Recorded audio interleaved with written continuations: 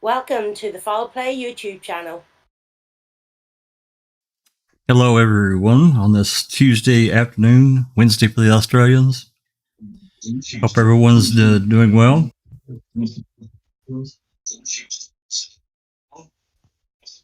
Somebody needs to mute. That would be Alice. Yeah, that's me. Sorry. That would be Alice. Thank you very much. There we go. Welcome to Oakman mic number 91. As we continue our long march through these hundreds of documents that's been submitted in the Colborn v. Netflix case. It was an interesting conversation we had the other night, again, considering, everything.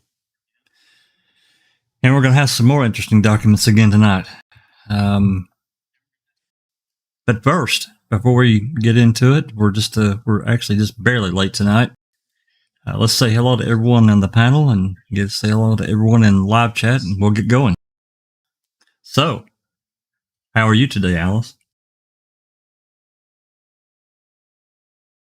Good, thanks, Jack. I just wasted about an hour and a half, just over an hour and a half of my time by watching the updated Footloose.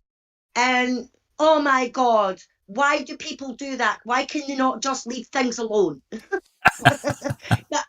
Other than that, I'm good. I'm sorry. Excellent, though. Great. And Disco, how are you today? Thanks for coming. Yeah, thanks for having me. Very good, thank you. I've been really enjoying this case and the 5-hour podcasts. Been keeping me going in work. Been getting a lot done because of it. But yeah, just thanks for everybody coming. Thanks. This might be boring to people, but I'm absolutely loving this. Looking forward to it. Thanks. Absolutely. And Susan. Hey, Jack. Hi, everybody. We are having the perfect fall weather right now, and I am loving it. So I'm ready for this.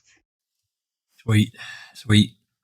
And little sis, just Rhonda, how are you? How's work? Doing well. Work is great. I'm just really tired. But yeah, we're creeping up on fall. Our nights are getting nice and cool. We've hit some 50s, which is really, really nice for sleeping. And it's been staying around 80 to 85 during the day, but it's cooling down a little bit. So I'm ready. The leaves are starting to turn. It's beautiful. I'll get some pictures for you guys. Sweet. Yeah, it's we've been going through it for at least a week now. We've had rain, which is really common here in the fall, and we've had several days highs in the upper 50s, low 60s, and it's really not falling too much further than that, maybe low 50s. So it's definitely here, and I know TTM Fangirl, she said the other day, snow is on the way, and I'm sure it is. So, and thoughts and prayers for those down in, Florida with, I'm not sure what that hurricane's name is. It's fixing to make landfall. Silvercop probably knows. Ian? Yep. Son of a bitch. Well, he needs to move on. Just move out. He damn sure does. He needs to just shut up and go away. And Silvercop, how are you today? Well, I'd be so much better if there wasn't a goddamn hurricane. Yeah. Yeah. If Ian would just haul ass and move on, yeah, I bet you would. Well, yeah. Maybe that'll work out, and you can still take your daughter and get all that done. That would be a great thing for her. Yeah. She, like I said, she's most definitely earned it. So I've been there probably 5 times, and Oh yeah, absolutely, and that's why I told you. If you do get to go, or when you get to go, I don't know if you've ever been to Disney World, but be sure. No, I haven't. Oh yeah, you have to make sure to get a smoked turkey leg. And these are not. What park is that in? They sell them throughout the park. They have several stands set up, But the unique thing about these things come from one particular farm, I guess, that supplies them to Disney World. But these things they're not like a normal turkey leg. These things come from like a 40 to 50 pound bird. They look like a brontosaurus, like a brontosaurus chicken leg. But the really they're about a pound or so a piece. But how they're cooked is what is unique, and the taste is, you'll never forget it. They're so good that I'm not kidding. It's been years since I've been to Disney, and I don't know how many people have been and have had that as a treat, as you're walking around, because they give them to you in this, things you can kind of just, grab the bottom part of the leg and chew on it. But man, they are so. It reminded me of I was in Disneyland actually in 2019, fall of 2019. We went for Halloween, and we had those turkey legs, and it reminds me of that scene, or any scene really, where there's like a king sitting at this big feast, and he just That's right. picks up this leg. Yeah, it's just like munches on this huge ass little bird leg. And they are so good. You got to have one if you go, Sapper. Absolutely. Yeah. Well, I mean, if you like turkey, if you like, any kind of, smoked meat and you like turkey, you'll love it. I promise you will. Anyway. So hope you get to go. All righty. Let's see who we got in the live chat here. We got Rhonda SD and the lovely Dark Side. Thanks, guys, for coming. And Sherilyn Pantello. And we got, hey, there's Neverly, darling. What in the world? Yeehaw! I don't know where she's at. Yeehaw! Hey, Neverly. Shout out to Neverly.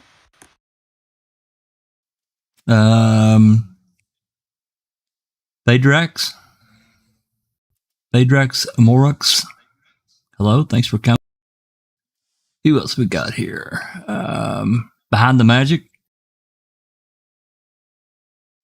You guys been chatting it up. Good for you. There's Angie Dickinson. Hey, thanks for coming. Little Barb. There as well, Jack. We've got Dr. James.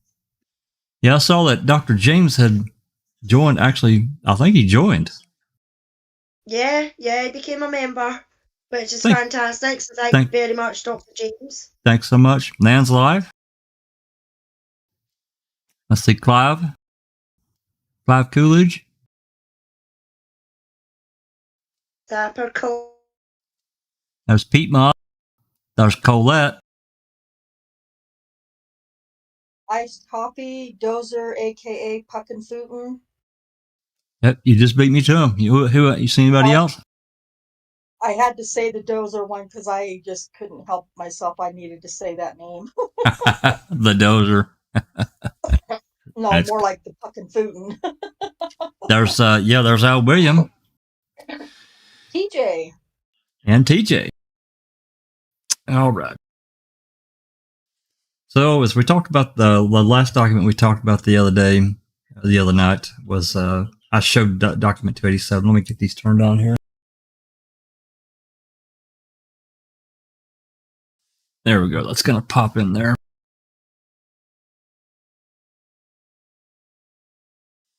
We're not going to read this one. This is another chart.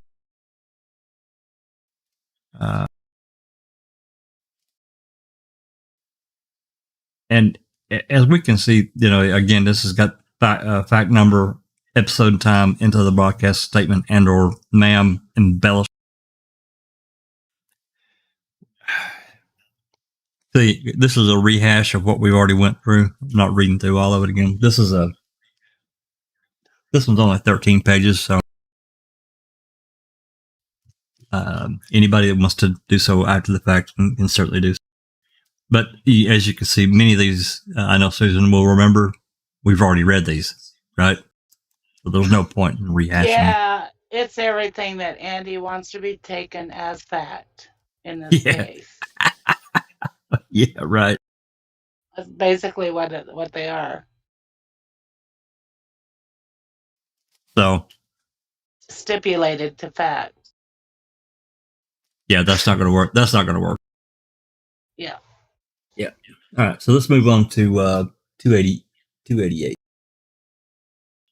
And 288 has two attachments that are emails, and we'll get to those here in a minute.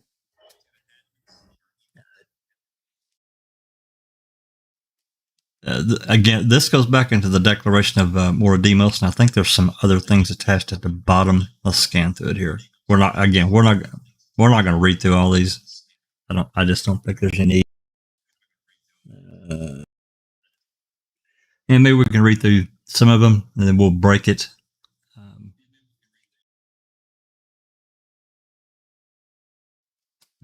Let me look here just real quick. Look at too many documents, guys.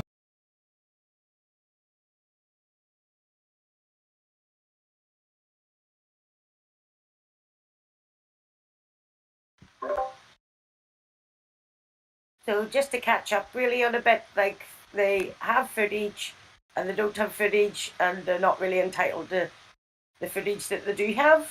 So, I'm sorry to be so succinct, but you know. Basically, yeah, you know, they're one of the documents we read the other night, which was I think it was 283, and there was 32 attachments, and it's raw footage and material that has never been released publicly. And the filmmakers have they've turned it over to the judge, but they've asked the judge not to release it ever. Basically, it's proprietary. They shot it. It's their material. Yeah, it's their product. It's their art, literally. It's their work. Yeah. So, and then some of it apparently they bought through whatever legal means. And secured that footage as well through these other news organizations in and around that area at their own expense. I'm guessing this the way it reads there. Now, it's not to say that they didn't get. I'm sure they've been paid back for that many times over with what they made off the series, but. Yeah, but then I think what they were stipulating in that of why they wouldn't turn that over is because when you buy that, you've got a legal thing that you keep it. You can't keep selling it like. You have a responsibility because you own it from the TV stations. Do you know what I mean? Like, no.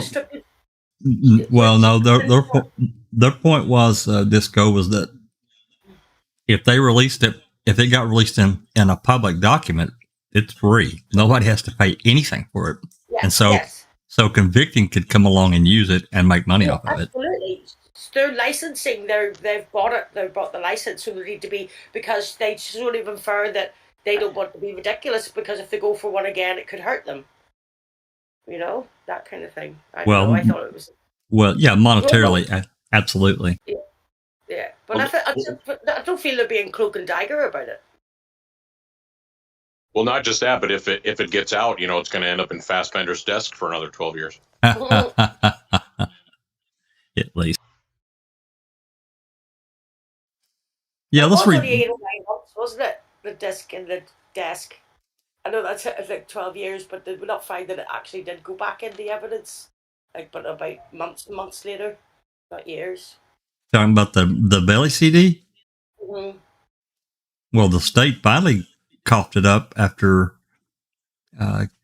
Zellner filed and raised hell about it. They finally gave it to her in May of 2018. I think she finally got that thing. It was either May of 2018 or 29. I think it's 2018. She finally got it. But so if he's had that disc since December of 2006, so yeah, 12 years. Wherever they, but that disc actually got turned in. Somewhere for 12 years, that's for sure. But that disc actually got turned over and put into evidence. Yours sent me that. I think it was June of 2007. Yeah. So, and then it's hard to say. It probably disappeared down the DOJ dark hole, black hole vault. So, anyway, yeah, let's read through some of this because this is Declaration of Mora Demos. It's 43 pages. Yeah, I just came across something. I was just perusing it, and I see that she's talking about all the stuff they obtained. Yeah. All the That's what. And one of them is the video and audio copies of interrogations of Stephen Avery in the Sandra Morris case. Sandra Morris was audio only. That might be interesting. That is interesting. Let's read through some of this. I'll start off, Susan, and I'm going to break it and probably hand it off to you and Rhonda, however you want to handle it. I'll start it off, though, and my nose is running pretty good, I'm sure, because it's pouring rain here off and on. But anyway, let's get started. Declaration of Mora Demos. I, Mora Demos, under penalty of perjury and subject to 28 U.S.C. Statute 1746, declare as follows. Number 1. I'm co-creator of the documentary series Making a Murderer and co-founder and co-owner of Chrome Media, LLC, FKA Synthesis Films, LLC, with Laura Riccardi. I submit this declaration in support of the motion for summary judgment filed in the above captioned matter on behalf of myself, Laura Riccardi, and Chrome, sometimes referred to collectively herein as the producer defendants. I'm over 18 years old and have personal knowledge regarding the facts set forth in this declaration. Number 2, as one of the 2 lead creators of Making a Murderer, I played several roles.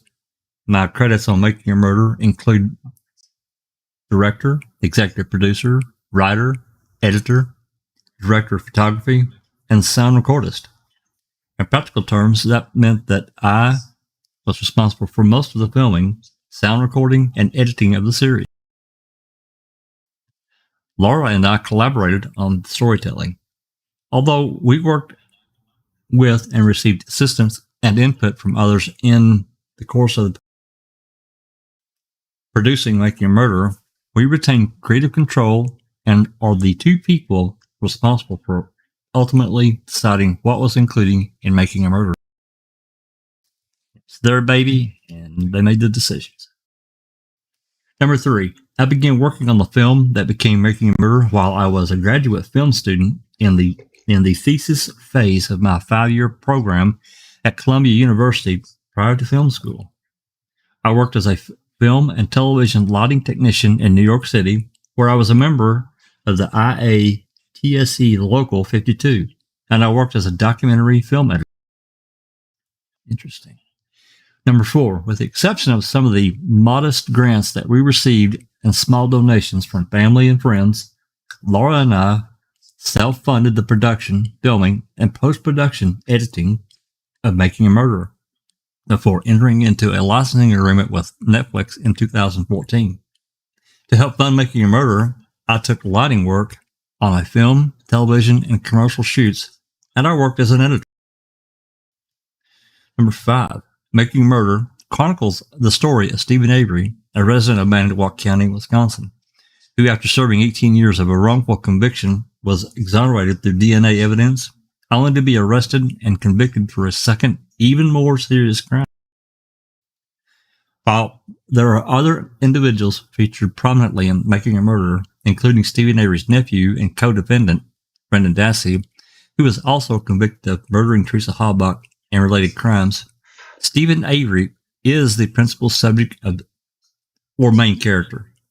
It was Avery's seemingly unique status as a DNA exoneree charged with a new, serious crime that motivated Laura and me to commit to making this project, because in an individual's journey from one extreme of the American criminal justice system to the other is of great public concern, and documenting the journey would provide a significant window into the legal process at work. Absolutely. Although a significant portion of Making a Murder concerns the investigation and legal proceedings related to the Teresa Halbach murder, the series covers a 30-year time period, and it is not until a more than halfway through the second episode that Teresa Halbach is reported missing. Before that, the series documents a range of Stephen Avery's experiences in the legal and political system, including his early life and encounters with the criminal justice system and criminal offenses. His 1985 wrongful conviction, his related appellate and post-conviction efforts, his 2003 exoneration, the Wisconsin Department of Justice investigation into the wrongful conviction of the Avery Task Force, renamed the Criminal Justice Study Commission, and Avery's federal civil rights lawsuit against Manitowoc County and 2 of its former law enforcement officials. All right. Susan, you want to start there at the producer defendants? Sure. The producer defendant's initial interest in Stephen Avery's story. Laura Riccardi and I read a November 23, 2005 New York Times front page article recounting the story of Stephen Avery, who was exonerated through DNA evidence after serving 18 years for a crime he did not commit, only to be arrested a little over 2 years later and charged with murder. We were immediately interested in the article and wanted to learn more. We had never heard of someone exonerated by DNA evidence who was later charged with a serious crime. We believe that Avery's seemingly unique situation might present an interesting vantage point for examining how the American criminal justice system compared from 1985, the year Avery was wrongfully convicted, to 2005, the year he was arrested and charged for the new crime. A 20-year time span that had seen the advent of DNA technology and many legislative reforms. Number 7. In December 2005, Laura and I traveled to Manitowoc, Wisconsin to begin researching and filming a project that many years later would eventually grow into and become Making a Murderer. Number 8. We moved to Manitowoc in January of 2006, expecting Avery to go to trial for the murder of Teresa Halbach later that spring. In March 2006, our plans changed after Special Prosecutor Ken Kratz's March 1 and 2, 2006 press conferences, at which he revealed that a 16-year-old relative of Avery's, Brendan Dassey, had made a confession that Avery had raped and murdered Teresa Halbach, and he, Dassey, had been involved too. Dassey was in custody and ultimately became Avery's co-defendant. We could tell from these developments and the public and media reaction to them that the story was getting even more complex. 10.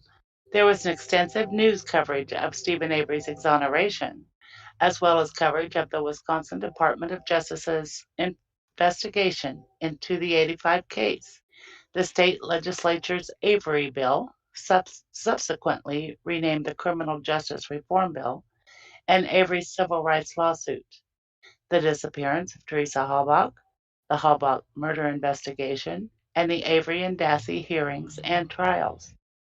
Developments from the Halbach case frequently made the nightly news on multiple local television stations. 11. Laura and I lived in Wisconsin from January 2006 until August 2007 to conduct research and sit-down interviews, request and acquire public records and other primary source materials, and review and license archival footage and other materials for the 30-year story. We also filmed events as they unfolded and covered the pre-trial, trial, and sentencing phases of both the Avery and Dassey cases. We made a number of trips to Wisconsin from 2009 to 2014 to do additional filming, interviews, and other investigative efforts. Number 12, Laura and I filmed events as they were unfolding in an observational documentary style where neither we nor the subjects knew what would happen next. We also conducted sit-down interviews with subjects regarding those events and conducted sit-down interviews with subjects about past events.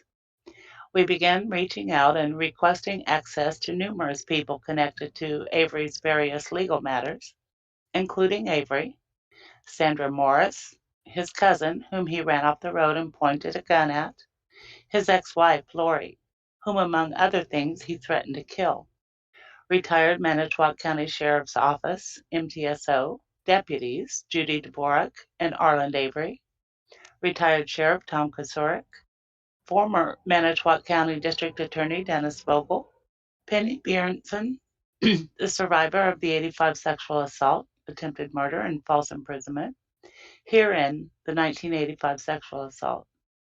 Avery's family, his then fiance, his former and present attorneys, Judge Hazelwood, who presided over the Bjornson matter and was then retired, and later Judge Patrick Willis, who presided over Avery's murder trial, and Judge Jerome Fox, who presided over Dassey's murder trial. Peg Lautenschlager, then Wisconsin Attorney General, reporters and politicians. Some, but not all, of them agreed to interviews and/or other filming. With Avery's trial attorneys, the filming we did in the lead up to and during the murder trial was limited, and we had to wait to do most of our interviews with them until after the murder trial was completed. Just a brief pause there. That's a really interesting list of people that they went through. I was surprised that I didn't see Loy named. Oh, yeah. We know very little about Loy, but right, wrong, or indifferent, he was Avery's attorney for about 100 days. So, anyway. Mm-hmm. Yeah, you can. Number 13. Continue. Okay. We reached out to the family of Teresa Halbach, but they did not wish to do sit-down interviews or otherwise participate. Given what they had been through, we understood. We made a good faith effort to film them at public events and film Teresa's brother Mike Halbach's press conferences. In Making a Murderer, we tried to present their perspective by using that more public footage, as well as using archival, verite, and interview footage of them that we were able to license or otherwise include. We also reached out to the prosecutors in Avery's and Dassey's murder cases, including Special Prosecutor Ken Kratz, Tom Fallon, and Norm Kahn. However, the prosecutors either did not respond to our requests or declined to participate. Again, in Making a Murderer, we tried to present the state's experience and perspective by including extensive coverage of the prosecutors in court through all phases of the Halbach murder trials, archival footage of Ken Kratz from the period before we were filming in Wisconsin, and footage we could shoot at or obtain of press conferences, both before and during Avery's and Dassey's trials, where the prosecutors answered questions and, primarily Ken Kratz, set forth the state's theories and outlined key evidence that they believed pointed to Avery's and Dassey's guilt. Kratz's March 2, 2006 press conference, referenced above, is one such event, as that was a particularly significant turning point in the case. No doubt about that. 15. We also reached out to Undersheriff Robert Herman at MTSO, as we understood that he was acting as a spokesperson for the department. And we also understood that current MTSO personnel generally were forbidden from talking with the media about the Penny, Bjornson, and Teresa Halbach matters. We interviewed under Sheriff Herman, and portions of that interview are included in episode 3 of Making a Murderer. 16. We also interviewed then Assistant District Attorney Michael Griesbach, who spoke about Avery's wrongful conviction and subsequent exoneration for the 1985 sexual assault of Penny Bjornson. Griesbach also discussed matters concerning the investigation by the Wisconsin Department of Justice that followed Avery's release, along with matters related to Avery's civil rights lawsuit against Manitowoc County, former Manitowoc County Sheriff Thomas Kosurik, and former Manitowoc County DA Dennis Vogel, who had been the lead prosecutor. Making a Murderer includes portions of Griesbach's interview in episode 1. 17. As part of our research into the documenting of Avery's 85 conviction and imprisonment, related appeals and post-conviction efforts, subsequent exoneration, the Wisconsin Department of Justice's investigation, and Avery's subsequent civil rights lawsuit, the Avery Task Force, and the Halbach case, we obtained copies of many primary source materials related to those matters, investigations, and proceedings. For example, we obtained copies of pleadings, orders, and other documents related to Avery's priors, pleadings, orders, and other documents related to Avery's 1985 conviction, the Wisconsin Department of Corrections file on Avery, pleadings, orders, and other documents related to Avery's appeals and post-conviction efforts to overturn his 1985 conviction, correspondence and reports relating to Avery's exoneration, copies of the Wisconsin Department of Justice's Division of Criminal Investigation, DCI, investigative reports regarding Avery's 1985 conviction, subsequent imprisonment, and 2003 exoneration, as well as many documents and correspondence related to those reports. A copy of the Wisconsin Attorney General's report regarding whether there were any criminal or ethical violations relating to Avery's 1985 conviction, subsequent imprisonment, and 2003 exoneration.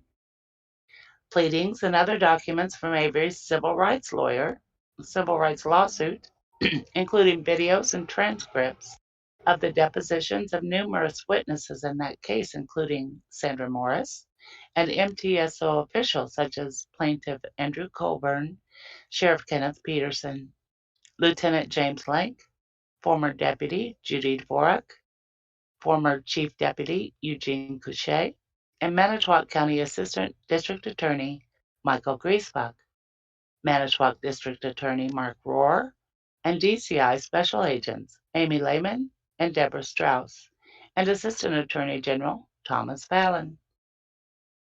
Copies of documents referenced at those depositions.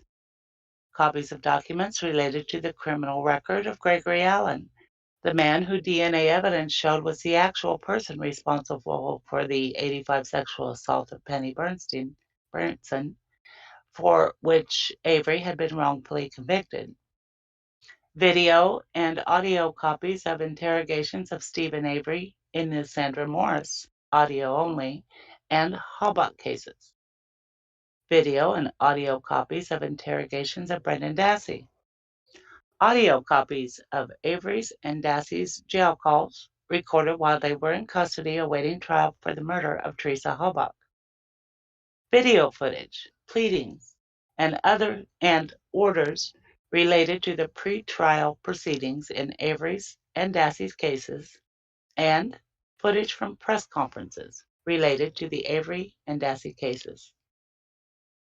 We also obtained secondary sources like newspaper articles and news footage related to the above items. 18. Laura and I obtained these materials to better understand the subjects that we were covering and to try and making a murderer as accurate as we could. We spent considerable sums of money obtaining copies of these materials, including, for example, copying charges and license fees. Break here just 19. For one moment. Just considering everything you read there, that long list of material that they got, I can just tell you from firsthand experience, I know they spent thousands of dollars. Now, just those video depositions alone. Well, yeah, we don't, we don't know what the Magna charged them for those, but yeah, I would imagine that they put a premium on that. I'm sure that they realized the potential significance of those recordings. Plus, depending on how much material they got, I can tell you just from what I know of the 1985 case, to get that case file in total, they want roughly $5,000 for it, for everything. Right. That's right. The motions, the trial, blah blah blah. Yeah, they want roughly $5,000 for that. So yeah, they were I'm sure a significant amount of money back in the day to get that. Mm-hmm. And it's a significant list. And as she stated here, they were trying to make it as accurate as they could. And I think that shows. Anyway. Absolutely. I just wanted to add that in. Number 19. In connection with making a murderer, I estimate that I personally spent at least 1,200 hours reviewing the materials described above in paragraph 17, which includes only researching and reviewing third-party materials. The estimate does not include time spent in production or post-production with original or pool footage from all of our sit-down interviews, verite shots, recording of pre-trial and trial footage, etc. Factoring in those efforts would bring the total to well over 10,000 hours over a 10-year period.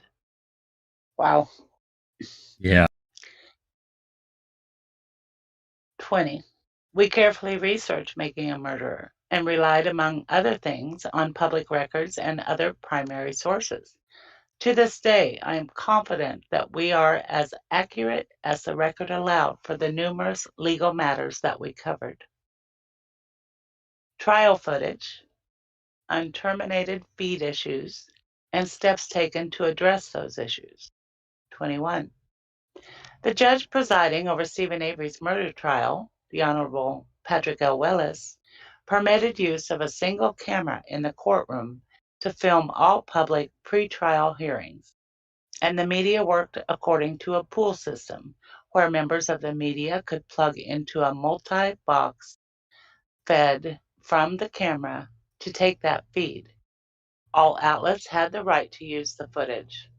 Synthesis Films participated in this pool system.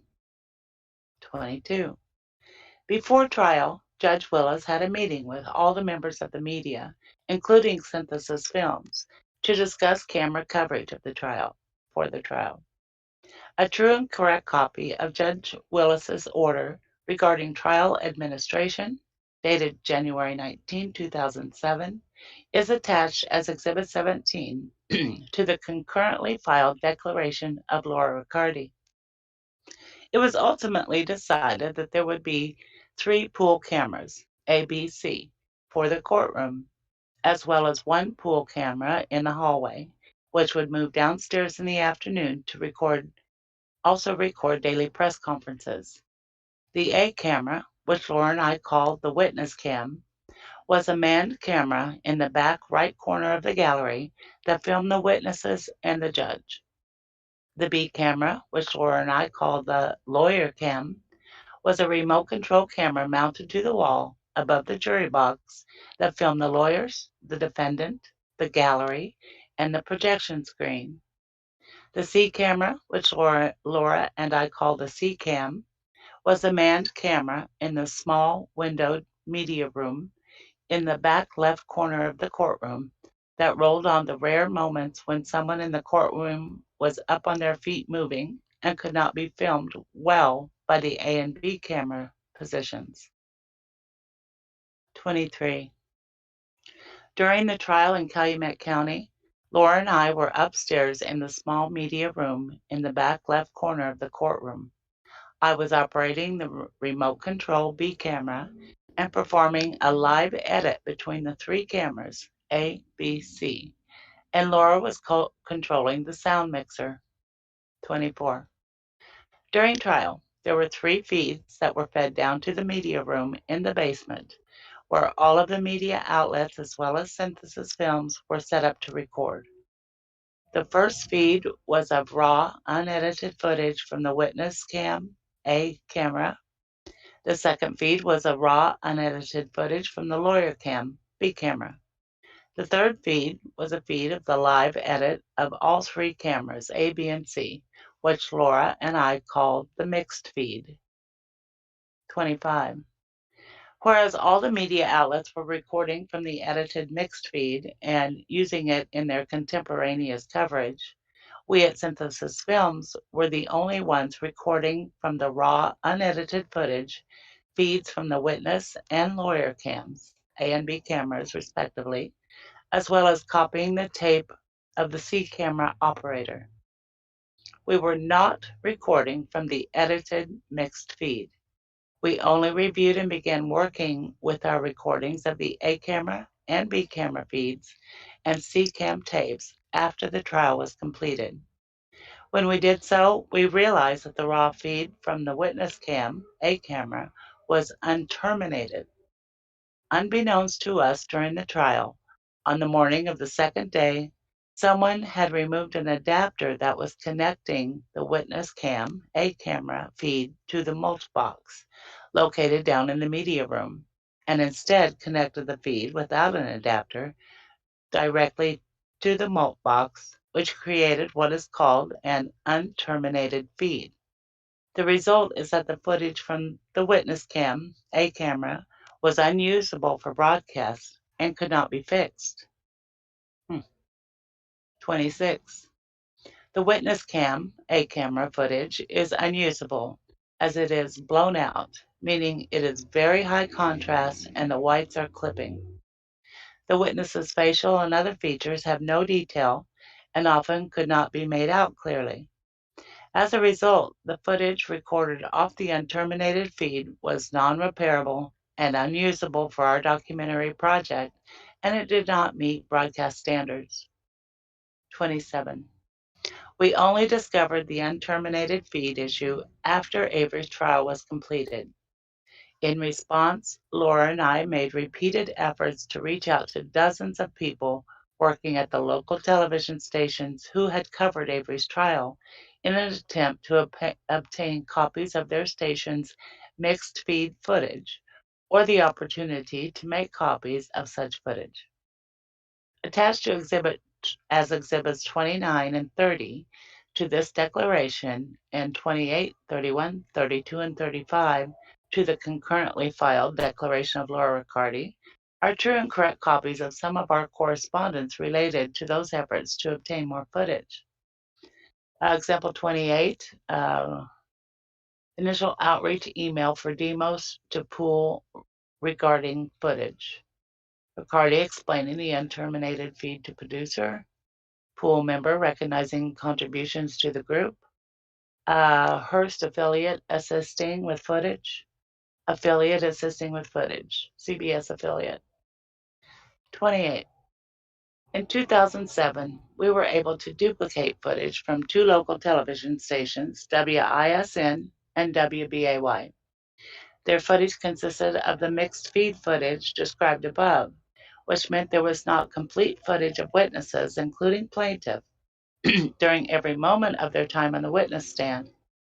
The mixed feed footage only sometimes showed the witnesses because the recorded live edit was cutting back and forth between the witness, the attorneys, the judge, the gallery, the projection screen, and the C-cam footage. Moreover, the television stations did not always record the totality of a witness's testimony. In 2015, we made additional efforts to obtain more usable footage of two trial witnesses, plaintiff and Leslie Eisenberg. That was because neither of the stations from which we already had obtained usable footage, WISN and WBAY, had been rolling during significant portions of those two witnesses' testimony. We were successful in obtaining such additional footage from WGBA, although we had to pay a $10,000 license fee to the station. Wow. That footage was also mixed feed footage, and for the reasons listed above, was still not complete coverage of the witnesses. 29. As a result, there were gaps of the witnesses that Laura and I could not fill. When working on Making a Murderer, there were times when Laura and I did not have usable footage of plaintiffs testifying in response to a particular question, as the only footage of plaintiff at that moment was the unterminated footage from the witness cam, A camera. This was an issue we had with every witness that testified after the morning of the second day of trial that appears in the series, and the way we addressed the problem was the same across all the witnesses. I think this is explaining a lot here. Absolutely.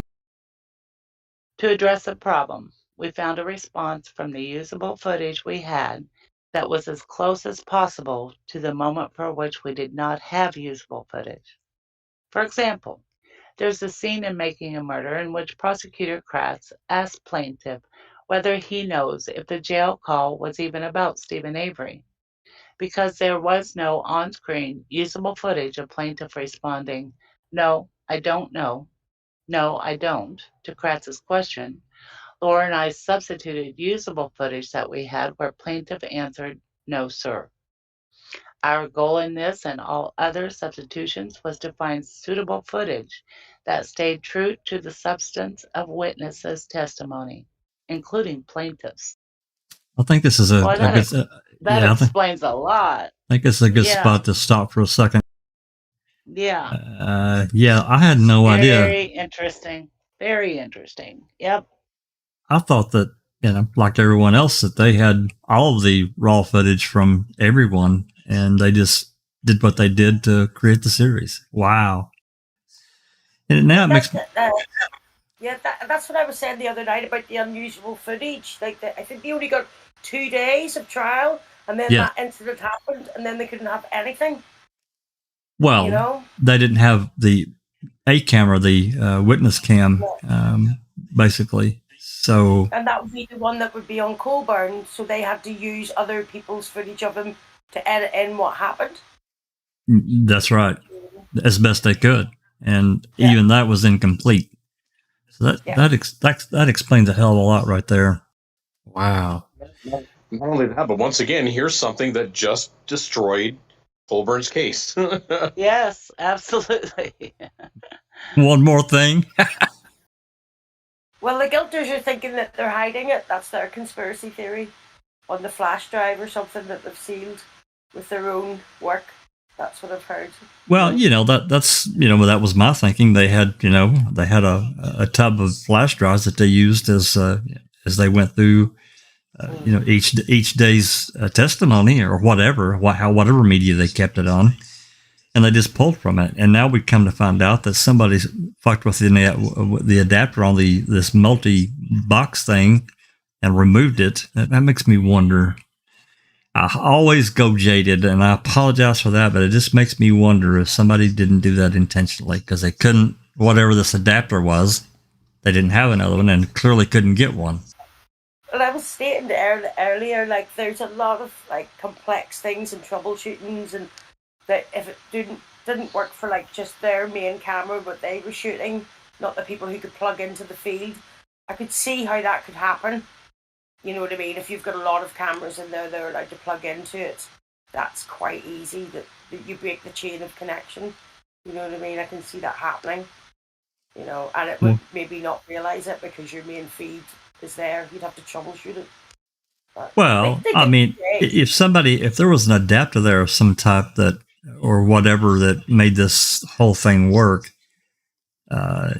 just from what she said there in this. Somebody removed that adapter, and whatever that thing did, it destroyed however that camera recorded the usability of that raw footage. Did she say they plugged it into the wrong place or something like that? Yeah, it looks like they've broken the chain at some point, but because if I might have to go and look at it there, they were plugging into it where there was the mixed feed. They're talking about a mixed feed that a lot of them could get. But if they wanted each camera, and then just one of their camera doesn't work, it just happened to be that one. Yeah, I mean, it's only like their plan was to use A and B as that was raw footage that they could use. So they could edit it. Yeah. That's right, and that didn't work out with camera A. No. Because somebody removed that adapter, and they clearly didn't work out with the other ones. So. Well, fortunately, but they had to pay that huge licensing fee, $10,000. I mean, I guess in the grand scheme of things, it's maybe not. But at that point in time, I'm sure $10,000 was a shit ton of money to them. I'm going to bet you that it was. I mean, what she listed herself of doing, like lighting, cameras, editing, they're very different hats. Like, as I said, they're not all the same job. She's a smart cookie. Oh, absolutely. Oh, yeah. Well, that makes me feel so much better because I've always said I hate that they why did they have to do that? Splice an answer in. Yeah, absolutely. No, we're And not. when you see it, it's like obviously that's the best solve that they could find, and it's a good problem solving. Yep. To make the story run. Like, I mean, it's pretty clever. Yeah, they did it out of necessity, basically. Yeah. Something that occurs to me on this is, I'm like you, Jack. I'm immediately going to think, oh, did somebody do that on purpose? Mm-hmm. And the one thing that comes to my mind is, for that to be intentional, that person would have to know what that adapter's for and know that it's going to ruin the film. And the fact that it's like it worked for the other ones, it does seem just like an oversight, because they might only be able to check it on the monitor that it's always feeding. They don't know that the other devices connected to it would be recording as well. I've had it where you sound record, those kind of thing happen, the guitar wasn't up, it didn't go on the track, simple things like that. Yeah, I mean, they were just techie. Maybe if they'd let them more in on it, she'd be more experienced. Maybe it was somebody who was a bit lackadaisical with their tech, Well, they're considering how many people were there, news organizations that were using that multi-box to get their feed for however long they were going to go that day. Yeah, I guess I can see it happening. I'm too jaded, and I apologize for that. I can't help it, but no, Jack, I agree with you. I agree. It's just convenient how that adapter was removed, because surely while they were setting up, all of them, while they were setting up and everything like that, it was, you can use this, and this, so they would know. And as Disco said, if they're trained at what they do, then they know what these connections and things like that are and can do. So if there's an adapter there, then the adapter's there for a reason. So why remove it? But they plugged it into somewhere else. I think they changed the feed or the connection. It wasn't like they just removed it. They made it do another job, and that can break a link sometimes. It's possible, when somebody was unplugging, they're out of that box, somebody got confused that really didn't know what they were doing as well as they should. Yeah. Right. And it could just have happened, Yeah. Can you imagine how their hearts dropped when they realized that footage was no good? Yeah. Uh-oh, we lost Rhonda. She said something, but I couldn't hear what she said. I didn't hear. Yeah, she said something, but I'm not sure. Well, maybe she'll be back. Anyway, yeah, all right. Well, now we know, and I guess we can file that in the old memory box there, and now we know, moving on, that they used what they had, and I guess maybe in some ways we're lucky to see what we see in Making a Murder, and it does make as much sense as it does. Yeah, but again, I have to reiterate the great thing about just this piece right here is it removes all of the malice and intent that Colborn's team was trying to put on them. Yep. Exactly. They're just so professional. They just problem solved. They did their job and problem solved and created a piece of work. No malice. Pick it apart, And it seems to be quite a thing. She took a lot of time researching it and wanted it to be as clear and out because they have legal background. Yeah, and just as much stuff as she did. I mean, Disco and everyone here, everybody listening, all the hats that she wore, and she's going through, and she's really, she's actually explaining this in much more detail than the which one? Who are we? We're on Demos, right? I mean, Riccardi. Yeah, I believe so. Yeah. Laura. Yeah. So Laura, she's explaining in much more detail of things that went on. So yeah, this is interesting. I apologize. I thought this was basically a kind of a repeat, and it's not. So it's not at all. Well, this is big. Yeah. I think this is big. It's puts a lot of things to bed for me personally. Absolutely. Mm-hmm. Alrighty. Great to know. Yep. All right, you can move on whenever you're ready, Susan. Okay. Number 30. Lodged previously with my declaration in support of the motion to restrict, docket number 283 as Exhibits 1 through 4, are copies of portions of the raw footage that we had for this particular moment referenced in the prior paragraph, along with a composite clip showing the footage from the 3 relevant feeds that we prepared for ease of comparison. Specifically, Exhibit 1 is a copy of the A camera footage. Exhibit 2 is a copy of the B camera footage. Exhibit 3 is a copy of the mixed feed footage. And Exhibit 4 is a composite of the footage in Exhibits 1 through 3. These 3 excerpts are much larger files that we produced in discovery to plaintiffs in this case in connection with our agreement to provide plaintiff with copies of all of our raw footage of plaintiff testifying at Avery's trial, as reflected by the CHRM digital bait stamps included in the individual clips themselves. These copies of raw footage are provided in the .mov files and may not open automatically on computers with Windows operating systems, but they should be able to be opened using the free and open source VLC media player available online. Number 31.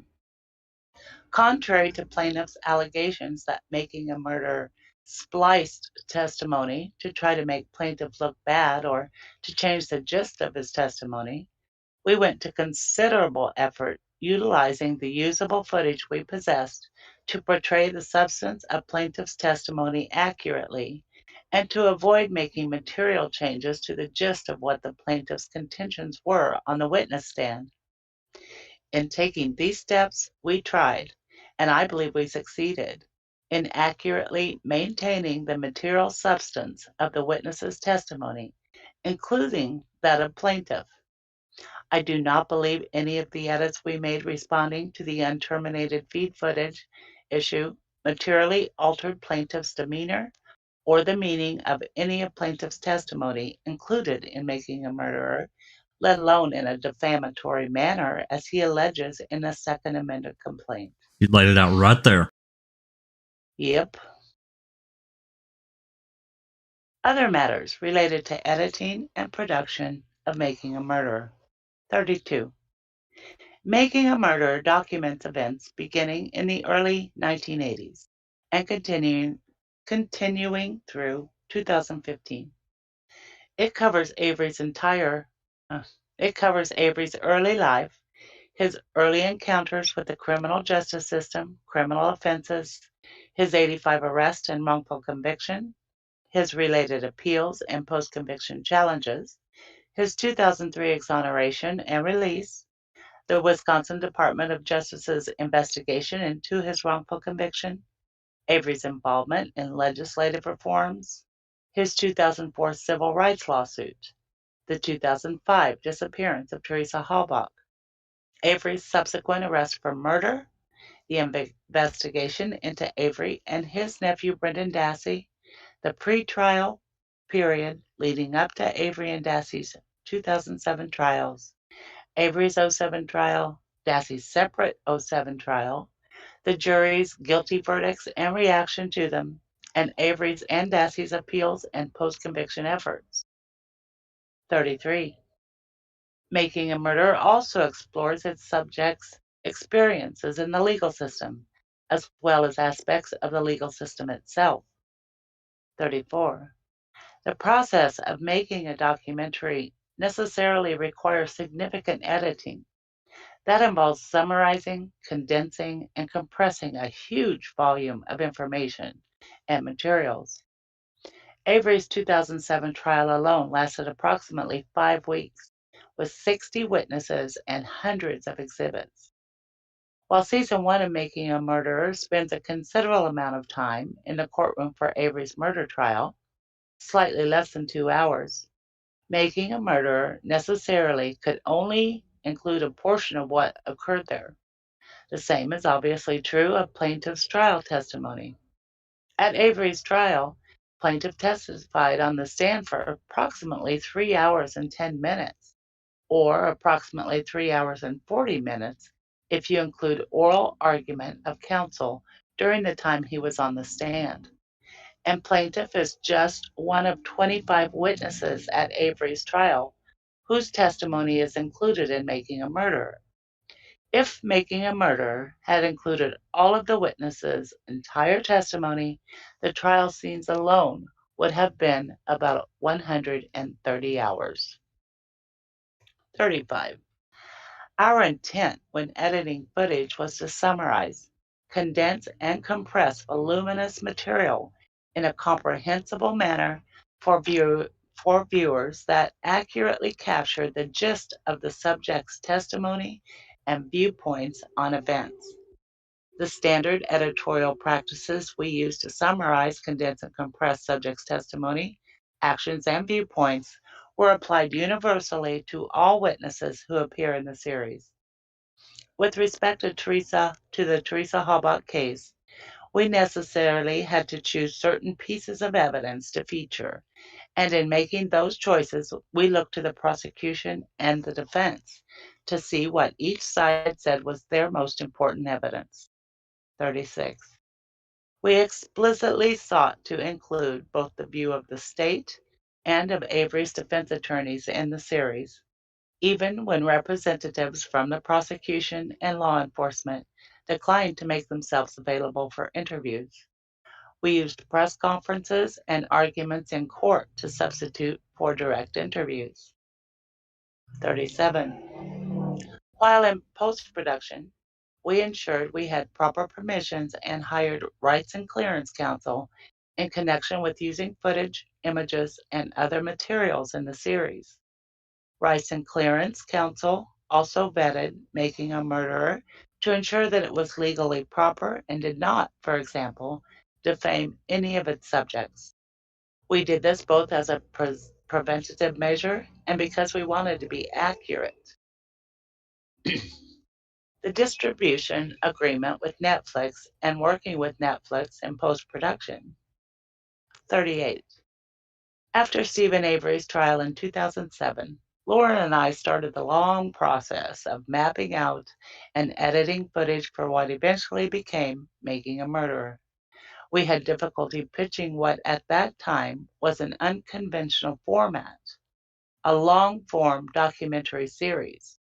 We spent several years working on the first few episodes to demonstrate to potential distributors that it was more than just a documentary feature film and that a long-form series was justified. 39.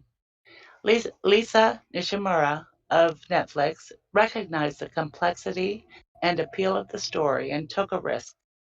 After discussions and later negotiations by our outside counsel with Netflix in 2014, we entered into a licensing agreement with Netflix whereby Making a Murderer would be distributed on the Netflix platform. Number 40.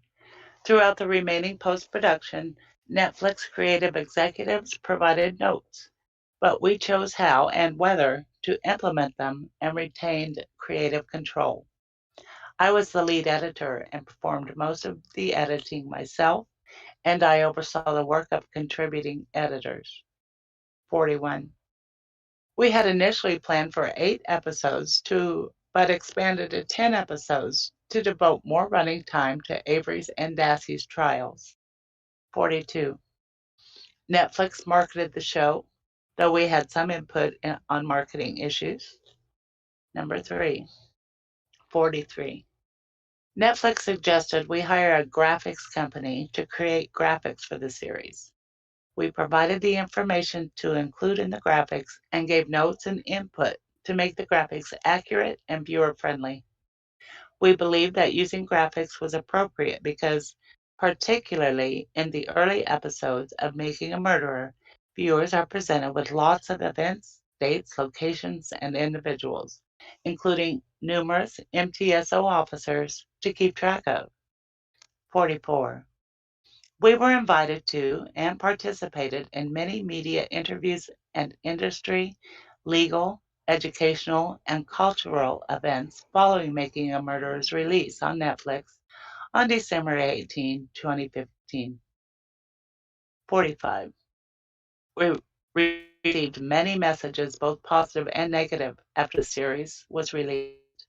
We received an email from then Manitowoc County ADA Michael Griesbach congratulating us on the series and its overall message about ambiguity and uncertainty in the criminal justice system.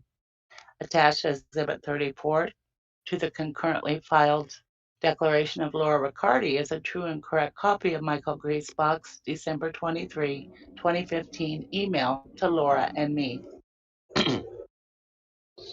Allegations in the SAC regarding making a murderer. Plaintiff's overarching complaint, 46.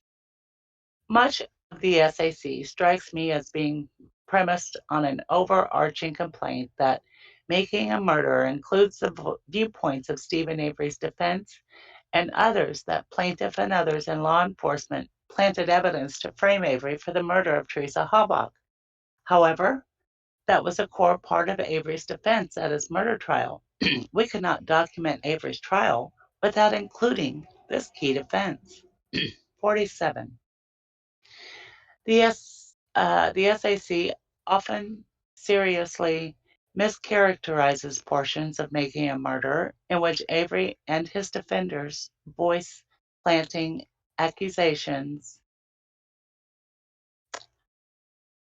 The SAC mischaracterizes portions of Making a Murder in which Avery and his defenders voice planting accusations against plaintiff as statements made by defendants or Making a Murderer.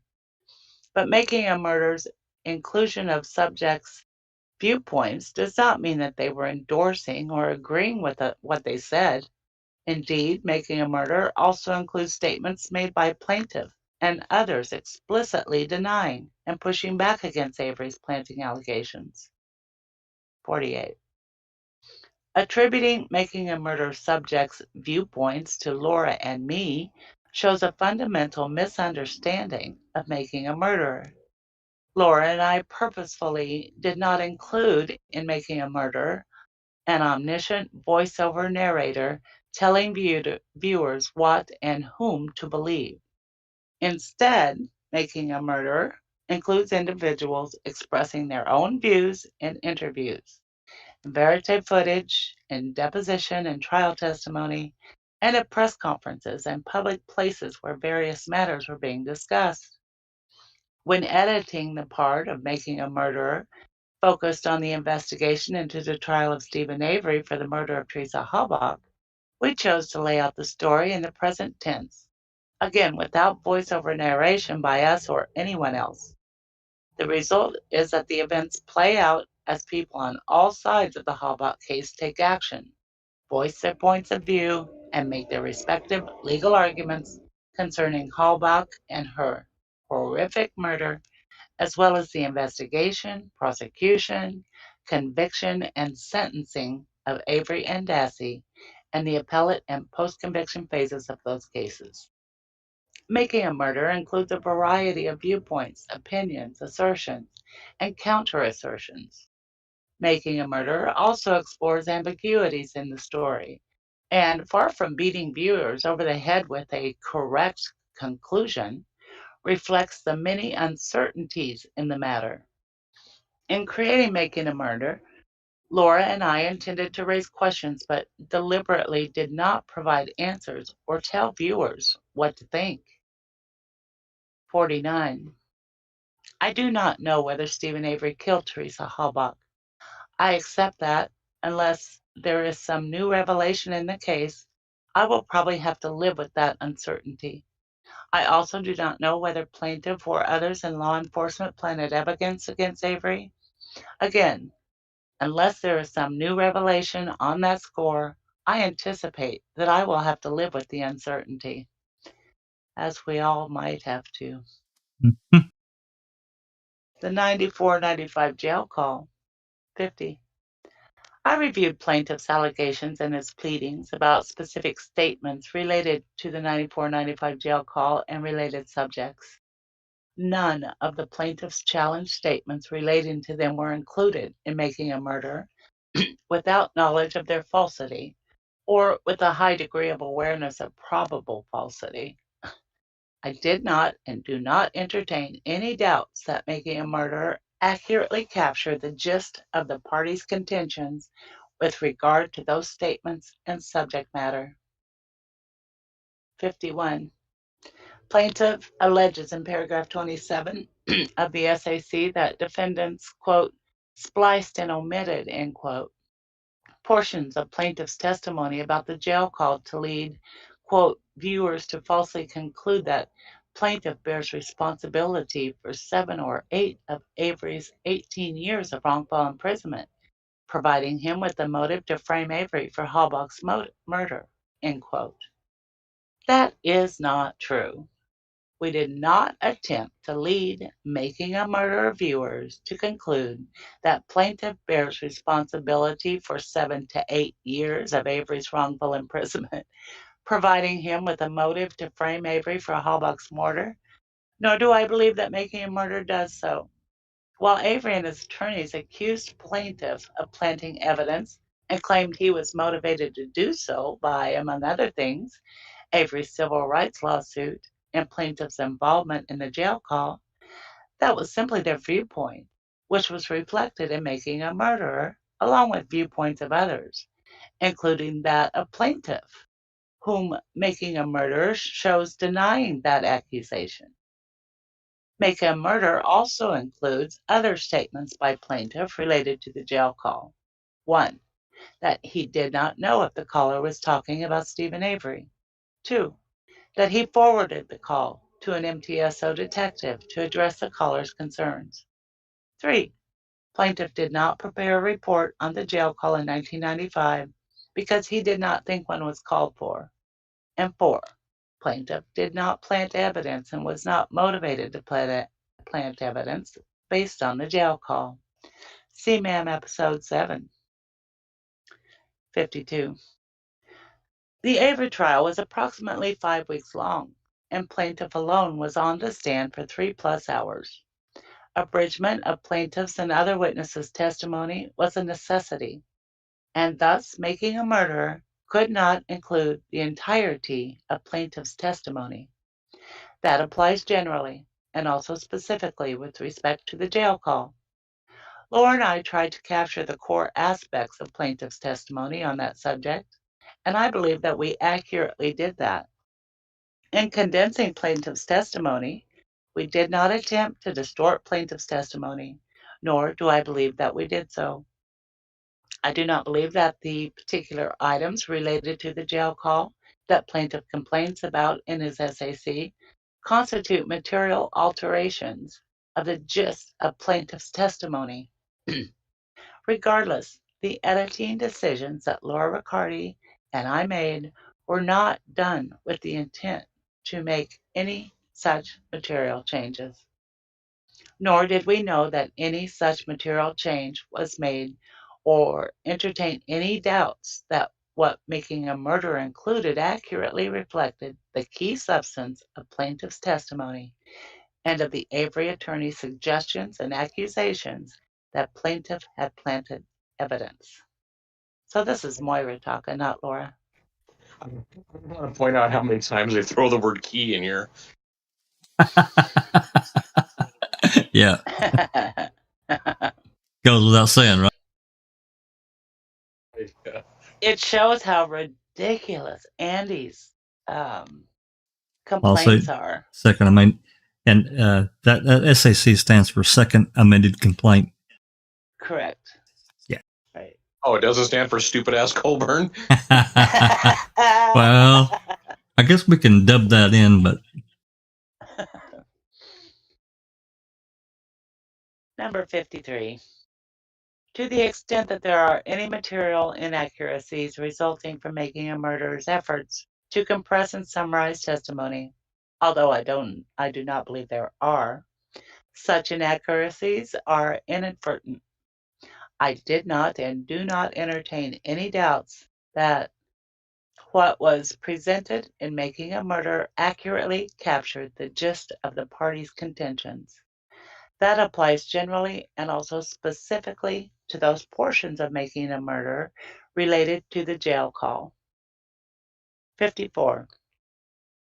I believed when Making a Murder was released on December 18, 2015, and still believe now, that Making a Murder's inclusion of plaintiff's testimony that he did not know if the jail call had anything to do with Stephen Avery conveyed the idea that plaintiff was claiming that Avery's name was not mentioned to him during the jail call. 55. I understand that in discovery, plaintiff complained about our brief sequence at 1735 to 46 of episode 7 of Making a Murderer. That in an instance where, because of the unterminated feed problem discussed above, we did not have usable footage of plaintiff on the witness stand listening to prosecutor Ken Kratz when he says to plaintiff, "You were asked, quote, you were asked, as I understand, as part of a civil lawsuit to provide what's called a deposition," end quote. As a result, I included footage from part of Kratz's examination of plaintiff when plaintiff was also listening to Kratz and waiting for him to complete his question. There's a footnote here. Lodged previously with my declaration in support of the motion to restrict, docket number 283 as exhibits 5 to 8, are copies of portions of the raw footage that we had for this particular moment, along with a composite clip showing the footage from the 3 relevant feeds that we prepared for ease of comparison. Specifically, Exhibit 5 is a copy of the A camera footage, Exhibit 6 is a copy of the B camera footage, Exhibit 7 is a copy of the mixed feed footage, and Exhibit 8 is a composite of the footage in Exhibits 5 through 7. These are excerpts of much larger files that we produced in discovery to plaintiff in this case in connection with our agreement to provide plaintiff with copies of all of our raw footage of plaintiffs testifying at Avery's trial, as reflected by the CHRM digital base stamps included in the individual clips themselves. I do not believe the shot included in Making a Murder a plaintiff materially alters the meaning of his testimony or presents him in a materially different manner at the trial. I also understand in discovery plaintiff complained about the shot at the end of the scene in which plaintiff is shown testifying at 24, 23 to 30 of episodes of Making a Murderer. I understand plaintiff suggests this shot was chosen to make him look, quote, end quote, confused and rattled. That is not why I selected that shot. I do not believe it makes him look confused and rattled. We did not have usable footage of plaintiff from trial at that exact moment, right when Avery's attorney, Dean Strang, concluded his questioning of plaintiff. The unusable mixed feed did not come back to plaintiff until Dean Strang had already sat down. The judge had already explained and plaintiff was starting to state. I needed to find a usable shot of plaintiff not talking and not listening, but simply waiting for what was to happen next. In order to show plaintiffs in a moment like that, immediately following examination, I substituted a shot of plaintiff from the moment immediately following direct examination. Footnote 2. Lodged previously with my declaration in support of the motion to restrict are copies of portions of raw footage that we had for this particular moment, along with a composite clip showing the footage from the 3 relevant feeds that we prepared for ease of comparison. Specifically, Exhibit 9 is a copy of the A camera footage, 10 is the B, 11 is the mixed feed footage, and 12 is a composite of the footage in Exhibits 9 through 11. These are excerpts of much larger files that we produced in discovery to plaintiff, in this case, in connection with our agreement to provide plaintiff with copies of all of our raw footage of plaintiff testifying at Avery's trial, as reflected by the Chrome digital base stamp, including the individual clips themselves. Okay. I do not believe the shot included in Making a Murder of plaintiff materially alters the meaning of his testimony or presents him in a materially different manner than at trial. 56. I believed on December 18, 2015, and still believe now, that compression of a Q&A that resulted in plaintiff answering the question, quote, "Have you ever planted any evidence against Mr. Avery?" end quote, with the response, quote, "I have to say that this is the first time my integrity has ever been questioned, and no, I have not," end quote, instead of that, quote, "That's ridiculous. No, I have not," end quote, did not materially alter the meaning of plaintiff's testimony. To the contrary, it shows the plaintiff was firmly denying Avery's planting accusations and taking umbrage at their being made against him. 57. I believed on December 18, 2015, and I still believe now, that the substance of plaintiff's explanation for why he did not prepare a report of the jail call in 1995 is captured by making murderer's inclusion of plaintiff's testimony that he, quote, "didn't know what a 1995 report would have been about," end quote, end quote. "If I wrote a report about every call that came in, I would spend my whole day writing reports," end quote. He knows he's not going to do that. He's not going to do that. So, right.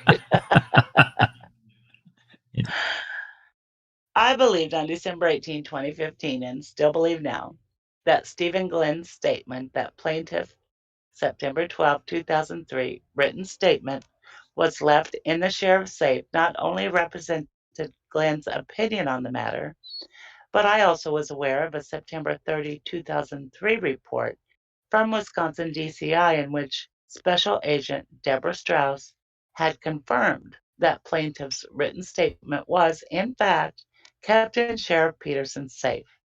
I understand that while plaintiff's SAC alleged that Glenn's statement was false, plaintiff has now admitted that his written statement was, in fact, in a safe in the sheriff's office. Boom! Another 59. Another point completely Boom. Destroyed. Exactly. 59. While making a murder also includes statements by others that plaintiff was given reassurances by someone at MTSO in the 90s that he need not worry because they already had the right guy in prison. I am aware that plaintiff himself has testified that he does not recall ever receiving any such reassurances by anyone at MTSO. 60. To the extent there are any material inaccuracies resulting from making a murderer's efforts to compress and summarize testimony with respect to the jail call, although I do not believe there are, such inaccuracies were inadvertent, and I did not and do not entertain any doubts that what was represented in making a murderer accurately captured the gist of the parties' contentions and testimony, including Avery's attorney's express or implied accusations against plaintiff, and also plaintiff's denial of those accusations. Call to dispatch. 61. I reviewed plaintiff's allegations in the pleadings about specific statements related to the call to dispatch and related subjects. None of the plaintiff's challenged statements relating to them were included in making a murderer with knowledge of their falsity or with a high degree of awareness of probable falsity. I did not and do not entertain any doubts that making a murderer accurately captured the gist of the parties' contentions with regard to those statements and subject matter. 62. I believed on December 18, 2015, and still believe now, that the compression of questions and answers addressed in paragraph 34 of the SAC does not materially change the meaning of plaintiff's testimony. Guided by what happened at trial, making a murder shows the key points in that question and answer exchange. Number 1, Avery's attorney suggested plaintiff was looking at Teresa Habach's car when he made the call to dispatch. And 2, plaintiff denied that. Episode 5 in MAM. 63. Plaintiff's allegations in paragraph 34 of the Second Amended Complaint ignore prior questioning by Avery's attorney, shown in Making a Murder, that had established that plaintiff frequently called dispatch and provided a license plate number for a car that he had stopped or had come across while on patrol. Making a Murder then shows Avery's attorney playing portions of the audio recording of the call to dispatch to plaintiff, and then asking him if he was looking at Teresa Halbach's license plate when he made the call, and plaintiff denies that he was. After more questions and answers, Making a Murder proceeds to the scene about which paragraph 34 complains. But what the Special Amendment Complaint calls a manipulation is simply a streamlining of the question and answer that saves time and removes an evidentiary objection, for which there was no footage of the objecting prosecutor, Kratz, or the judge, followed by Avery's attorney rephrasing his initial question. While the wording of the two questions may be different, to me they convey the same meaning, particularly in context. Avery's attorney is suggesting the audio recording of the call to dispatch sounds like one of the frequent calls plaintiff had testified about, where he had been looking at a car's license plate when calling dispatch. The attorney was insinuating that plaintiff was similarly looking at Teresa Halbach's license plate during the call to dispatch, and plaintiff denies that. I do not believe Making a Murderer materially changes the gist of that exchange. Episode 5 ends with plaintiff explicitly denying the accusation a second time. We did not intend to convey any assertion or implication that plaintiff was admitting that he was looking at Teresa Halbach's car when he made the call to dispatch, nor do we believe that Making a Murderer does so.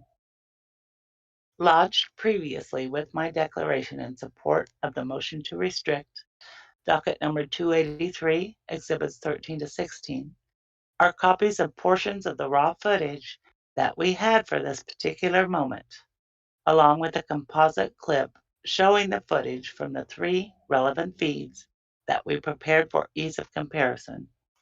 Specifically, Exhibit 13 is a copy of the A camera footage. Exhibit 14 is a copy of the B camera footage. Exhibit 15 is a copy of the mixed feed footage, and 16 is a composite of the footage in Exhibits 13 through 15. These are excerpts of much larger files that we produced in discovery to plaintiff in this case in connection with our agreement to provide plaintiff with copies of all of our raw footage of plaintiff testifying at Avery's trial, as reflected by the CHRM digital-based stamp included in the individual clips themselves. Number 64. I believed on December 18, 2015, and still believe now, that Making a Murderer conveys plaintiff's explanation for how he believes he got the license plate and other information for Teresa Halbach's car from Mark Wiegert, and that the additional testimony plaintiff cites in paragraphs 35 and 36 of the SAC would have been cumulative. Editing decisions were not motivated by any desire to present a false impression by plaintiff's testimony on the subject. Instead, plaintiff's testimony was edited for compression and summarization reasons. Again, such standard editing techniques were applied universally to witnesses, and plaintiff was treated no differently than any other witness. Also, paragraph 36 notes that Making a Murder did not include a portion of the call to dispatch that plaintiff acknowledges was inaudible. We did not include inaudible statements as a general principle because inaudibility would confuse and frustrate viewers. Exactly. Duh. Jeez. 65. I believe on December 18, 2015, and I still believe now that Making a Murder does not contain any, quote, unquote reaction shots of plaintiff that materially changed the gist of his trial testimony in a manner defamatory to him. I'm aware of one particular scene as Making a Murderer, about which plaintiff complained at his deposition in this case, which I attended in person. That shot is at 5531 of episode 5 of Making a Murderer. In my opinion, that shot does not make plaintiff look quote-unquote nervous and apprehensive, as his SAC alleges in paragraph 37. To the contrary, plaintiff is shown holding his head up and his eye level steady. In any event, we did not include that shot in Making a Murderer to make plaintiff look nervous or apprehensive. Rather, because of the unterminated feed footage problem discussed above, we did not have usable footage of plaintiff at that particular moment from trial. The unusable footage we had reflects that, after the question and answer sequence shown in Making a Murderer of episode 5 is done. There was a pause in the questioning and answering before Avery attorney Dean Strang asked his next question.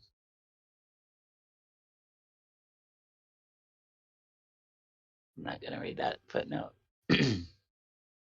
I used the shot included at 55:30 to 37 of episode 5 because it came from the same cross-examination of plaintiff by Strang and also included a pause where plaintiff was waiting for Strang to ask his next question.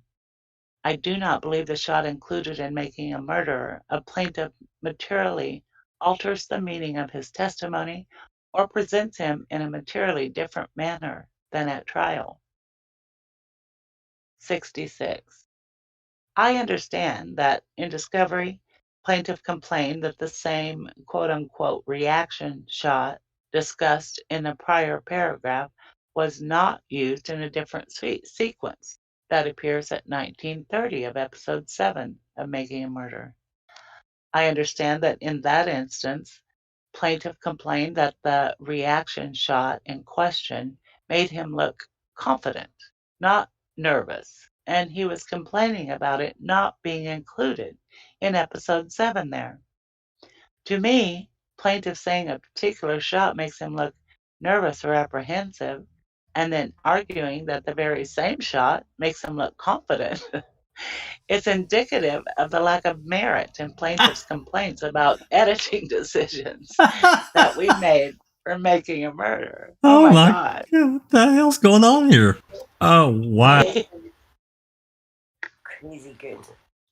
He used the same shot to say both? Yep. Wow. 67. I believed on December 18, 2015, and I still believe now, that the scene in Making a Murderer showing plaintiff's testimony regarding the call to dispatch about which he complains in paragraph 38 of his SAC is not a fabrication, but includes and accurately captures the gist of both Avery's defense lawyer's accusation and also plaintiff's repeated express denials of those accusations. 68.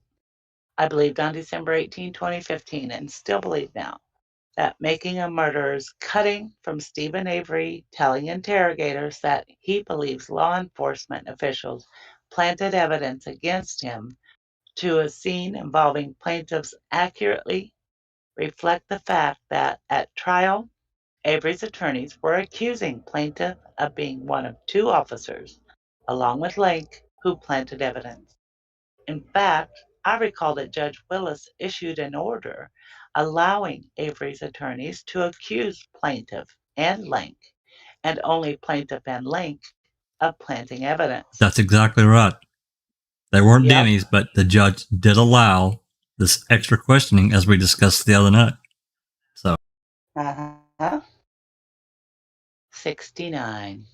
Paragraph 40 erroneously alleges that the scene in Making a Murderer involving Avery's criminal defense attorney Jerome Buting's discovery of a blood vial stored in a box with a broken seal kept at the Manitowoc County clerk of court's office was a quote unquote dramatic reenactment. It was not. It was shot live by Avery's attorney, Jerome Buting, who receives a credit at the end of episode 4 reflecting that. See MAM episode 4 at 105.11. It should have been obvious that the scene was not a reenactment because it includes prosecutor Norm Gahn and investigator Mark Wiechert, who obviously would not have been participating in a reenactment of Avery's attorneys coming across the blood vial. I believed on December 18, 2015, and still believe now, that Making a Murderer's inclusion of this scene captures the fact that Avery's defense team was excited about the blood vial discovery, which was reflected in the arguments they made at trial. I would also note that Making a Murderer includes the prosecution's efforts to rebut those arguments, including via an FBI test and an expert witness for the state testifying about that test. 70. I believe that Making a Murderer accurately portrays the call to dispatch insofar as it presents plaintiff's testimony that he believed it was November 3, 2005, when he made the call to dispatch. Such testimony is included in Making a Murderer, but there is no presentation of any documentary evidence pointing to a definitive time and date to confirm when the call occurred. We have now confirmed that, correct? Jack? Yeah, yes, it is confirmed. He made that call at 9:22 p.m. on the 3rd. 9:22? That's right. Right. Lauren Marva couldn't get there, huh? To my understanding, the call to dispatch had to have occurred on November 3, 2005, and the vehicle was found on the Avery property on November 5, 2005. In my research for Making a Murderer, I never came across any written log that definitively set forth the caller information, date, and time for the call to dispatch. In this litigation, I have seen documentation that could be relevant to setting time of that, but I have not seen any such evidence that definitively confirms the date and time of the call. I will add this before you continue that portion of me. Right here, Susan, you're guitaring some. Yes.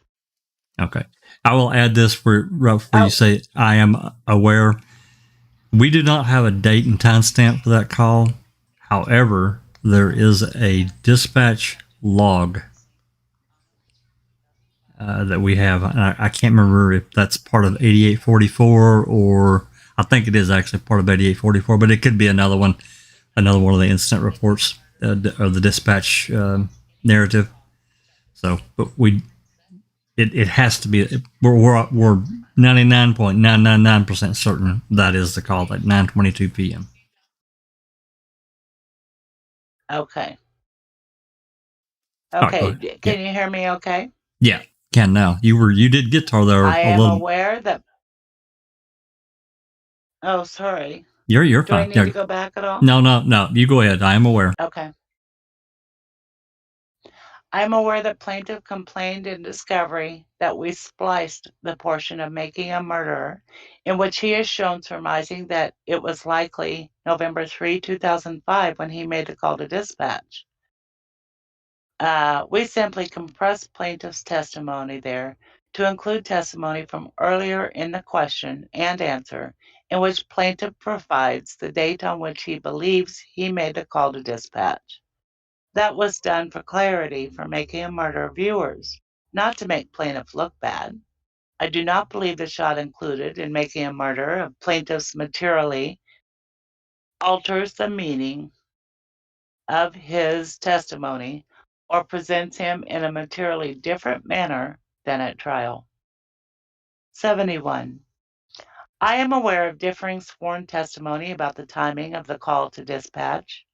As depicted in episode 7, plaintiff has testified that he believed that he placed the call to dispatch on November 3, 2005, after speaking with Calumet investigator Wiegert. By contrast, in a sworn affidavit accompanying Avery's October 23, 2017 motion for reconsideration, a local resident named Kevin Romlow testified that he saw Teresa Halbach's car on the side of the road in Mishicot on November 3 and 4, 2005, saw a missing person poster about Teresa Halbach and her car, and then alerted the MTSO officer whom he ran into at a gas station on November 4, 2005, about his having seen the car on the side of the road. He further attested that after viewing Making a Murderer, he recognized that officer as plaintiff. See the Romlow affidavit, 72. To the extent there are any material inaccuracies resulting from Making a Murderer's efforts to compress and summarize testimony with respect to the call to dispatch, although I do not believe there are, such inaccuracies were inadvertent, and I did not and do not entertain any doubts that what was presented in Making a Murderer accurately captured the gist of the parties' contentions and testimony, including Avery's attorney's express or implied accusations against plaintiff and also plaintiff's denial of those accusations. Discovery of the key.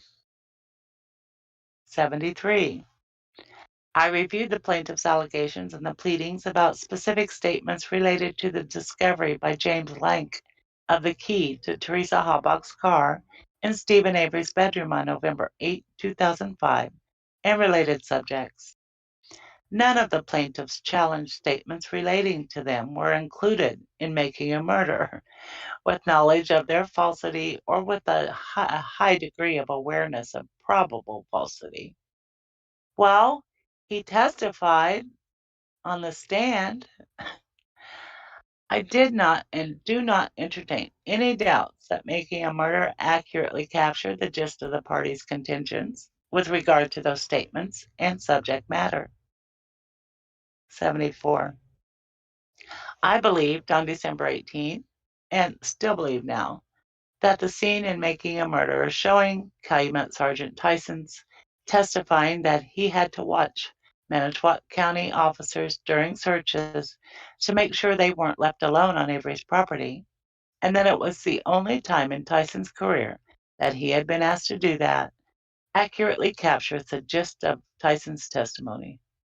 While plaintiff challenges the editing in that scene, we simply condense Tyson's testimony as part of overall efforts to streamline the presentation of events in light of time constraints. Edits were not made to materially alter the substance of Tyson's testimony.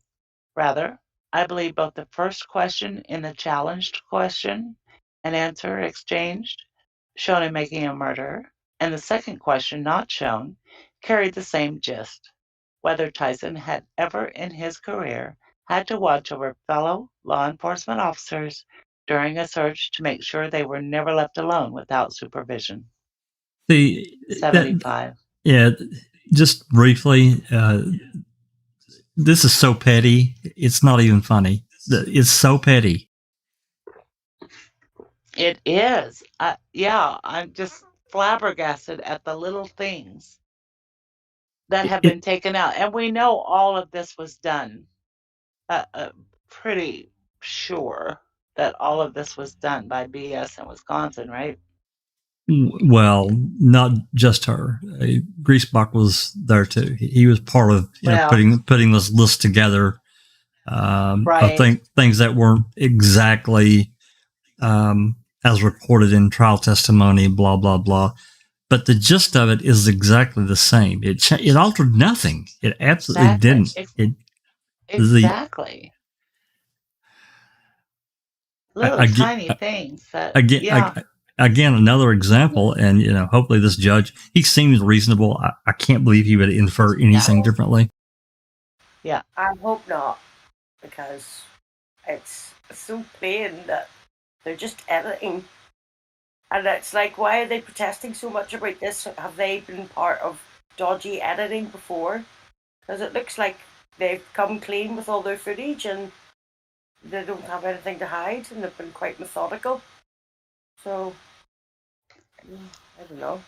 Yeah, but for somebody who's watched all the series, he's picked bits out for episode 1 right up until episode 7. So you try to tell me he's not watched the last 3 episodes? He's been sent a junket video. He's been sent a junket video of all the bad bits online that people have been saying at him. I don't know. Nah, he's sat and he's watched it all disco. They all have. All of them have sat and watched the whole series. And then when series 2 came out, they had their opportunity to deny all this, to confront all this, and everything like that, and not one of them. They all refused. So for him to be bringing this case now is a load of shit. You know what I mean? It really is. It just seems so weird that he says he hasn't watched it yet. He has all these complaints. That is just exactly, Susan. Exactly.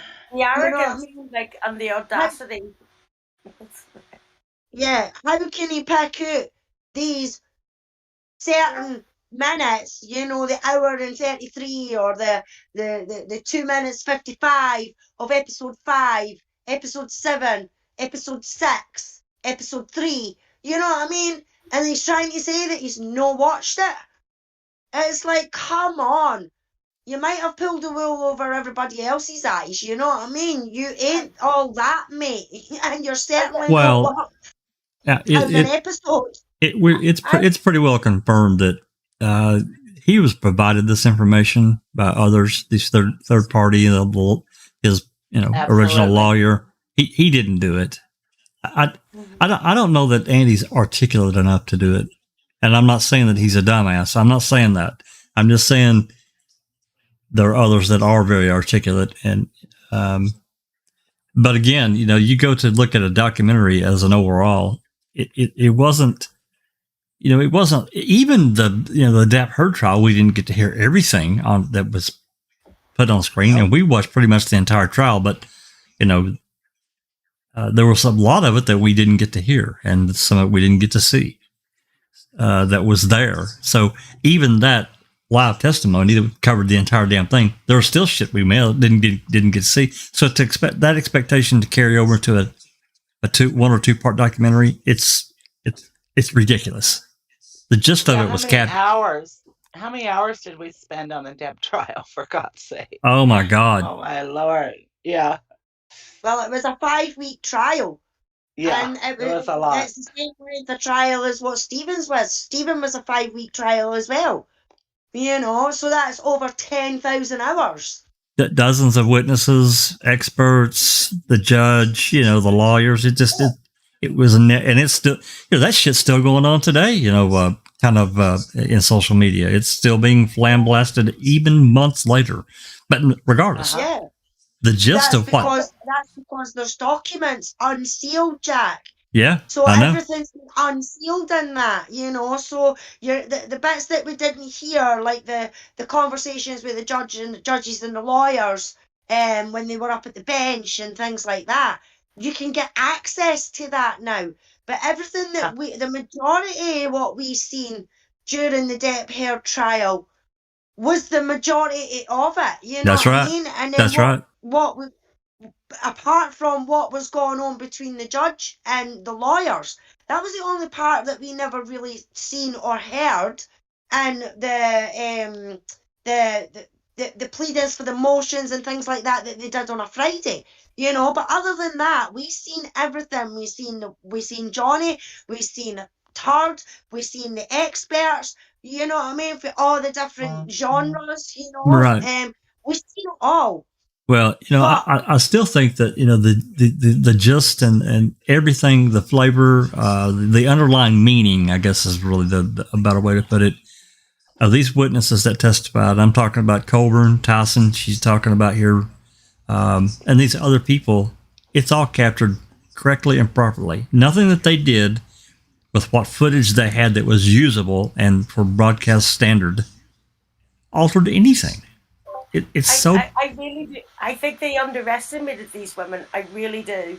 Absolutely. I think they absolutely just thought there were these students and come in, and they just underestimated and thought they'd be easy targets, and they were methodical and experienced more than they were, and it's come to bite them on the bum. Well, and they did their due diligence, and they hired outside people to look at what they had done, and they said, "Hey, it looks great.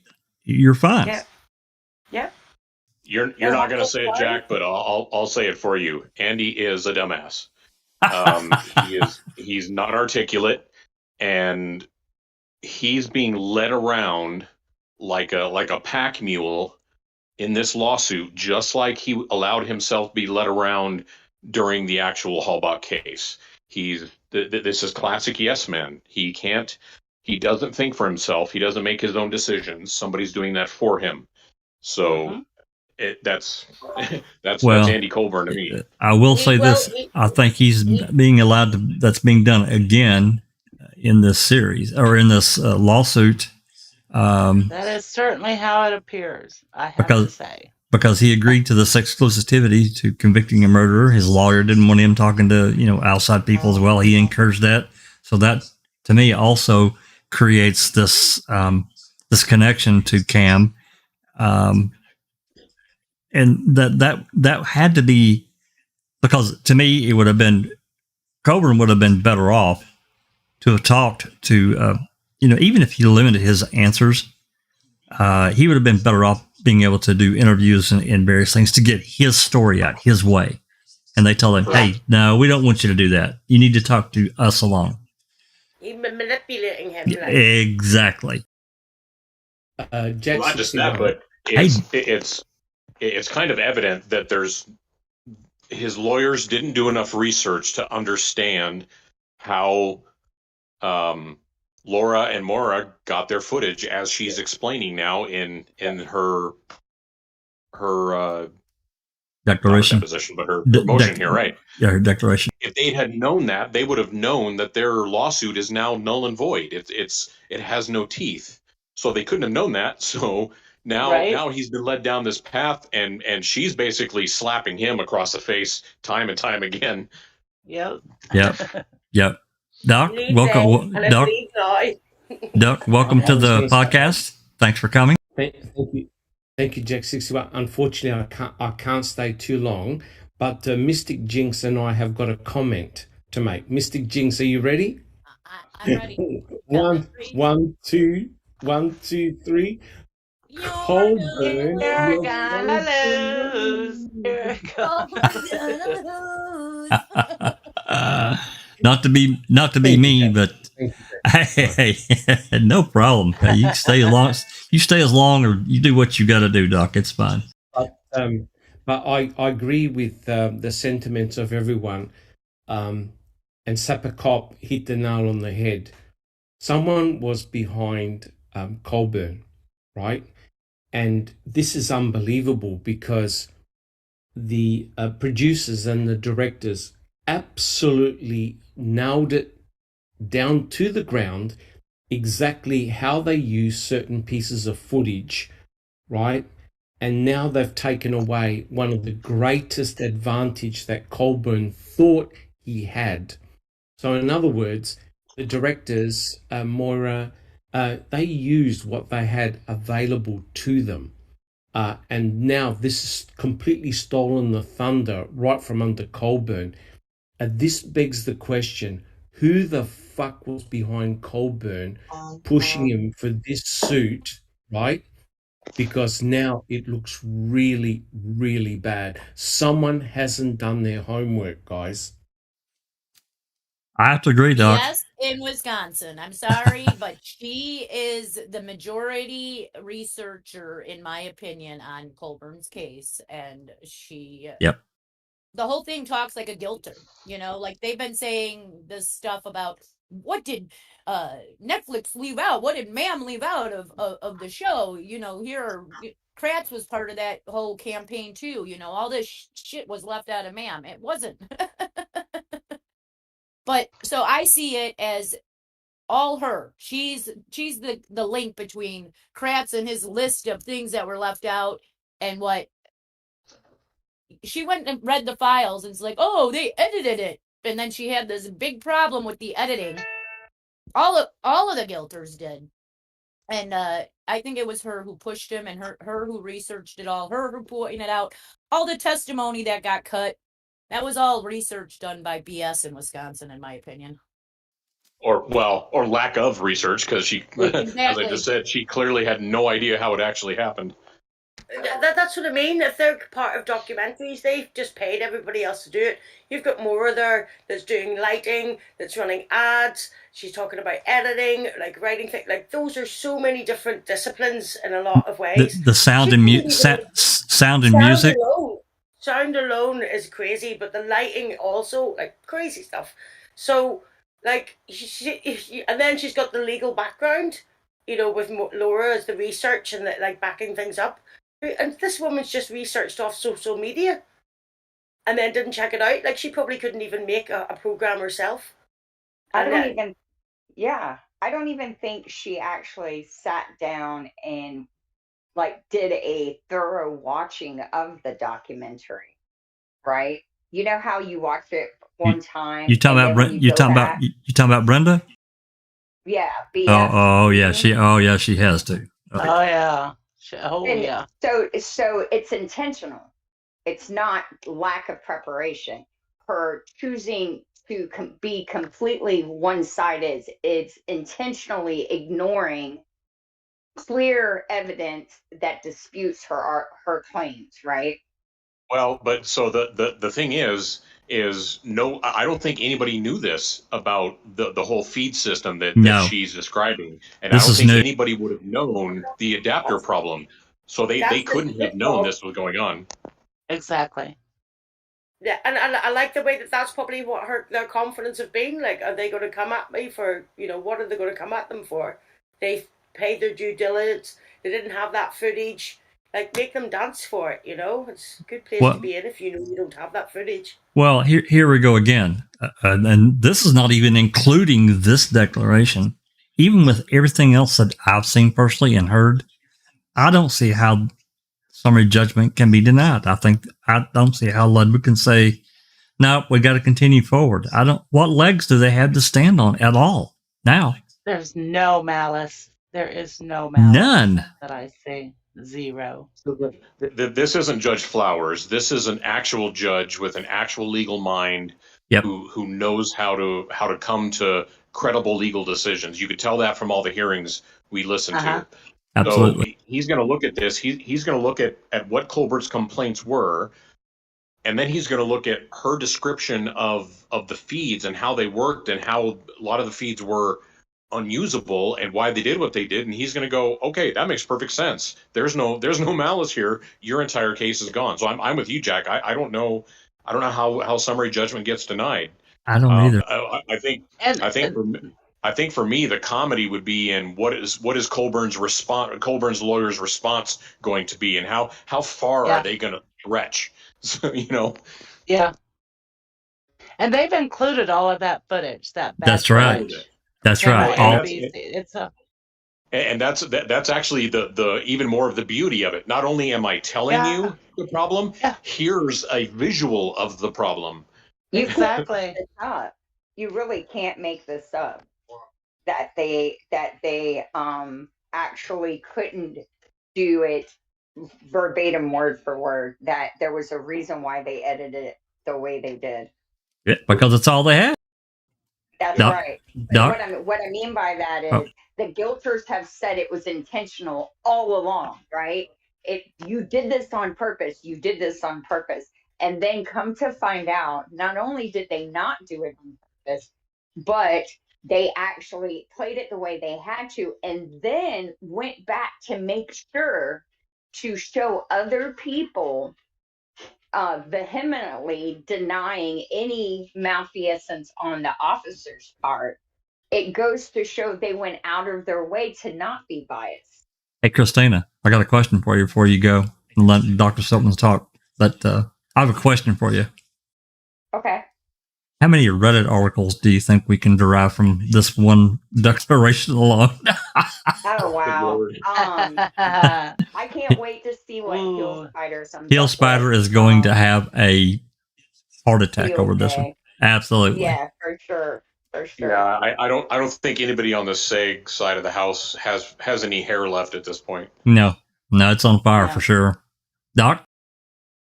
I was going to say, they went to great lengths to say eloquently that the gist was not changed. The gist of the testimony was not changed. If there was any form of subtle editing, they had to use alternative footage because of the following reasons. They had troubles.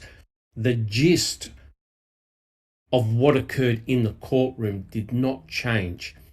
And it's incredible that Colborn can come to a case like this and openly admit that he had not watched the whole series, the whole Netflix series, in fine detail to document exactly what he was complaining about, which goes to show that there were individuals working behind the scenes pulling his strings.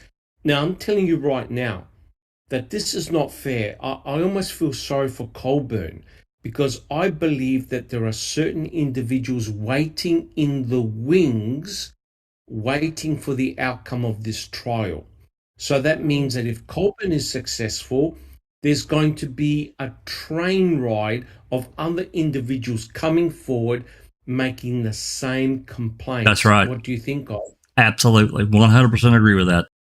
Well, that one woman said she wishes we can sue the slanderous ass off of so and so. So yes, there are definitely we's sitting in the background waiting. Yeah, and that's real guilter chat as well. That Borg we, like a hive mind, like the royal we. I've always taken a point to that, but it is a real guilters thing, to collectively speak like that. Yeah. I think they're all shitting bricks right now. But don't you find it rather disturbing that a documentarian has to provide all the fine minutiae on her team doing a documentary about a court case? I've never seen anybody else have to justify every type of edit, cut, music, style to do a documentary. It's ridiculous. Right? It's absolutely ridiculous. The music, especially, I don't know what they have about a hard on for the music. Correct. Now, material. Now, can someone tell me? Wait. Can someone tell me how many edits and music added were in Sean Rex? Not his convicting, but he has had other programs, a docuseries. Murder in the Park. Murder in the Park. Is there any editing in that? Was it a complete? Of course there are. Yeah, was there music added to add suspense? So she's doing a docuseries that's going to end up in the same position as Netflix and Ma'am. They're going to have to edit it down to make it viewable. Absolutely. Doc, what were you going to say? I was going to say, so is it potentially, can you see the irony here, right? Convicting's coming out. So if Convicting potentially makes a biased documentary and someone feels aggrieved, say from the Avery family or the Dassey family, are they now going to potentially sue Convicting for making them look bad through selective editing? So in other words, what's good for the goose is good for the gander. So I think this sets a real dangerous precedence that surely the judge has to come to common sense here, because it can potentially be the biggest form of censorship we have ever seen. Yeah, I think this. In other words, if he wins, that takes the potential of Convicting never being aired, because it would be an edited piece of art, so to speak, that we're not allowed to do anymore because Colborn would have won and and help that censorship be brought to light, right? Like that's called propaganda. So if he wins, it's bad for them if he wins, because that can destroy him getting his shit sold.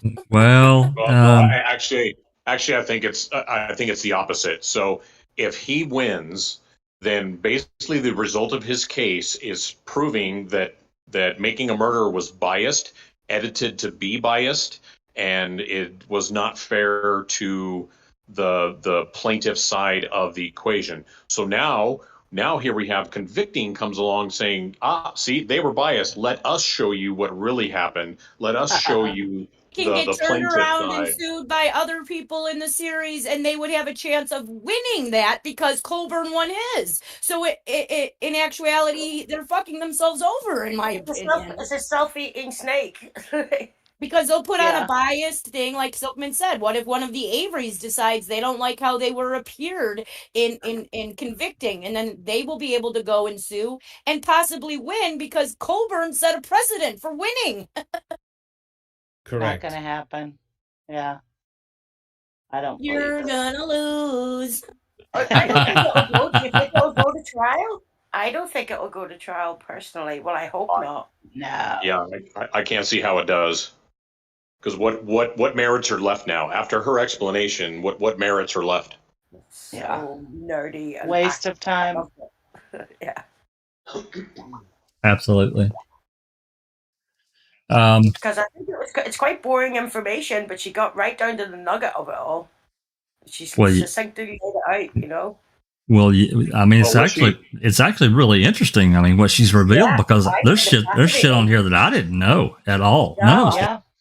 I'm fascinated. Yeah, none of us did. I've always wanted to know about the raw footage and what they have.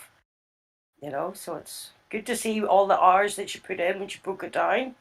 Hey, that's a ton of work, you know. No wonder they haven't made anything else. That must have taken it out of them. Yeah, I think basically what they just succeeded in doing with just this part of the motion alone is they just showed Colborn this giant Bowie knife, but instead of sticking him with the giant Bowie knife, they put that down and they took out a very small shank and they hit him with it about 1,000 times. Yep, absolutely. All bullseyes. Yeah.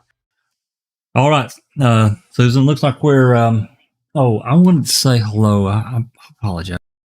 I wanted to say hello to a few people that's joined us. I see Crockett has came in. Anthony Hills, I believe. I see Dozer is back. I think, or maybe we said hi to Dozer and Yoga for the Ageless. Thanks for coming. I thought I saw Mose in here too. I saw Mose in there. He's here. Yeah. Hey, Mose. Thanks for coming. Appreciate it. That's all. Shane Henry. Shane Henry's here. Hey, I'm sorry. Paul Ward as well, Jack. Oh, hello. William. Yeah, Will William was Jennifer. here. Yeah, Jennifer's joined us as well. You know, Carol was in. Carol's in as well, but she's a bit higher up in the list. So, hi, Carol. Thanks for coming. I want to give me. Question.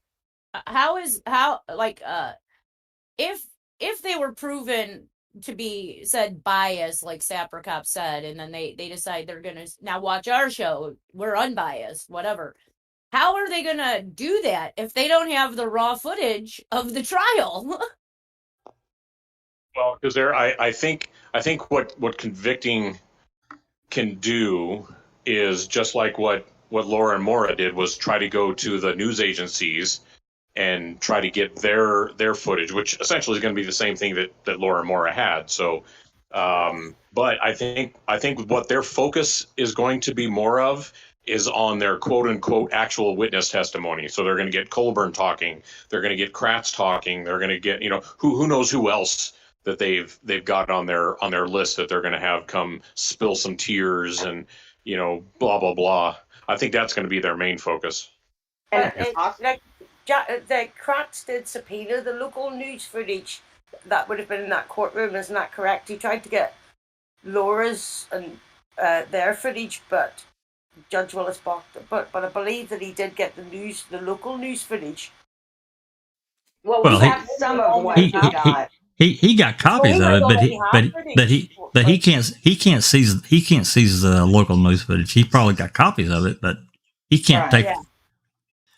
Which only proves my point that the whole voice message that Kratz was all bullshitting about on Twitter when he went to CrimeCon about it's not the full message, yada yada yada. That making a murderer had edited it. It goes to show me that actually came from Fox News, because their copy is the exact same that was on Fox News, and they just admitted that they were going through the news to get footage of stuff. So I bet that's where that came from, the voice message. Yep, probably.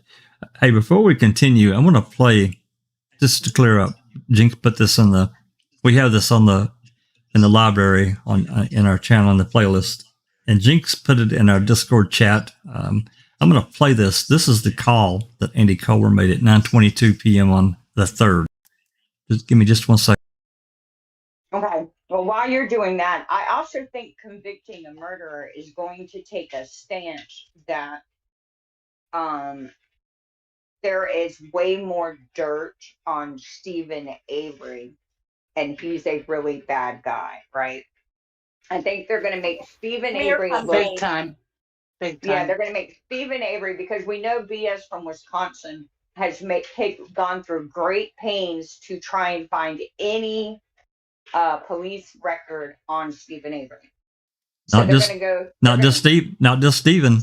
Other people that come forward and supported Stephen, right? Ramlow and right. They're gonna so they're gonna try and make Stephen look as bad as they can and make the cops look squeaky clean in the DAs. Except I don't know how she's gonna make cops and DAs look squeaky clean when they're cheating on their wives and doing things like this. But you know, she was trespassing.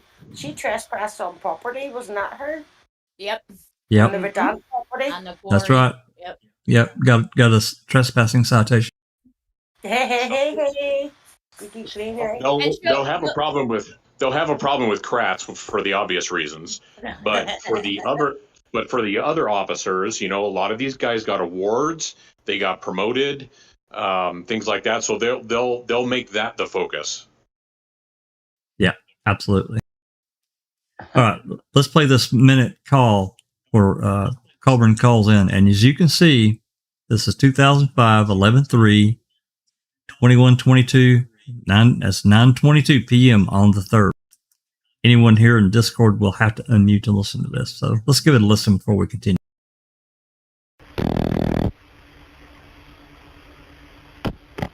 Manitowoc County Sheriff's Department, this is Lynn. Lynn. Hi, Andy. Can you run Sam William Henry 582? See if it comes back to that. Sam William Henry 582. I need television, please. Alrighty. Do you speak any Spanish there, Andy? I'm just going to call on the top of the list since mine on-call didn't call me back. And when I get in trouble, Andy, I get in trouble. You know? What am I supposed to do? Yeah. My favorite one is in the city of Manitowoc. Yes. Okay, it shows that she's a missing person, and it lists to Teresa Hallback. Okay. Okay, that's what you're looking for, Andy? 99 Toyota. Yep. Okay, thank you. You're so welcome. Bye-bye.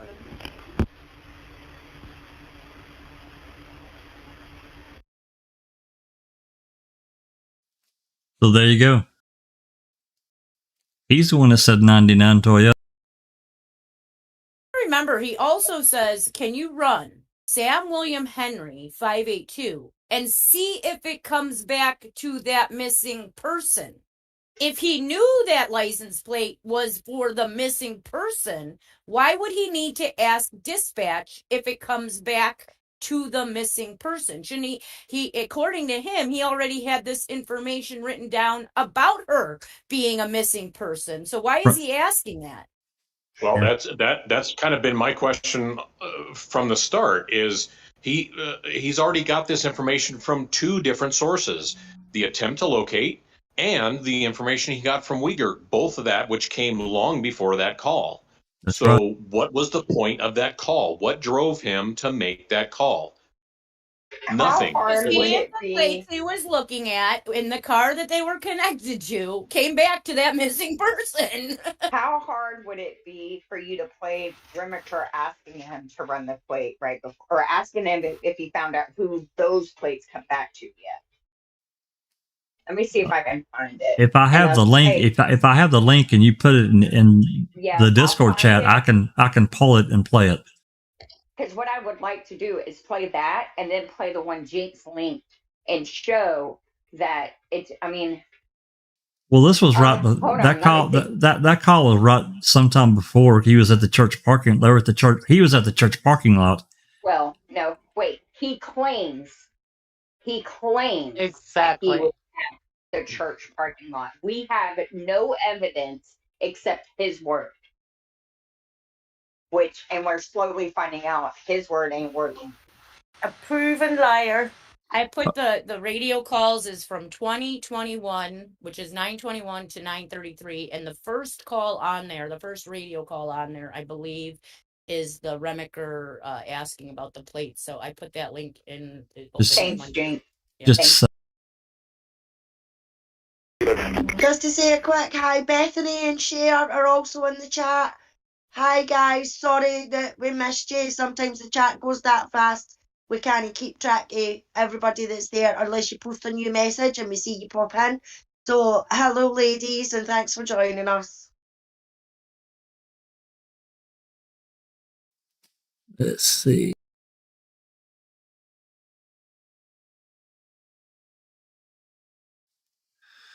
Okay, that's going to pop in there. Yep. Looks like we're 38 seconds into this call. Did you timestamp that intentionally, Jinx? No, it was probably from the last time I listened to it. You probably want to go to the beginning. Not a problem. Okay. All right. If you're here in Discord, you're going to have to unmute and we'll listen to this. All right, here we go. 4-6 dispatch. 416, go ahead. 4164. 10-4. 432. Go ahead. One route. Copy. I'm in the church driveway right across from the residence. Any idea who that plate comes back to? You want to let Sandy know? Negative. So you heard him say he's at the church parking lot. Remiker and them's on the way. Colborn's in the church parking lot across from the residence.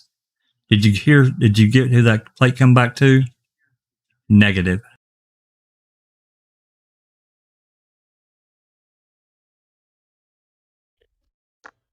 Mm-hmm. And 1 minute later, not even, he's calling in the plates for Teresa Hallbach. That's right. 9:22 was he made a call to dispatch. Okay, so obviously, I think this is going to diverge from the gist of our or the point of our live here. But what credible reason would he have for making that call? What possible credible legal reason would he have to call in a plate that he's already got the information on? From two sources. Yeah. Like how dumbass is he?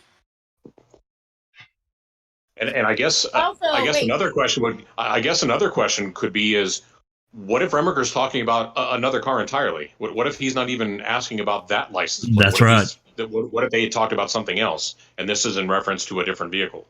Well, it could be because they did run George Zipper's Grand Am that was in the car, but that was at like 9:27, so like 5 minutes later. And you got to remember, Remiker specifically asked Colborn if he had found out who that plate came back to yet. And Colborn, in turn, right after that, the next thing Colborn does on the radio is run in Teresa Hallbach's plate. Right, so that looks bad. Question is, didn't Colborn say he called the dispatch on his phone because he was in his personal car and had no radio, and yet here we have him 1 minute earlier on the radio with the guys? I can't remember if he said that or not, but I think he did. I'm not. Well, I thought that was implied at some point that the reason he used his cell phone was because he wasn't in his patrol vehicle. I can't remember if he drove his patrol vehicle home or I don't know. You could be right, Jinx. I don't remember. I thought the reason he gave was that they knew the Averys had a scanner and they didn't want it over the scanner or something stupid like that. Yeah, could maybe the reason it's changed over time since, you know, they like to change their stories up. Absolutely. Zelma Lopez has joined us in chat. Hi, Zelma. It's a fluid investigation. Have you ever heard that? It's a fluid investigation. It's very fluid. That's for damn sure. Anyway, yeah, let's get back on. I'm sorry. Zelma's asking which vehicle was in the church car parking lot. No, it was Colborn who was in the church parking lot. Is that right? Correct. That's correct. No.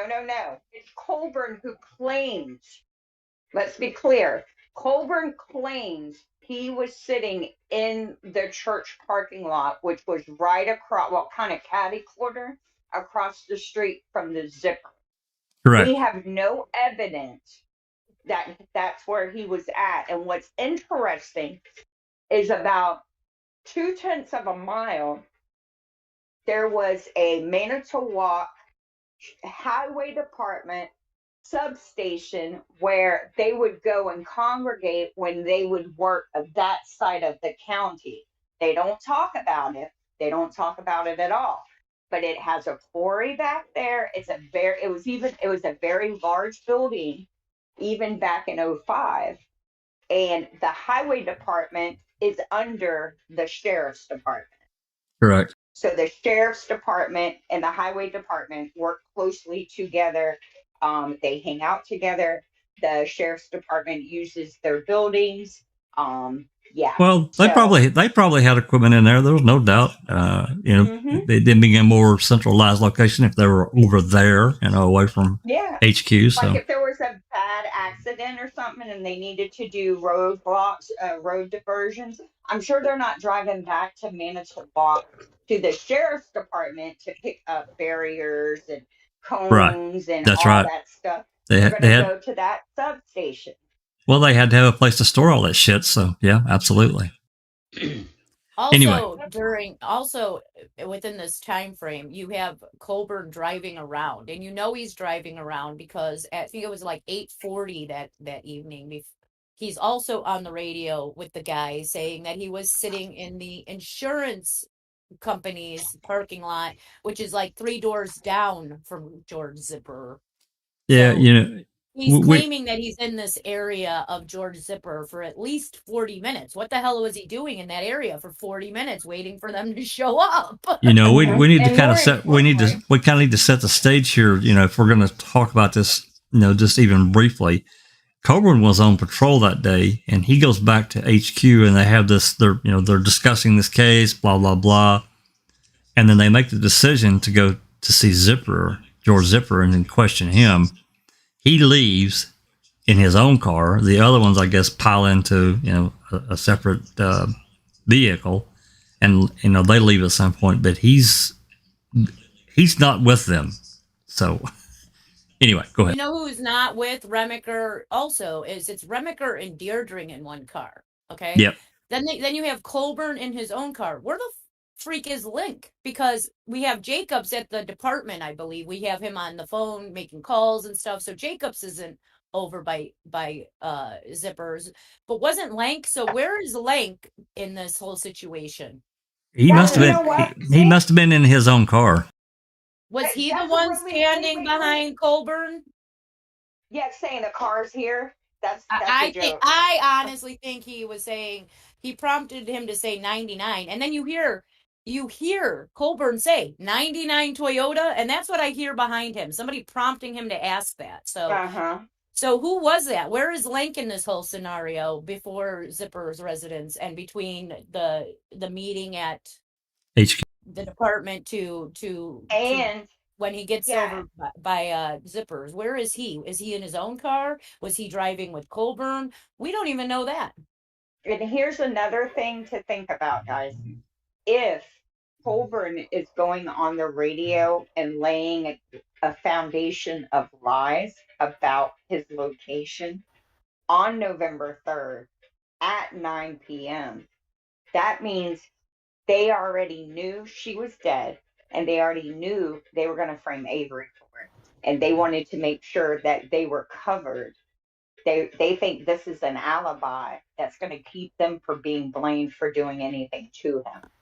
When did they arrive at George Zipper's house, the other officers? Because then we can kind of place him, like, if he was there, if they get there at 9:30 and he's there, or I don't even think we have the running of Zipper's the Jason car. We don't have the call for that where they ran those plates. And also, didn't they go to Steven's house before this? Oh yeah, they went to Stevens earlier that day. That was earlier, yeah.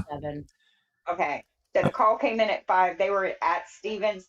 Steven was at Menards, so they knew he was going. Right? Or no, that was the 4th. No, he was at Menards on the 3rd. That's when he went to Menards. Yeah. Anyway, let's get back. Let's get back to it. This is definitely a discussion for another day. Absolutely. All right, Susan, if you want to start on 75 whenever you're ready. Sure.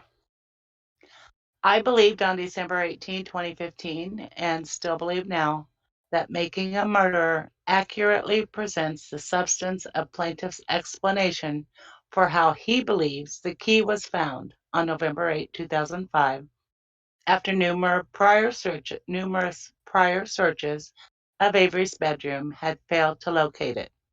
Specifically, Making a Murderer shows witness testimony that the state's theory was that the key probably fell out of the back of a bookcase as a result of plaintiff having handled that bookcase roughly on November 8th.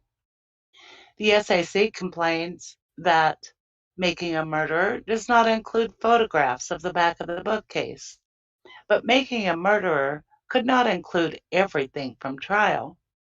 There were hundreds of exhibits at Avery's trial, and Making a Murderer only includes footage of a handful of them. Making a Murderer non-inclusion of the photograph was not the result of any decision to lead viewers to the inescapable but false conclusion that plaintiff and MTSO Lieutenant James Link planted the ignition key, as the SAC falsely claims. Rather, Laura and I believed Making a Murderer had already captured the gist of plaintiffs Kucharczyk and Link's explanation for the circumstances and timing of the discovery of the key. The same goes for plaintiff's complaint and discovery that Making a Murderer did not include more of Prosecutor Kratz's questioning of plaintiff regarding the bookcase. At the point in the series that plaintiff is testifying about the bookcase, Making a Murderer viewers have already heard testimony about the finding of the key from Daniel Kaharski in episode 3 at 621 during Avery's preliminary hearing, and from 2 witnesses at Avery's trial, Deputy Daniel Kaharski and Lieutenant James Link. Making a Murderer could not include plaintiff's entire testimony, and we necessarily had to make editing decisions. I do not believe those editing decisions materially alter the meaning of plaintiff's testimony or present him in a materially different manner than at trial. 76. I believed on December 18, 2015, and still believe now, that Making a Murderer accurately captures the gist of the rest of plaintiff's testimony regarding the discovery of the key. Plaintiff notes that in response to the question, quote, there was no time that you went into Mr. Avery's home when you were not also with Lieutenant Link, end quote. Plaintiff's answer is changed from not that I recall to no, sir.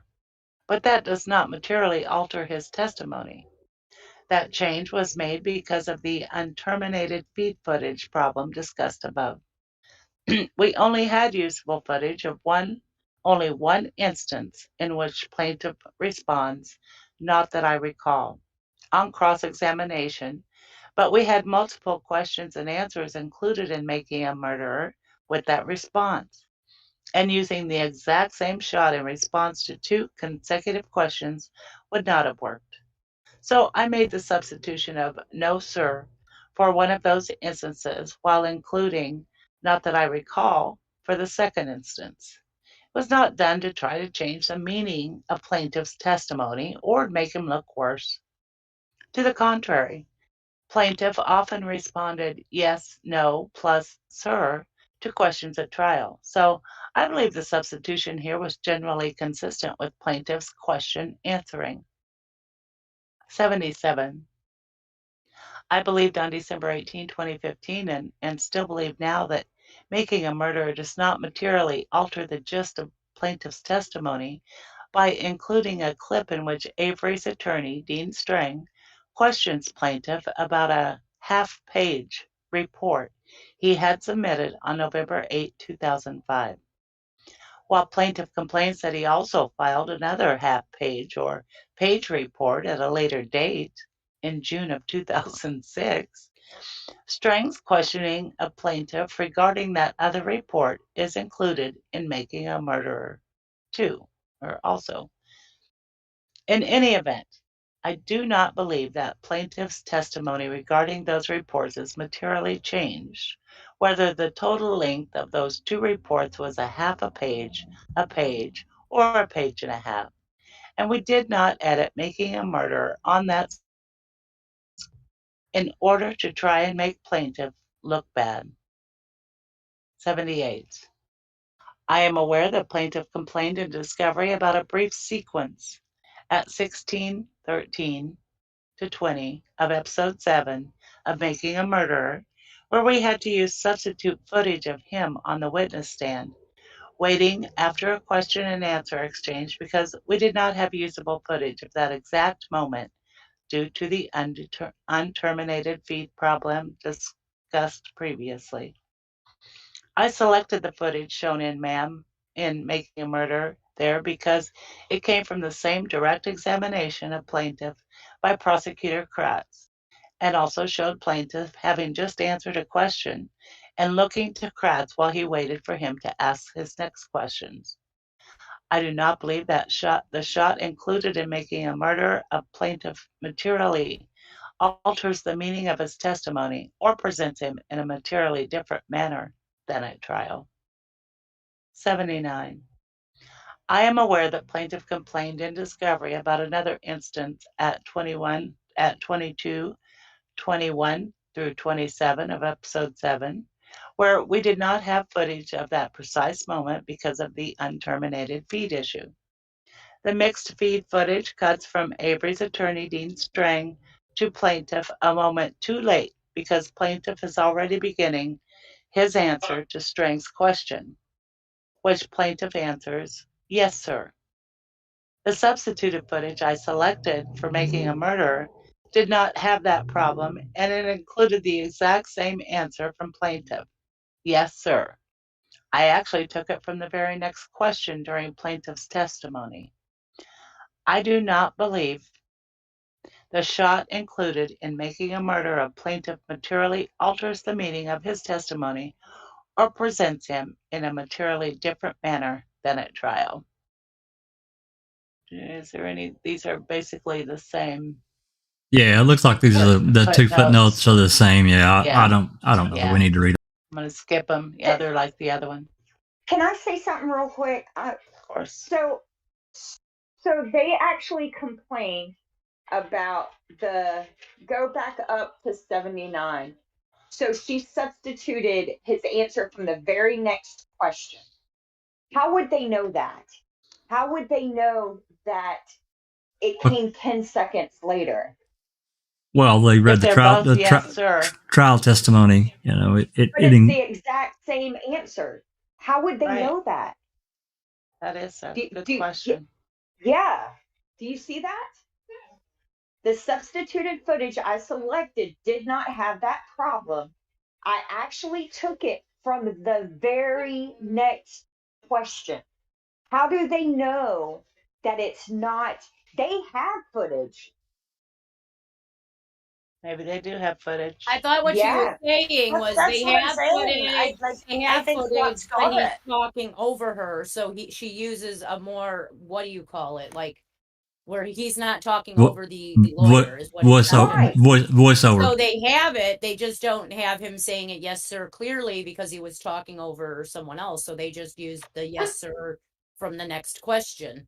Right, but if you only have, but if Cam only has trial transcripts to judge how they substituted it, right? They're reading the transcripts, they're watching the video, and they're saying that's not you're what asking he how does said. Cam know? How does the people? Yeah. Do you That's a good you question. see that? It may be in, some of the footage that was aired in the mixed feed. In the mixed feed, yeah, it's possible. Yeah. Yeah, that's a good question. Question though. Number 80. I'm also aware that plaintiff has complained in discovery about the very next exchange that appears in Making a Murder at 22:35 through 39, 4 seconds of episode 7, because it includes a shot where plaintiff answers a question with correct instead of that's correct, sir. Give me a fucking break. This cross. So different, man. They edited so much Wow. to change his testimony to make him look bad. It's Wow. so petty. Again, this substitution was made because of the unterminated feed problem, and the mixed feed footage we had for this moment did not work either. While Avery's attorney is asking the question and before plaintiff answers, Making a Murderer includes a photo of what Avery's attorney String is questioning him about. Plaintiff's report of a little under a half a page. That allows viewers to see the report for themselves. The mixed feed cuts away from plaintiff back to attorney String very quickly after plaintiff provides his answer. That's correct, sir. Cutting from the photo of the report to plaintiff and then quickly to String would not have worked. I selected a shot with plaintiff saying correct, used in making a murder from another portion of the cross-examination, where the camera stays on plaintiff after he answers and shows him continuing to look at Dean String while he listens to the next question. I do not believe the shot included in Making a Murder a plaintiff materially alters the meaning of his testimony or presents him in a materially different manner than at trial. Yeah, 81. and 6 looks like another same deal. Yeah, similar, talking about the footage. I should note that there were other details omitted from Making a Murder regarding the discovery of the key that were unfavorable to law enforcement, including the fact that the initial criminal complaint in the Avery criminal case identified Deputy Kaharski as the officer who found the key, not James Link. However, Making a Murder did not include such details. Again, it came down to a question of having massive amounts of footage and material and necessarily not being able to include everything. Nice point there, Moira. I believe that the Making a fact Murder. that she brought that up is interesting because not only did they not show that, but it also shows on that complaint that Kratz put that not only did Kacharsky find the key, but that it was found on the 7th and not the 8th. Right. That's right. I believe that Making a Murder accurately portrays the opinions and commentary from various individuals sympathetic to Avery, as well as the opinions and commentary from various individuals who believe that Avery is guilty of murdering Teresa Halbach, as well as the opinions and commentary from various individuals sympathetic to law enforcement and plaintiff. 83. Any alleged omissions to Making a Murderer were due to the challenge of compressing 30 years of history into 10 hours of television. I do not believe that they alter the meaning of the series or present Avery's criminal defense theories and opinions as actual and unanswered facts. In light of the massive material reviewed for this series, it is a misnomer to refer to quote-unquote omissions, as that is based on an erroneous assumption that all material is to be included, and anything that is not is an omission, when in fact the reverse is true. The question was one of what makes the cut. For example, what do we have room to include in light of the wide scope of the subject matter and the voluminous amount of potential material? 84. To the extent that there are any material inaccuracies resulting from making a murderer's efforts to compress and summarize testimony with respect to the discovery of the key, although I do not believe there are, such inaccuracies were inadvertent, and I did not and do not entertain any doubts that what was presented in Making a Murderer accurately captured the gist of the parties' contentions and testimony, including Avery's attorney's express or implied accusations against plaintiff and also plaintiff's denial of those accusations. Alleged omissions. Plaintiff's premise of allegedly defamatory omissions ignores the fact that, by definition, making a murder could not include everything that anyone would have liked to include. Not plaintiff, not Avery and his attorneys, not the prosecution. Making a documentary series necessarily requires editing. This involves summarizing, condensing, and compressing a substantial volume of information. Simply put, it would have been impossible to include everything. We did not alter the meaning of the events, including the components of the series that relate to plaintiff Andrew Colborn, as well as to Stephen Avery's defense theories and strategies. 86. None of the alleged quote-unquote omissions listed in paragraph 46 and 47 or anywhere else in the SAC were not included in Making a Murder with knowledge of falsity or with high degree of awareness of probable falsity with respect to any statement of and concerning plaintiff. I did not and do not entertain any doubts that Making a Murder's not including such matters resulted in any material change.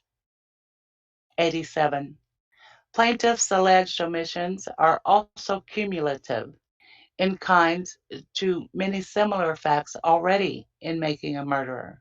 For example, plaintiffs points to Avery's DNA being found on the hood latch of Teresa Halbach's vehicle, but Making a Murderer already devotes significant attention to Avery's blood being found in Halbach's car and to scientific testing by the FBI and expert testimony by a state witness rebutting Avery's attorney's arguments that the blood had been planted. Similarly, plaintiff points to Teresa Halbach's cell phone, camera, and other possessions being found in a burn barrel on Avery's property. But Making a Murderer already addresses the fact that Ms. Halbach's cremains were found in Avery's burn pit and in a burn barrel behind the neighboring Dassey family trailer. 88. I believe that SAC is wrong insofar as it is suggesting that Making a Murderer does not include the crimes for which Avery was actually charged and convicted. Those include his burning to death of a family cat, some burglaries when he was younger, running his cousin Sandra Morris off the road and pointing a gun at her, the 1985 sexual assault of Penny Bjornson, for which he was wrongfully convicted, and of course the murder of Teresa Halbach. Morris's allegations of indecent exposure, burglaries, cat burning, they're showing where they showed it everywhere. Making a Murderer also includes the fact that Avery sent his ex-wife letters from prison threatening to kill her. In fact, Making a Murder viewers were shown far more evidence of Avery's prior crimes and violent acts than jurors at his murder trial, as Judge Willis excluded those prior crimes and acts from evidence. 89.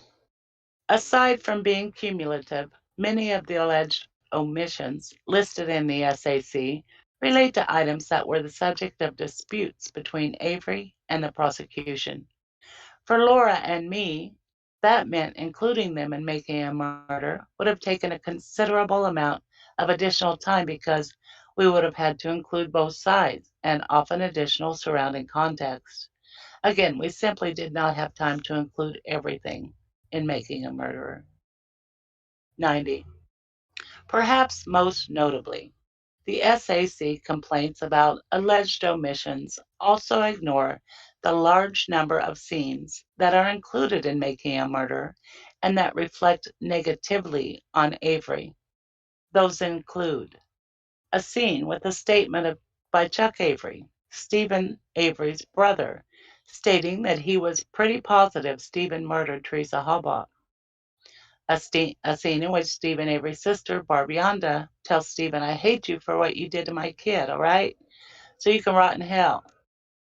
Scene showing Avery's nephew, Bobby Dassey, testifying against him at his murder trial, with Dassey shown as being one of the prosecution's most important witnesses. A scene showing Teresa Halbach's brother, Mike Halbach, opining that he believed Avery was guilty. Scenes discussing Avery's prior bad acts, including numerous crimes that the judge in the Avery murder trial excluded from evidence, Morris allegations of indecent exposure, burglaries, cat burning, and conviction and probation, Morris assault, Morris criminal charges. An interview in which Judge Hazelwood, the presiding judge in Avery's 85 trial, opines that Avery had a propensity for violence against women. A scene in which Stephen Avery tells his parents that he's going to kill himself if they did not figure out a way to post bail for him. A scene with Avery opining that the prosecution was going to win at trial. An interview with a member of the local media who said the arrest of Avery for the 1985 sexual assault was not a surprise because Avery was one of the regular names on the crime beat in Manitowoc County, and the assault was in character for him. The jury's guilty verdicts in Avery's trial for the murder of Teresa Halbach, a scene showing Judge Willis, who presided over Avery's trial, opining that Avery was probably the most dangerous individual to set foot in his courtroom. The SAC also fails to acknowledge many scenes in Making a Murder in which subjects push back against Avery's planting accusations against plaintiff, including an interview with the MTSO undersheriff criticizing Avery's planting accusations against officers and characterizing them as impossible. Multiple scenes in which the prosecutors from Avery's murder trial pushed back against Avery's planting accusations by, among other things, calling those accusations despicable and deplorable. A scene in which a member of the media calls out Avery's criminal defense attorneys for accusing plaintiff of planting. A newscast in which an anchorman reads plaintiff's prepared public statement following the jury's guilty verdict in Avery's murder trial. Footage from plaintiff's attorney at Avery's murder trial in which plaintiff expressly denies the planting and framing accusations. To the extent that there are material inaccuracies resulting from Making a Murder's not including any of the alleged omissions in paragraph 46 and 47 of the SAC, although I do not believe there are. Such inaccuracies were inadvertent, and I did not and do not entertain any doubts that what was presented in MAM accurately captures the gist of the parties' contentions and testimony, including Avery's attorney's express or implied accusations against plaintiff and also plaintiff's denial of those accusations. Plaintiff's remaining complaints about statements by Avery and his defenders. 93. None of the SAC's challenge statements relating to subjects other than those already addressed above were included in making a murder with knowledge of falsity or with a high degree of awareness of probable falsity. I did not and do not entertain any doubts that making a murder accurately captured the gist of the parties' contentions regarding the subject matter embraced herein. 94. In paragraph 37 of the SAC, plaintiff complains about Mam's inclusion of Avery's criminal defense attorney Buting's musings on arguments that he planned to make that he hoped the jury would accept. Arguments that he planned to make. Similarly, in paragraph 48, plaintiff complains about another statement from Buting, in which he opines that a conspiracy to frame Avery would not have necessarily required a large number of conspirators, as the prosecution argued to dispute the conspiracy charges, but instead could have been achieved by 2 people or maybe even 1, followed by a cut to James Lank on the witness stand. In both instances, that simply reflects Buting's opinions and is consistent with the arguments he later presented to the jury at Avery's trial. The SAC's allegations that Mam therefore presented it as a foregone conclusion that the police allegedly, including plaintiff, planted the key at Avery's residence is wrong. Again, these are instances where the SAC incorrectly claimed that the views of Mam's subjects are those of Mam and its creators. As explained above, that is not how Mam worked. Indeed, Mam also includes plaintiff's explicit denials that he planted evidence. 95. Paragraph 39. The SAC challenges the inclusion of a scene in which an interrogator asked Stephen if someone told him that a cop put that vehicle, Teresa's vehicle, out on your property. To which Avery responds, yeah, followed by a cut to a visual of plaintiff. Again, that is Avery's statement, not a statement by defendants, as plaintiff alleges. Its inclusion in Mam is consistent with the fact that Avery's counsel argued at trial that plaintiff and James Lank planted evidence against Avery. 96. Paragraph 40 of the SAC is another instance in which plaintiff incorrectly conflates statements made by documentary subjects with statements made by defendants.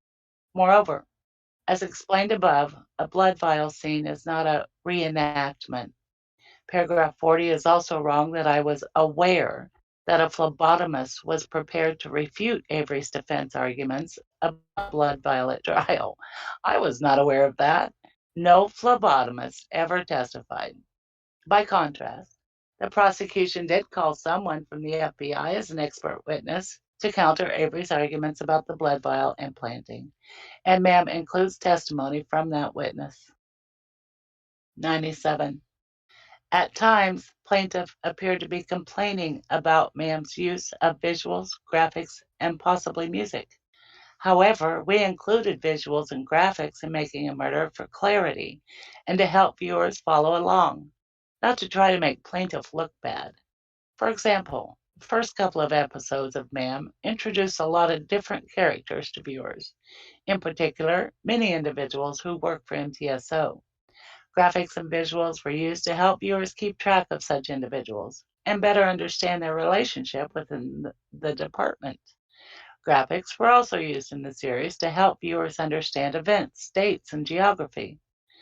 Plaintiff complaints about Making a Murderer's use of music is equally unfounded. Music is standard to documentary filmmaking, is used throughout the series, and we did not include any music in Mam to materially alter plaintiff's testimony or his presentation in the series. 98. I understand that in discovery, plaintiff pointed to an email that I sent to people at Netflix working on the trailer for Making a Murder, in which I referenced a quote-unquote squirmy shot of plaintiff, or alternatively, a shot of Sheriff Kenneth Peterson that could be used in the trailer. I use the word squirmy as a shorthand adjective describing the shot of plaintiff to distinguish this shot of plaintiff taken from the middle of his deposition from the shot of plaintiff taken the oath at the beginning of his deposition that the creators of the trailer already had. The trailer could not include the shot of plaintiff taking the oath at his deposition because that shot was not in MAM. So I was providing them with two potential alternate choices of shots that were included in making a murder to replace that shot in the trailer. Either someone else, Sheriff Kenneth Peterson, taking the oath, or plaintiff from another moment of his deposition. 99. Exhibit A to the SAC includes portions of some statements by Avery, his attorneys, his relatives and supporters, and others that were included in MAM. Avery and his defenders offer their own personal opinions, as is made clear from MAM. MAM presents Avery and his supporters as voicing their opinions, not as authoritative sources of fact. Those opinions are consistent with the arguments that Avery's counsel made in his civil lawsuit and in his murder trial. The SAC fails to acknowledge that MAM also includes contrary opinions from many others that Avery was guilty and that his accusations against plaintiff were false. It also includes plaintiff's testimony denying the accusations against him, as well as statements by others to the same effect. 100. At one or more of the depositions in this case, I recall that plaintiff's attorneys played a particular portion of episode 3 of Making a Murder, in which certain individuals from the local community in a tavern expressed their opinions that they believed law enforcement had framed Stephen Avery. However, MAM also includes statements from members of the community opining that Stephen Avery was guilty of murdering Teresa Halbach, including in that same episode. MAM also contains statements with individuals like members of the Halbach family and Avery's own siblings opining that they believe Avery is guilty. 101. Exhibit A to the SAC also demonstrates that the local news coverage of Avery's murder case included his planting accusations against law enforcement. We included media as a major character in the series to reflect the public discussion around the Teresa Halbach case and to underscore why MAM necessarily had to include the media's treatment of criminal matters in order to document Avery's trial and the surrounding events. I would also note that, again, as shown by Exhibit A, Making a Murder also includes footage from a press conference in which a reporter challenges Avery's attorney for making planting accusations against plaintiff. We included that scene in Making a Murder to help capture various viewpoints, including those of members of the community who viewed Avery's planting accusations with skepticism, if not outright hostility. 102. To the extent there are any material inaccuracies resulting from MAM's efforts to compress and summarize testimony with respect to subjects other than the jail call, the call to dispatch, and the discovery of the key, although I do not believe there are. Such inaccuracies were inadvertent, and I did not and do not entertain any doubts that was presented in Making a Murder accurately captured the gist of the parties' contentions and testimony, including Avery's attorney's express or implied accusations against plaintiff and also plaintiff's denial of those accusations. 103. We're almost there. Attached to Exhibit 29 is a true and correct copy of an email from journalist Sean Downs responding on April 16, 2007 to Moira Demos' April 15, 2007 email offering to help with footage. Quote, as you did a lot of work for all of us switching the feed, end quote. Produced by the producer defendants as CHRM 034730. 104. Attached as Exhibit 30 is the true and correct copy of an email from Moira Demos responding to Sean Downs on April 23, 2007, thanking him for the offer to copy footage produced by the producer defendants. I declare under penalty of perjury that the foregoing is true and correct. 16th of September. So that was what, 11 days ago. That's right. This is a new thing, and a lot of really good and really factual information that really spells out, and it really closes a lot of rabbit holes for me. I can tell you it does. Very informative. Very informative. I'm glad we read that. So, absolutely. Yeah, great reading, Susan. Thank you. Yes, for sure. She's Susan. awesome. Yeah, she's awesome. I gotta buy you a couple 6-packs. Yeah, I need one right now. Absolutely. Send you some coffee. You drink coffee, Susan? Oh, hell yes. Oh my God. She has an IV pretty much all the time. Yeah, I'll have to send you some. I found a local coffee distributor who is willing to sell me green beans. And if you've never roasted your own coffee bean, it is like game changer. I'll send you some. I haven't. Yeah. Did you know you can do it in a popcorn maker? I didn't until I'll be darned. recently. Yeah. So it's Anyway, back to this. Can I just say, is anyone else wondering why no attorney prior to the defendant's attorney actually sat down to say these claims that we're making won't hold up when someone actually, because if anyone knows this documentary frontwards, backwards, and side to side, it's Laura and Maura, right? They've lived it for the last 17 years. They know everything about this documentary. So when they're reading this lawsuit, everything that's Lita included in this, they knew. And how can any reputable attorney agree to take a case without actually sitting down and watching the documentary? There was There was one more attorney, this John Mayer. I don't think you've heard us read that particular email. It's in one of the prior documents. I think we read it the other night. Remember, Susan? And he wouldn't want his money in the case because he I read that going to lose.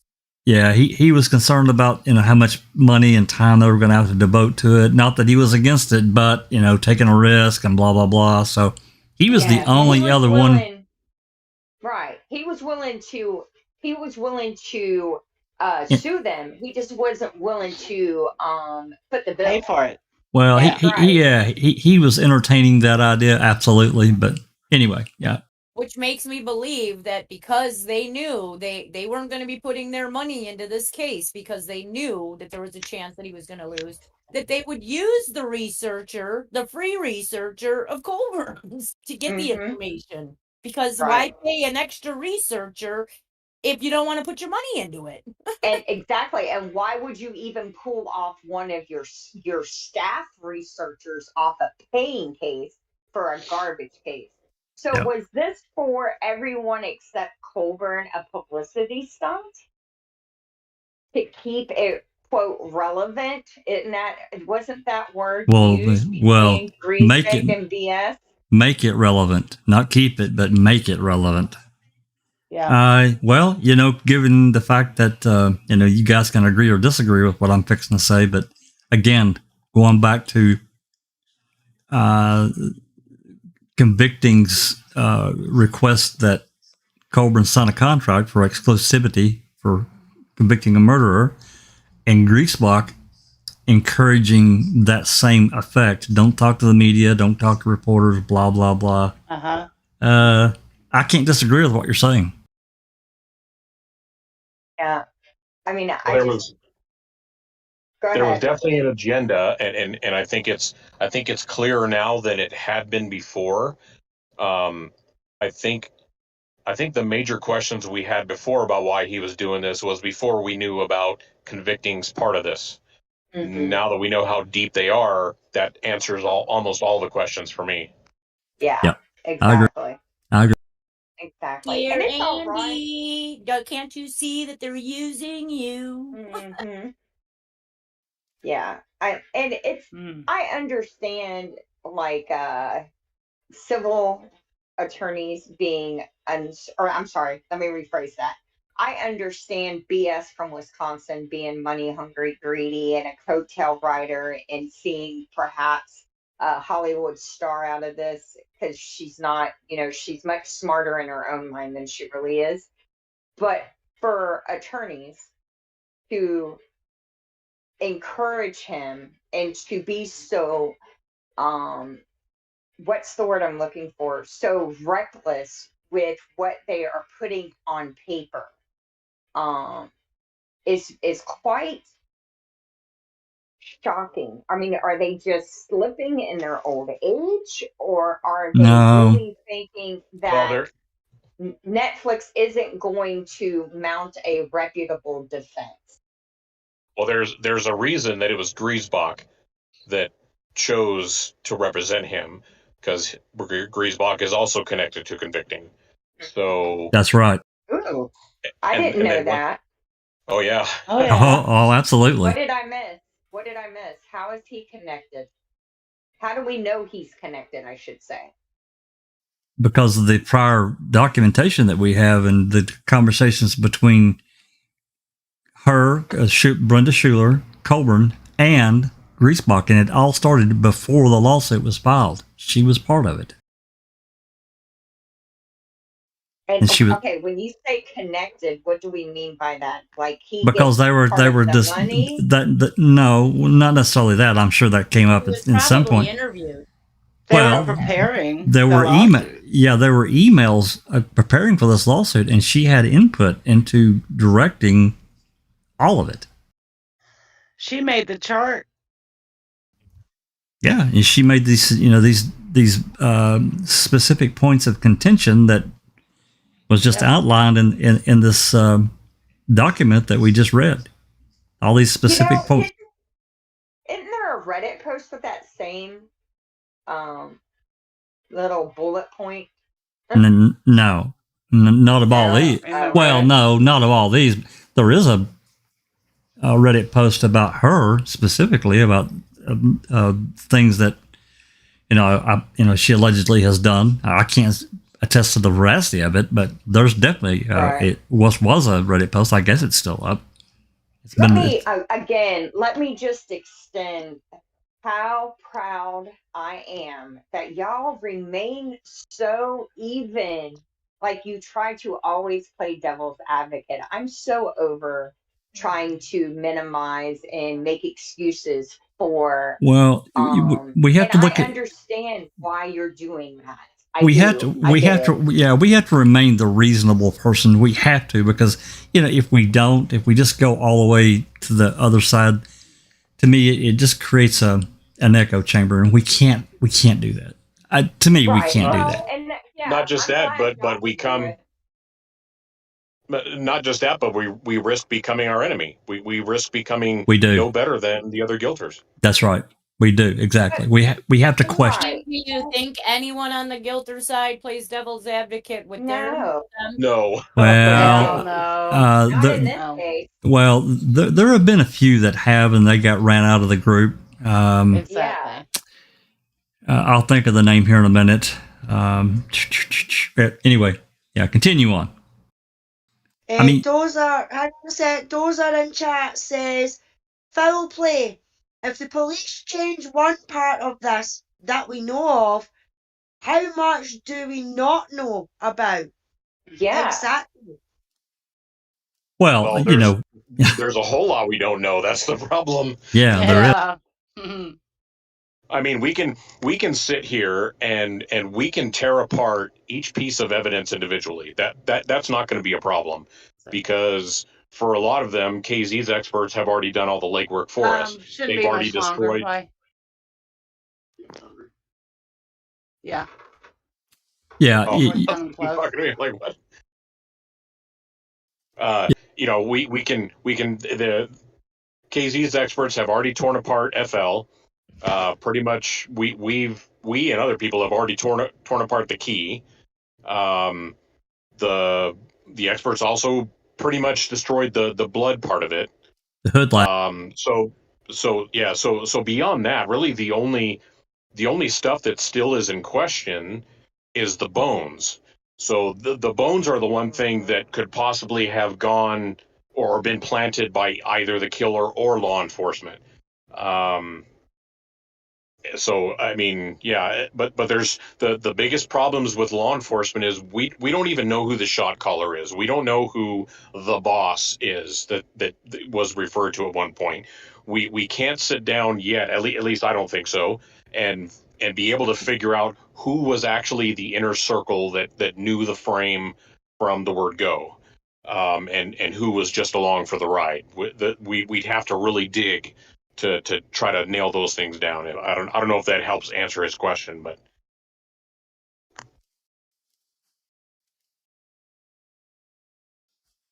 yeah, I thought I was muted there. Yeah, I think to Christina's point, I think we have to try to remain. I always try to think of what is this person doing? Why are they doing it? That they believe just as much as we disbelieve Avery and Dassey's guilt. And coming from that viewpoint, was it financially motivated? I don't know. I mean, from my knowledge, Brenda's she's well-to-do financially. I don't think really money was necessarily an issue. Again, I don't know her everything. Right. Define well-to-do. That are that well, I'm not like millionaires, but doesn't have to worry about it. Doesn't have to. Well, I would say upper middle class, from my understanding. Okay. So she probably has, because this is what I'm beginning to realize. Someone who lives a upper middle class life probably is upside down in their mortgage. They're probably driving vehicles that aren't paid for. Their car payments are probably $1,000. Their insurance, you see what I'm saying? So they play wealthy.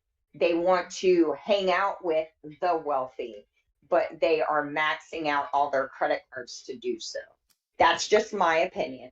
Yeah, I understand. I don't. Again, I don't know that. The reason I say that is Jinx and I found where she was one of the first people to start buying or selling clothes on Poshmark, which is a way to make extra money. All of these things, and then there are several emails we have where she complains over and over about not getting paid for any of this, right? And someone who's constantly complaining about not getting any money is someone who needs it. Well, just my opinion. Yeah, but if she's put in a lot of time, and effort, I can't. I mean, I don't know if it was under some kind of agreement. She's a producer at Transition Studio. She's not getting paid. Well, she is now. She is now. In the beginning, she was not. No. And here's the thing. If you're well off and if you're doing this because you feel an injustice is done, because how much do we get paid, guys? Yeah, but it's a different situation. We're not affiliated. Well, it is, because we're not affiliated with a potential program that's going to get aired for profit. She wasn't either in the beginning, right? She did this because she was just deeply offended by how making a murderer misrepresented. Because how much research did she do on this case for the book, and how much did she get paid to be a researcher for these books? We don't know. We don't know. We don't know that. We do not know that. I think there is a lot of evidence that shows this was all about greed for her, and very little evidence to show that this was a matter of righting a wrong. That's my opinion. That's all I'm trying to say. I understand. think that BS from Wisconsin it's full of BS. And I think also, just like everyone else connected to the state side, is just as unethical and just is all about what they can get out of ruining Stephen Avery and now Brendan Dassey's life. They think very little about the human involved in this case, except for how they can profit off of them. That's my thoughts. Well, I think that I still think there's a core of people that, they don't necessarily have any kind of greed at heart. They believe in they're more geared toward the criminal justice aspect, like we are, right? And they believe that everything was done properly. I think there's still a lot of people on that side of the coin. Whether these other individuals are after the greed side of it, that is a question. Yeah. Well, just look at Falcon. Falcon was a diehard guilter, but it wasn't a money thing. It wasn't a greed thing or anything. They believed that what the system got it right, and correct. The evidence was what it was, and all that. But has anybody talked to him? I miss him. Not in a long time. I haven't seen Falcon in a long time. But anyway, I wonder what his thoughts are now, so many years later. After all, I would love to have the opportunity to see if his perspective has changed, because you're right, Ricky. He was sincere. Like, I felt his was completely, he believed in he believed in the prosecution. Yeah, I'd be curious to see if his thinking has changed at all. Let's move on. There's two exhibits with, as you can see, there's a bunch of emails with document 288 that she talked about. She did talk about these particular emails. And I think this is in reply. So his reply is at the top. They had requested this footage.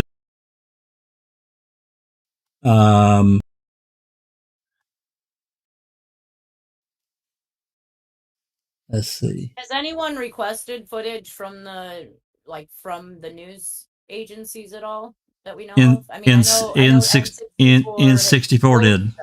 N64, he did. Yes. And long ago, he couldn't get it. Yep, couldn't get it. Well, remember, Laura and Moira had to pay licensing fees to get it. Yeah, and they were fortunate. It sounded to me like they were fortunate to even get some that they couldn't get from other sources as well, and their camera A footage was garbage. Anyway, let's read this email that she sent. One of them. Hello, everyone. I wonder how much it costs to get a quote licensing. Like how? Like they paid $10,000. She paid they paid $10,000 for this one. Whatever they got to that one station, $10,000 they had to pay. Yeah, we can't raise that. No. Anyway, this email starts off from them. Hello, everyone. Sorry to bother you on the eve of another trial, but we wanted to get this out before, if possible, you started recycling all of your Avery tape. Here at Synthesis Films, we have encountered a pretty serious problem with the footage we recorded from the raw feed of the manned witness camera. Since we were upstairs working with the switcher and mixer, we were not able to monitor the feed as well as we would have liked. The problem came to light last week when we finally had time to start dubbing and reviewing the footage. The footage from the witness cam is very high contrast, and the witnesses are clipping. After talking to a number of engineers at the Dassey rig on Friday, it seems that if our trouble came from one of two problems, either the multi-box for the dedicated witness cam feed was not terminated, or the video gain on that multi-box was turned way up. Either way, it created a signal our deck could not take. I wonder if any of that has to do with Simplex and them coming out and messing with whatever the hell they messed with. Maybe they purposely were trying to sabotage them. That's a good question.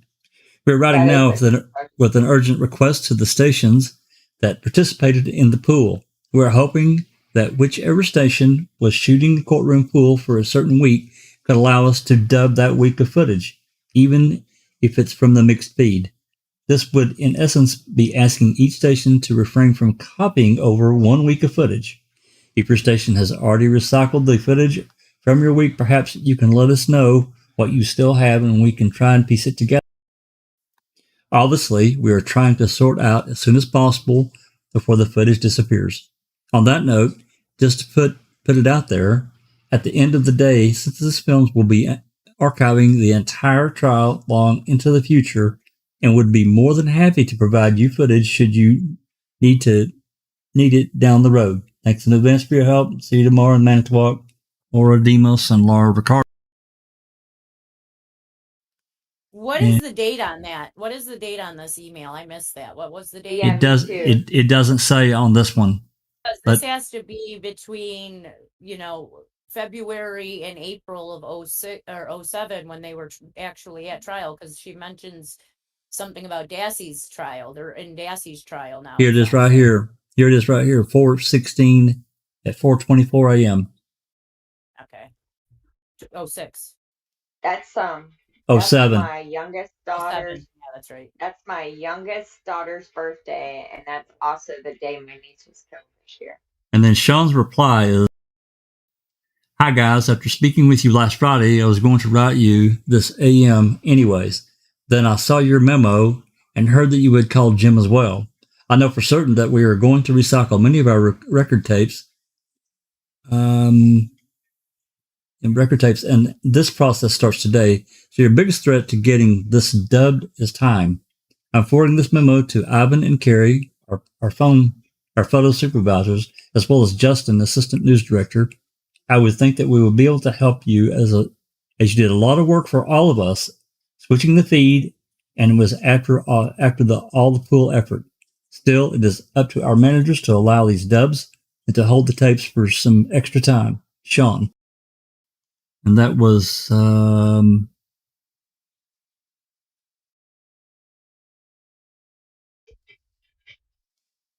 that was at 2:42 a.m.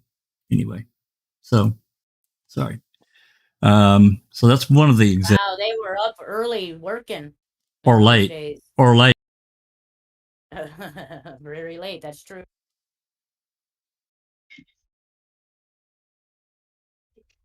And this is Exhibit 30. And this is from Maura. "Hi, Sean. Thanks for the good news. We will follow up with you when Brendan's trial is all over. As of now, our schedule is quite flexible, and we look forward to an excuse to come to Milwaukee. Talk to you soon, Maura." And this looks like, this is an extension of it looks like this is just a chain of emails. Yeah.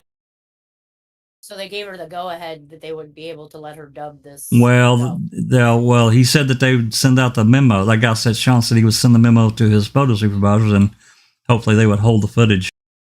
But that one says that, like, she's thanking them that she'll go back up to that first email we just read, and then look right underneath it. There's it's like an answer to another email. Go up. You talk about Exhibit 29 or Exhibit 30? The email you just read about Moira saying, yes, I'd love to come to Milwaukee. Right below that, it says... today Justin relayed that Lori's okay. He said you can come, if it would be easier, you can come here to dub it. So they gave her permission to come and dub at least some of these from one place. Yeah. Our managers would be comfortable if you came to here and did the dubs when this trial was over. And that way our deck stays here and you could set up 2 operations for you, both your DV unit and dub tapes at the same time, reducing time you would have to put into your dubs. Yeah, there you go. So they did approve, and they were able to get whatever I guess they needed from that 1 week. Yep. So exhibit or document 288 is actually quite interesting, especially everything that she relayed. It's been quite enlightening, at least for me. With that said, Curious if they sabotaged footage that was being reported on whatever deck they're talking about, and it sounds like there was more than one camera. yeah, they did, and they were able to get whatever I guess they needed from that 1 week. Yep. Your mic just did So something exhibit funny. or document 288 is actually it's Susan. Especially Okay. That's Susan. She relayed. It's been quite enlightening, at least for me. Yeah, Susan needs to mute. Her? No, she'll get it. Sorry, can you hear me? Yeah, but Yeah. we can hear the background too. Or can't now. Yeah, I muted it. Sorry. Oh, okay. It's my earphones went dead, so I had to go to my laptop. Oh no. See why I used wired headset?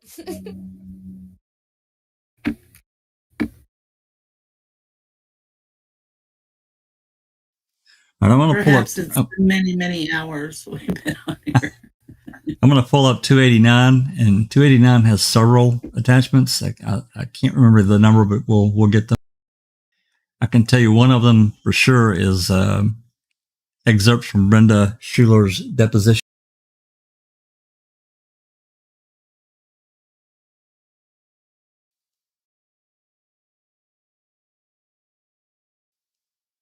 Okay.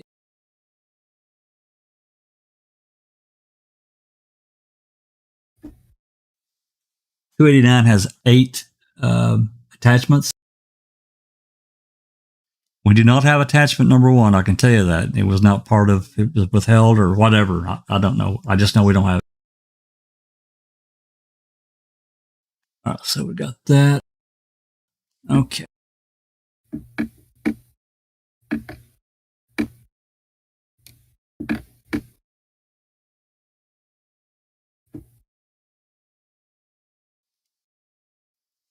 This is going to be the declaration. I actually just put in a FOIA, an ORR for Calumet County, and I asked them for all their receipts and invoices, and I included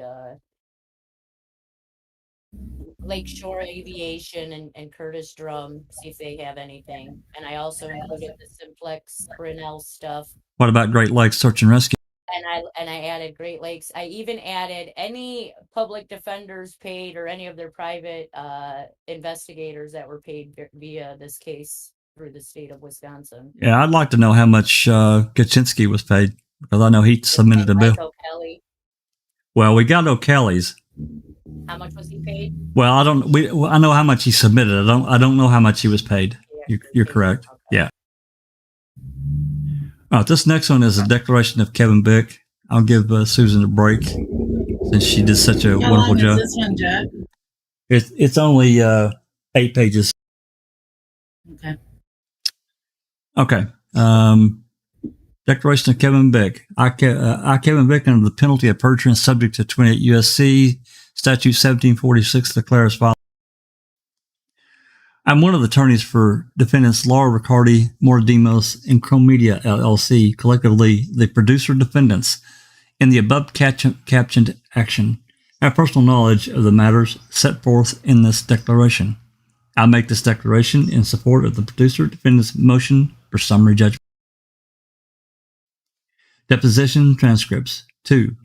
Attached as Exhibit 1 is a true and correct copy of the excerpts of the transcript of Kenneth Peterson's deposition taken on May 19th, 2022 in relation to the above captioned lawsuit. Number 3, attached as Exhibit 2 is a true and correct copy of the excerpt transcript of Brenda Schuler's deposition taken on May 20th, 2022. Number 4 is attached as the Exhibit 3 is a true and correct copy of the excerpt transcript of Mary Manhart's deposition taken on June 30th, 2022. Number 5, attached to Exhibit 4 is a true and correct copy of the excerpted timestamp of plaintiff Andrew Colborn's deposition taken over 2 days on July 21st and 22nd, 2022.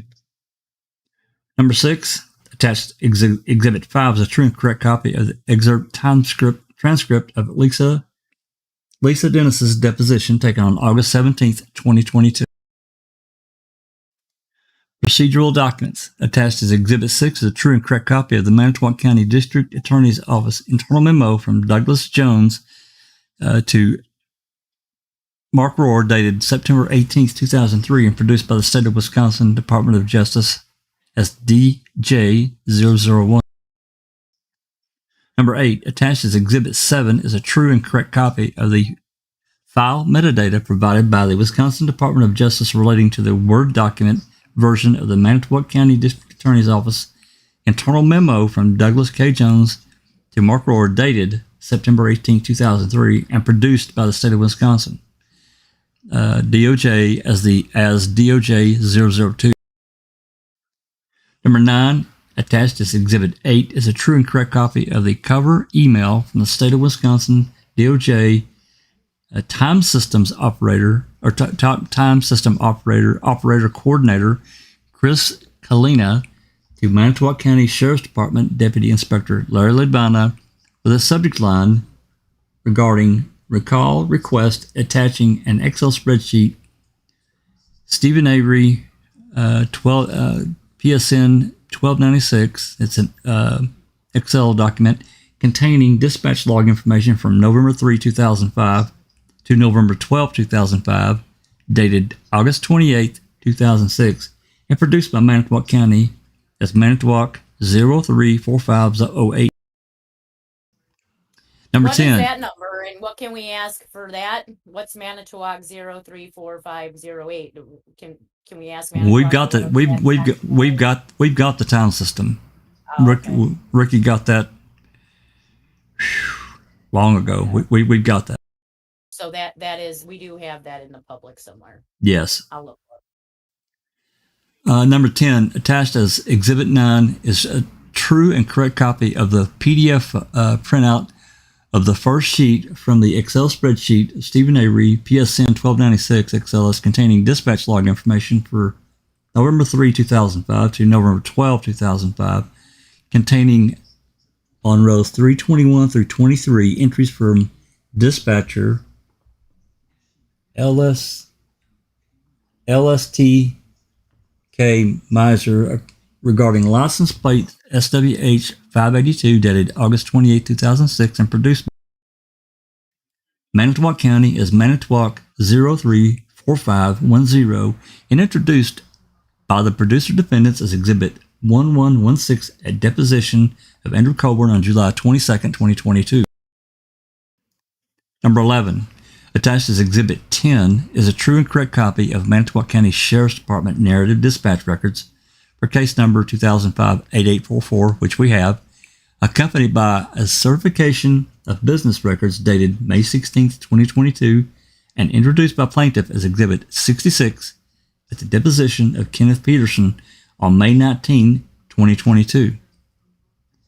On the final page, timestamped 11/3/2005 at 18:37:23, the document shows an ATL attempt to locate Teresa Marie Halbach, DOB 322-1980, vehicle listed to Teresa Halbach.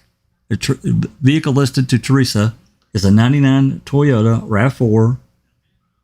RAV4 DR green in color, WIRP SWH 582, subject WA.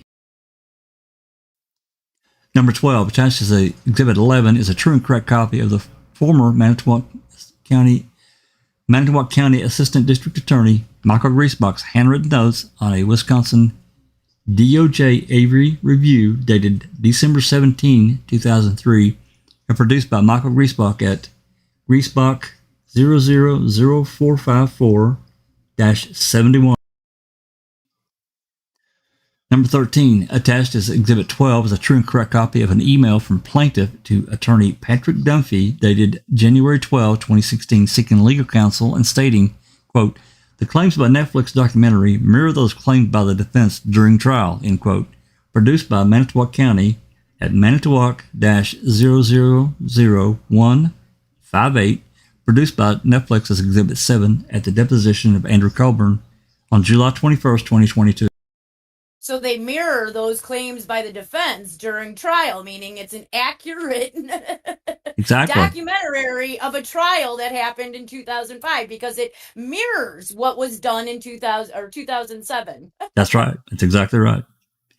Number 14, attached as Exhibit 13 is a true and correct copy of an email from plaintiff to attorney Patrick Dunphy, I can't say his name, Dunphy, dated January 12, 2016, in which plaintiff states that the basis of his claim is the planting accusations in the Avery case that are in quote-unquote court records and subject to open records law records produced by Manitowoc County at Manitowoc-304130, introduced by Netflix Exhibit 49 at the deposition of Andrew Colborn on July 21st, 2020. 15. Attached as Exhibit 14 is a true and correct copy of an email from attorney Patrick Dunphy to plaintiff to dated January 14th, 2016, stating that he watched 7 episodes he saw nothing that would lead me to take on the investigation of the potential defamation case produced by Manitowoc County at Manitowoc-000246, introduced by Netflix as Exhibit 50 at the deposition of Andrew Colborn on July 21st. Number 16, attached as Exhibit 15 is a true and correct copy of an email from attorney Matthew Fisher to plaintiff recommending a public relations professional rather than defamation litigation to address plaintiff's concerns with making a murderer, dated August 9, 2017, produced by Manitowoc County at Manitowoc-000264, introduced by Netflix as Exhibit 52 at a deposition of Andrew Colborn on July 21st. Number 17. Attached is Exhibit 16 is a true and correct copy of an email chain between plaintiff, producer of the counter documentary Convicting Murderer, Cam, Brenda Schuler, and Michael Griesbach discussing film Cam and plaintiff's ability to publicly comment while plaintiff's lawsuit was ongoing, dated January 9, 2019, produced by plaintiff at Colborn-004614 and introduced by Netflix as Exhibit 26 at the deposition of Andrew Colborn on July 21st. 18. Attached as Exhibit 17 is a true and correct copy of the text message exchange between plaintiff and former Calumet County District Attorney Kenneth Grass dated October 20th, 2016 regarding an appearance on Dateline NBC produced by plaintiff and formatted by Netflix at colbtxts_0002133 and introduced by producer Defendents as Exhibit 1005 at the deposition of Kenneth Peterson on May 19, 2020. 19.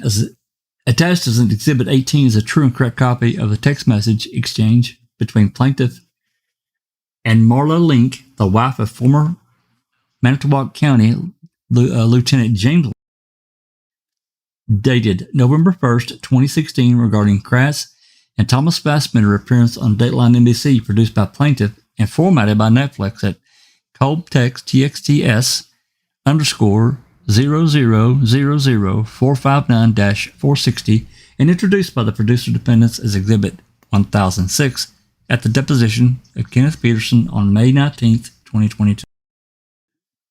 Number 20.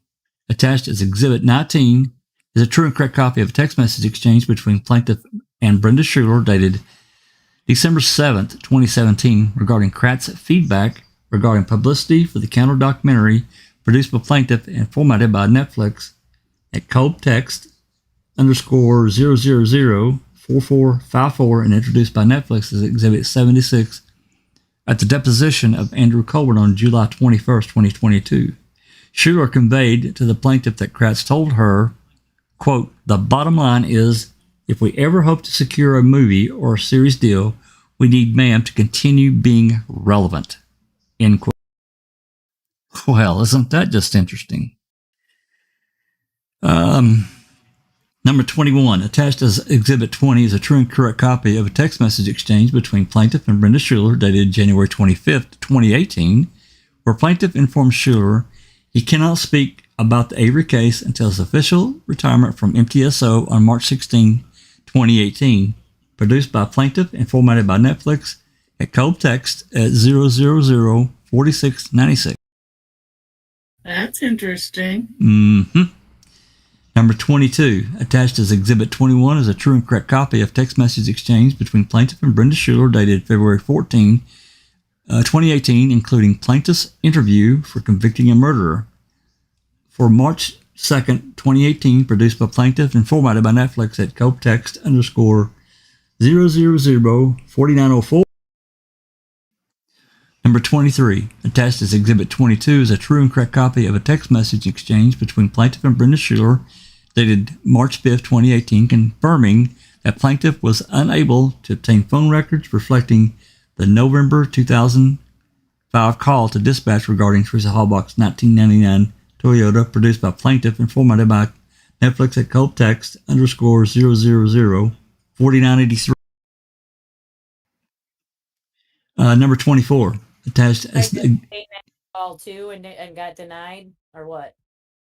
Because the call is out there on YouTube for years. I mean, I believe Colborn, it's spelled wrong, but BM is the one who posted it. Her name is BM on YouTube. And who do you think BM is? BM is none other than Brenda Schuler.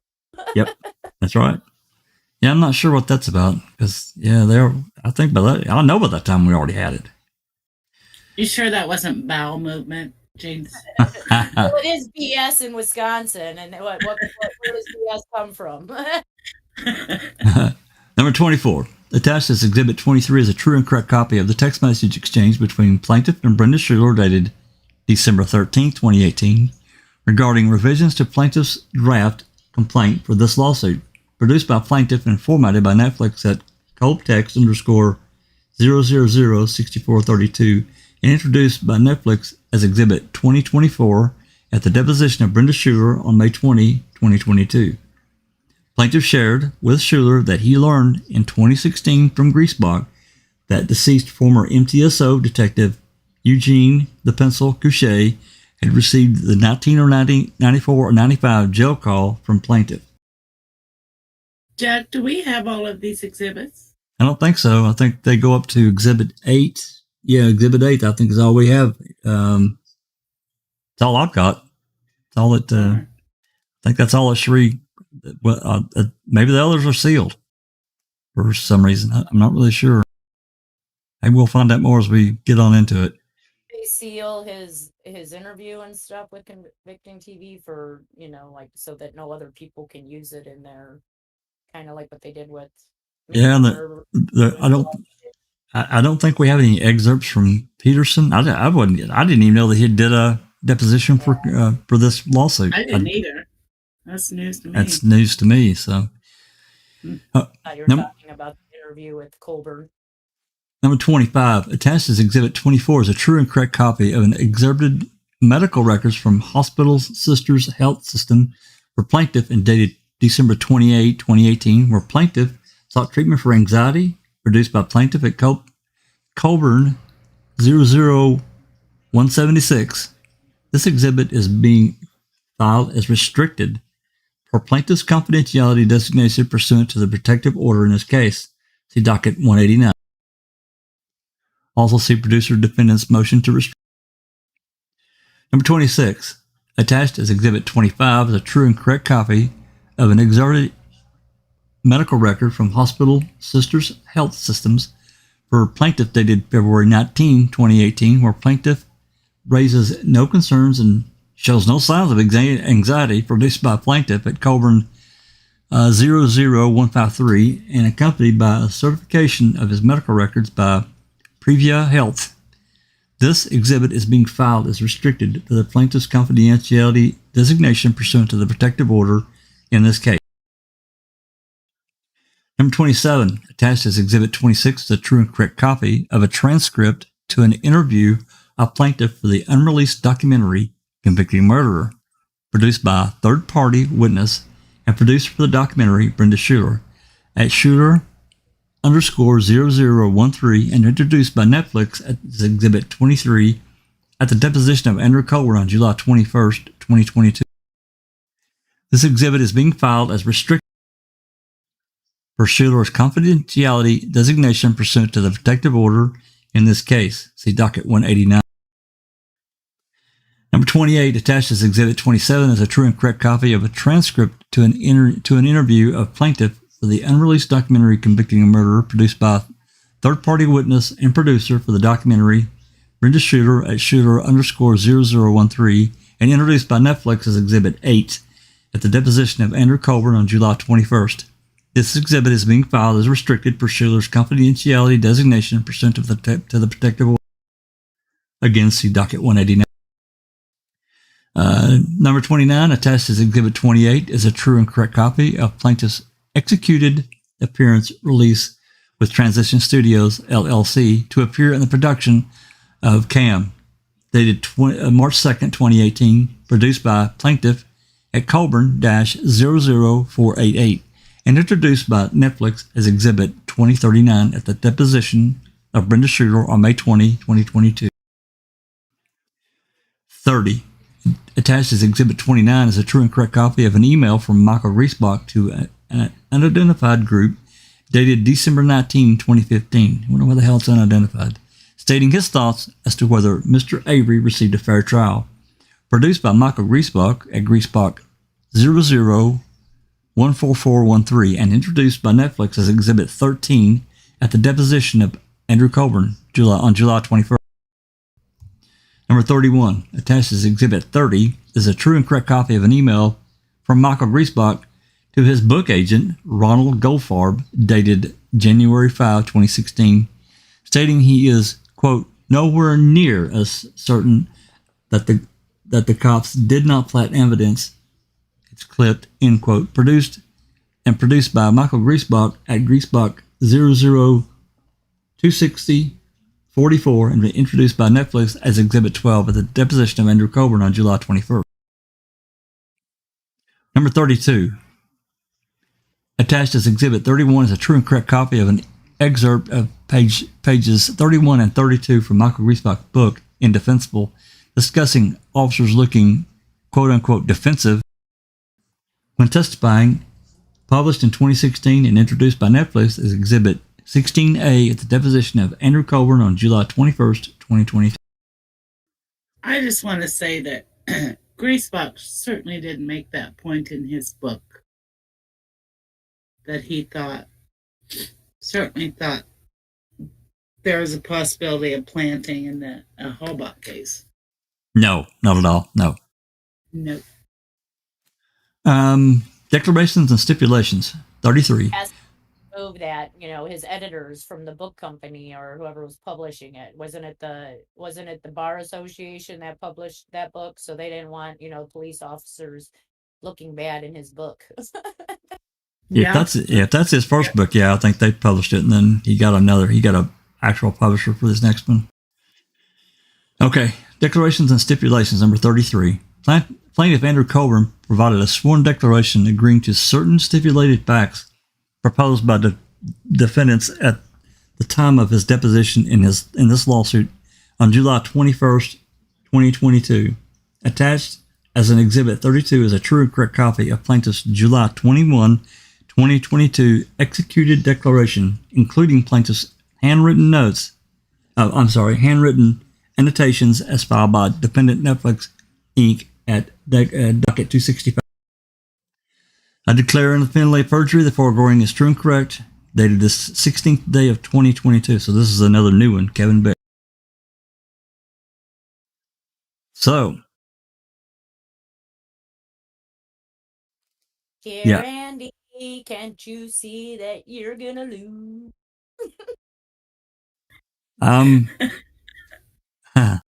This first one is the excerpts of the deposition of Brenda Schuler. So, before we start that, I haven't asked, and I apologize because we've been so deep into reading. Is there any questions or comments or anything, Alice, that you've seen? Did we put Alice to sleep?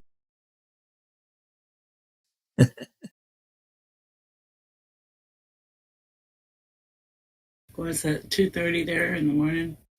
It's I know I'm still here. Good for you, Alice. Jesus. Yeah, Right, just Trooper. lots going on about Andy. TTM says nothing like keeping man relevant by creating a team of multiple users, conversations going on certain subreddits to stoke the flames. Yep, true that. Absolutely.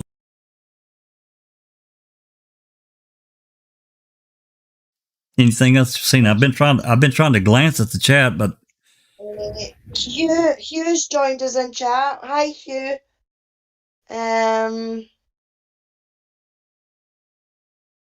just trying to go back on the chat a wee bit. He says, "Good day all. I've just started watching, hoping that by the end of today I'll know more about Andy Hale and Brenda Shore connection." Well, hopefully you've got that new, Hugh. She's the researcher, and she's also a producer on Convicting. So it all kind of ties in, and in my opinion, she's one of the ones that's been in Andy's ear, telling him to sue. Well, and Andy Hale is, Sean's partner in this, I won't say unnamed, but kind of a silent partner behind the scenes. I'm sure he's won several lawsuits in the Chicago area. He's got money, so anyway. All right, let's. He's backing this lawsuit. He is one of the dumbest fucks in the world. I'm sorry. Because he's going to lose. And he just put in all this money to go after Netflix, who have lots and lots more money than he does, probably. Well, that comes back again. We still don't know who's funding these lawyers for Colborn. Somebody's got to be paying them something. I mean, this shit's been going on for 4 years now. So, right not paying them, at least for the... Like, how does it happen when you sue someone if they feel that you are actually in the right for suing them? It's contingency. Put the money up so that when you win, you give them a percentage of your winnings. Yeah, it's based on contingency. Like they wanted to do that with this case. So who is putting the contingency on it? Who is paying for the? It costs money to just file a docket, if I remember right. It does. So who's paying that? Do we really believe Andy Hale, the secret or behind the scenes guy, is silent partner? He's a lawyer too. Wouldn't he have seen right through this case as being, it's frivolous. It's going nowhere. He's going to lose. It's just a waste of money and time of the courts. Yeah. And especially what's been revealed now. I mean, we've learned so much from the Laura's deposition. It's just crazy. It's just crazy. Anyway, let's move on and get this deposition. Let me look here. Yeah, this is a 29-page document. So we're probably looking at, probably 27 or 28 pages of excerpted portions of her deposition. Remember, she was in the chair for, well, you can see it there, 8:39 to 4:57. So that's, a little over 8. And I'm sure they took lunch. So, let's see, 5, 8, probably 7.5 hours, something like that. So, Susan, are you able to read?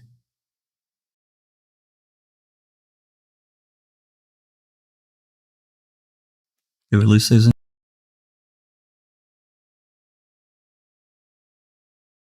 She's probably going to get something to eat.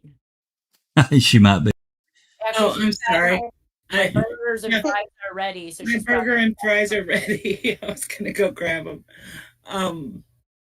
Well, if you can't, that's fine. I can get Alice to help me. She can probably help. Awesome. Yeah. I'll eat while you do it. yeah, I can help. Darkside's asking, Alice, before I go, ask who was Andy's ex-attorney, who is now a judge. Thought that interesting. I don't know who that is. I really don't. Do we know if that was actually his attorney and not just like some lawyer he may have been talking to, or what? I don't know. The question was asked the other day, and my mind went blank. I just don't know who that is. We can probably find out, but that would be after the fact. We can stick some of the researchers on it and see if we can find it, but I really don't know.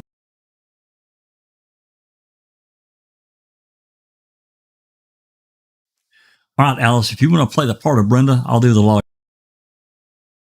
Okie dokie. Are you reading from the screen from what I'm showing?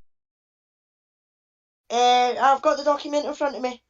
Okay, so I'm just going to show these of lawyers here. You can see here there's April Rockstead, April Walker, sorry. And then Lita Walker from Ballad Spar. There's Isabella Salamo. Emily Parsons, I don't think we've heard very little from her. And then this Megan Fenzel, I don't know who that is, but they're with Kevin Vick, so we know who he is. And then we have this Nicholas Kurtz. He is Brenda Schuller's lawyer. He's on behalf of the witness. Also present via the Zoom video conference is Maura and Laura. And, we'll try to follow along on these pages, guys. But, on the upper right-hand side is the page number that we're at. We can't do anything about the skipping. These are excerpts, and we've got what we've got. So, anyway, you're starting off.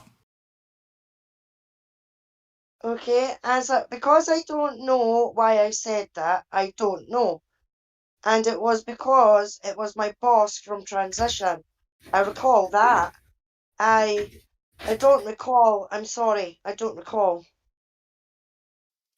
Okay. Whether I told her or not. That's fine. So I think you and Ms. Nascimento, Isabella, talked about a lot of the documents that Mr. Colborn had already produced to us. And she may have even mentioned to you that we didn't need you to reproduce the same documents. Do you remember that? I believe I recall her saying we're okay with overlap. We don't have to go through and sift through and just get the ones that they have or not have, right? Okay. She was very helpful with understanding. Did you review Mr. Colborn's documents before he produced them to us? No. Oh, wait, I apologize. You mean the emails and the texts? Mm-hmm. I did, yes. You did? Yes. So you knew that he was going to give those to us? I did. And how did it happen that you reviewed them? Did he talk to you about it, or did his attorneys reach out to you? Or tell me about that. If I recall correctly, his attorney, I think it was April, maybe Deborah, somehow set it up with my boss about it just as a courtesy, I'm sure. Your boss being Sean Reck. Right, Sean Reck. So somehow there was a connection between Sean and April. We had a short meeting about what this meant exactly. We said, great, we're okay with it. And they produced them. I reviewed them. I did go through and review them, all the texts and whatnot, and sent them out. There are about 4,000 texts. You remember? Yes. So I don't mean to be argumentative, but sure. I'm struggling to understand how you had time to review 4,000 texts for him, but you can't review another. Sound like easily less than and then we go from page 69 to page 104. Writer. Raw writer, correct. And that is your username on Reddit? Yes, Reddit. Yes, Reddit, yes. And is wrong_writer a reference to the work you're doing on behalf of Mr. Colborn? No, wrong_writer was, when I joined Reddit, I created wrong_writer because it was nothing to do with Colborn. It was to do with making a murderer overall. Okay. I wanted the other side of the truth to be put out there, so... Okay. But that first paragraph is essentially accurate, that you fact-checked Mr. Kratz's book and served as a consultant for Mr. Griesbach and used the Reddit handle wrong_writer, correct? Correct. Were you paid for the work you did for Mr. Kratz? No. Okay. And I assume you sort of took on that role in the same way you did for Mr. Griesbach. It just happened organically over time? Probably a little quicker, just because he already... And it skips down to page 181, so another big jump. I'm sorry, could you say that again? Are you anticipating it will cover roughly the same time period as Making a Murderer, so 1985 with the rape and the exoneration, the murder trial? Making a Murderer 1 or Making a Murderer... Your documentary. Your documentary. Right. But I mean, are you asking if it's... Are they gone? Mr. Kurtz, her lawyer, it's all right. Are you asking, I guess, if ours will cover the Making a Murderer 1 time frame? Yeah. Or the Making a Murderer 1 and 2 with Stelner time frame? It's post Making a Murderer and Making a Murderer 2. Just tell me what time frame. That's the easiest way to ask the question. It's basically as far back as we can go on Stephen Avery. Okay. Until, gosh, I mean, through the same time frame. Okay. I think that's the easiest way to say it, yes. And page 182. And then I assume it explores Making a Murderer as well, the documentary that was released in 2015. Sure, yes. Okay. And is it fair to say that it aims to correct the record as you see it and be I think I've heard it described as a counter documentary? I think that's fair. And so a rebuttal to Making a Murderer. Is that another way you would describe it? I think that's the way it's been described. Would you agree that it tells things more from a Mr. Colborn's perspective? Mr. Colborn's? I think it's the full story. It's not just his side. I mean, we interviewed 40 plus people, so I know 3 things about his perspective on certain things. I don't know what you mean, I guess. Do you know if Mr. Colborn was featured in the trailer? I think maybe. You didn't feature all 40 people in the trailer. Oh gosh, no. I think when the trailer came out, we hadn't even interviewed everybody yet. You would consider him as a main subject of the documentary, Mr. Colborn? Yeah, I 1 in 10 will say, so there's probably 10 that have more time than other people. There's been a term batted around a lot in this case so far, protagonist. Do you know what a protagonist is?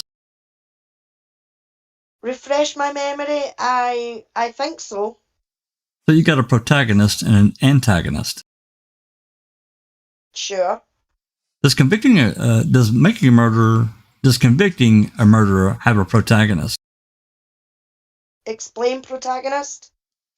Let me ask you how you would define it. I think what you asked me... There's no wrong answer. No, I know, but yes, I think it would be that they're supportive of Stephen Avery's side of the story. Yes and yes. Okay, so Stephen Avery is the antagonist. Yes. In your documentary. And law enforcement, including Mr. Colborn, is the protagonist. Is that right? Yes, yeah. Okay, do you have any reservations about making a documentary that has a protagonist and an antagonist? No. Do you think that there's anything fundamentally unfair about that? Not if you're sharing what's factual in the trial. If you're sharing factual information, no, I don't have any issue with it. And am I correct? Well, let me just hand you an exhibit. Some of these I don't necessarily need to put in front of you. Okay. But if I don't, my whole system gets out of order. Oh no, I understand. So we're just going to mark them and keep moving. That sounds good. This will be 2033, Exhibit 23, marked for identification. So this is another printout from Reddit, correct? This Exhibit 2033? Yes. And I apologize again. It's so small. I know, that's okay. And we skipped again to page 199. Question, I may have asked this, but when this was, I don't know, I've lost track of time. Blame COVID. This was last fall, right? Yes. So we're going on 6 or 8 months here since this was released. Does that sound about right? Yes, yes. And when do you expect to release Convicting Murder? Our hopes is before year end, actually. Okay. Yes. Are you waiting to release it until this lawsuit ends that we're here today to discuss? I don't think it's going to be... No, not at all. Is this lawsuit going to be part of a convicting? At this point, it's a mention. Looks like they go off the record. And then Exhibit 2037, marked for identification. So they are planning on using this lawsuit in convicting. Oh, well, absolutely. I have no doubt about that. Okay. I mean, really having to ask what protagonist mean? How many documentaries and how many books has she been around and dealing with, and she doesn't know what a protagonist is? Really? Yeah, that was kind of a weird thing. Explain it to me. I don't know. That's kind of strange. Yeah. No. Anyway, line 22. So this is Exhibit 2037 you've just been handed. Okay. It's an email produced by Mr. Colborn, bait stamped 4614. Do you see that? Yes. Near the bottom of the first page, you're writing this email, I believe, to Mike Griesbach. Is that correct? Yes. On January 9th, 2019. Do you see that? I do, yes. And you tell Mr. Griesbach, I'm traveling to Cleveland for a week next Thursday, and we will be discussing how to proceed with filming since the defamation lawsuit wasn't initially taken into account. I'll foresee Sean, that's Mr. Reck.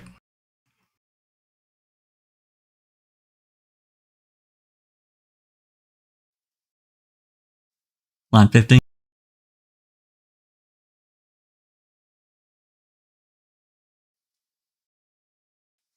Did we lose you, Alice?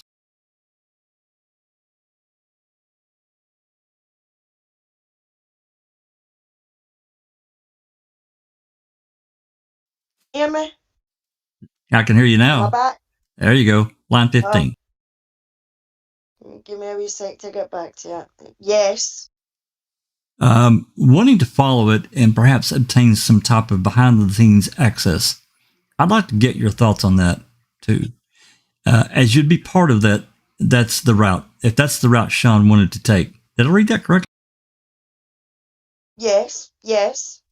And this was about a month after Mr. Colborn had sued Netflix, correct? Correct. And you're emailing his attorney, Mr. Griesbach, about the lawsuit here, right? Yes. Mm-hmm. And did he respond? I see he did respond right above that on the same day, correct? It looks like it, yes. He says, yep, I'll generally be keeping mum.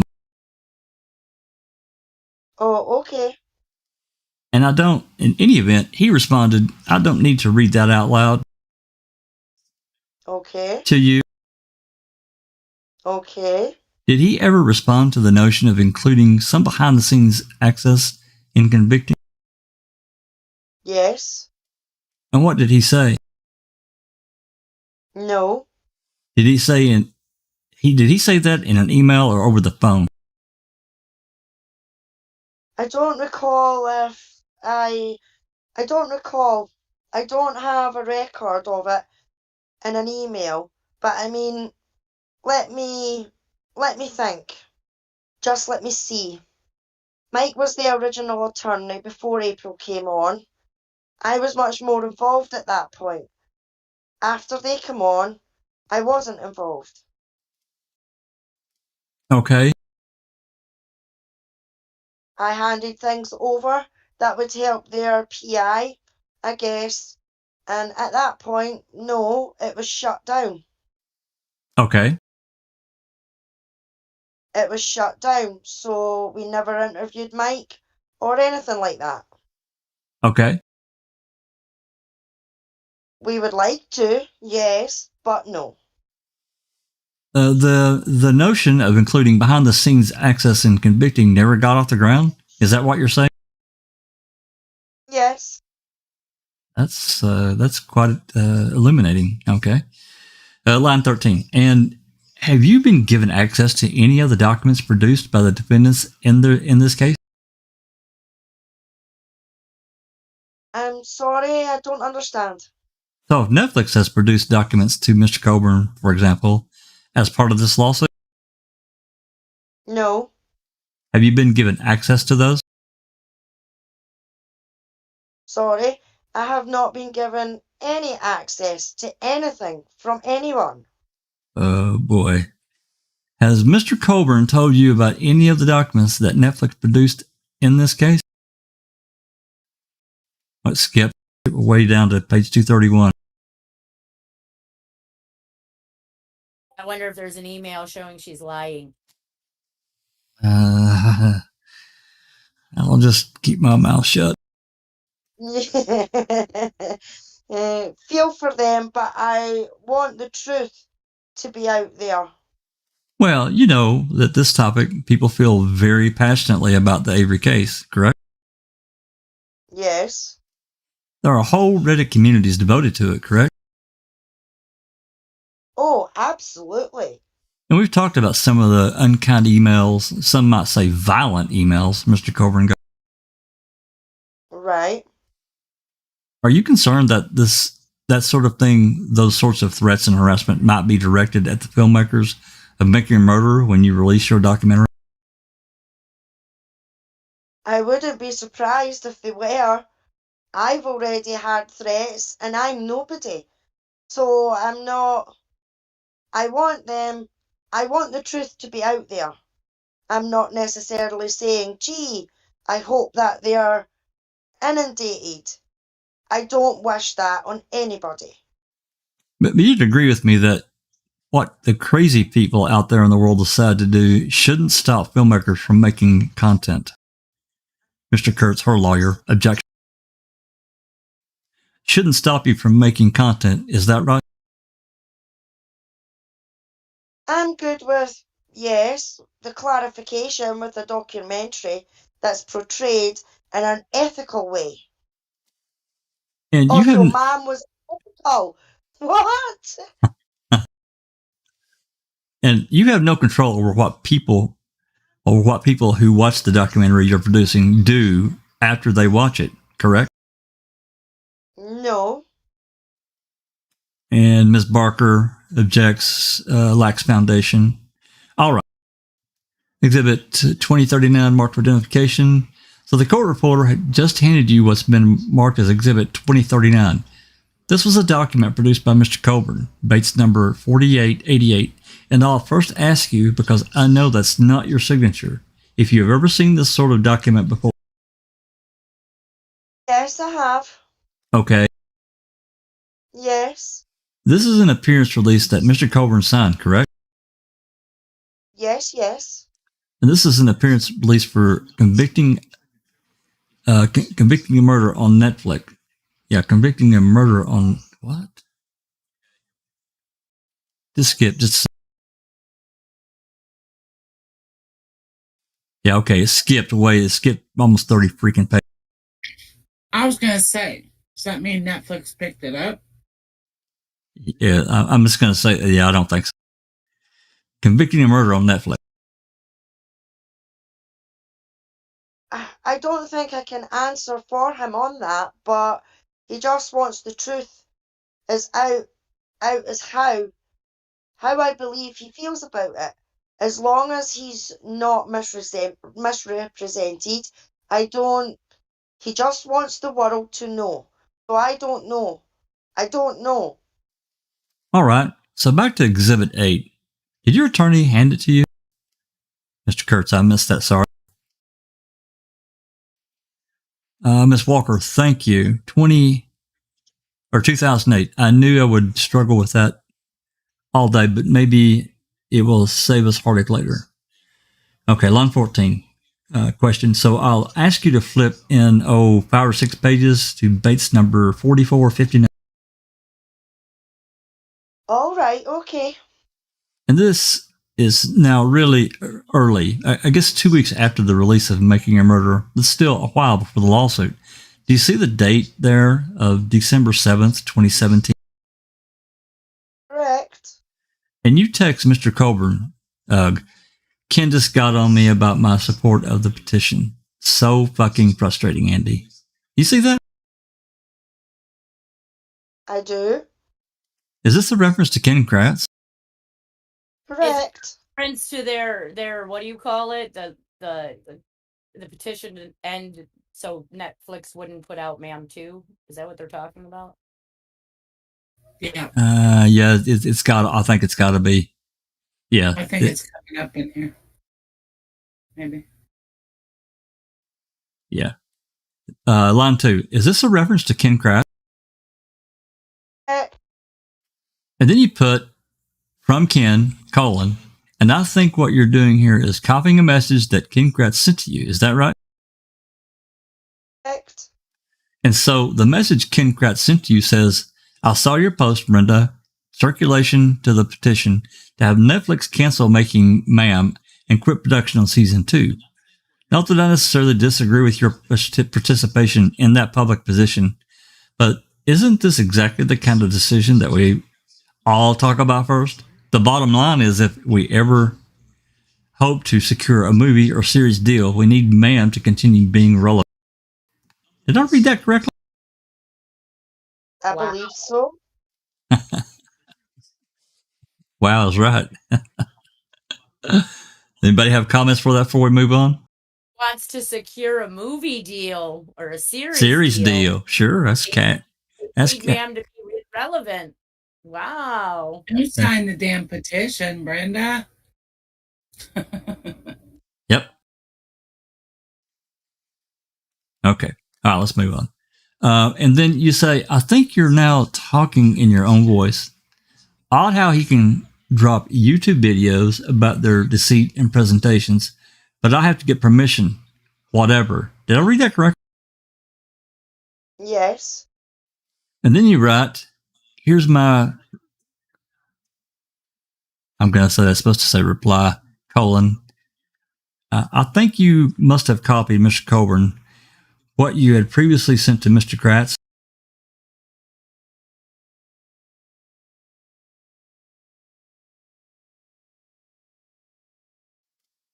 Uh-oh, we lost Alice again.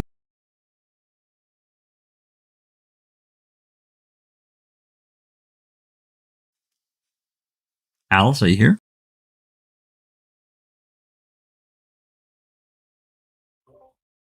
She's gone. Oh, now she's back. Take her a second there. Now you're back. I think. Hello, testing, testing. There you go. You're back. Line Okay. Line 2, when you get back to it.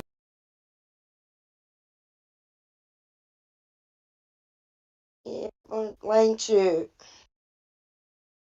Oh, I've jumped. What page are we on, Jack? It's PDF page 20. 20.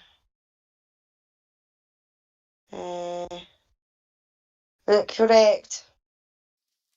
So what you had said to Mr. Kratz was, this is making them relevant. It's putting their deceit in the news, just like your YouTube videos. Isn't that what we're fighting for? I shared on my personal Facebook page support of a petition to stop Ma'am 2. I think we all know this isn't stopping Netflix, but it is showing the masses there's an issue that we can definitely segue into people wanting the other side to be told. Did I read that correctly?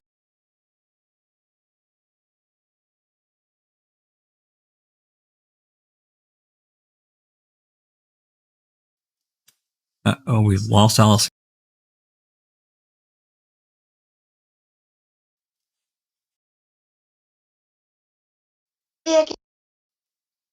Yeah, I can hear you. It's Pinky's turn to read. am I back? You're back. It's cause I'm up the stairs, so it keeps cutting it. Okay. Line 14.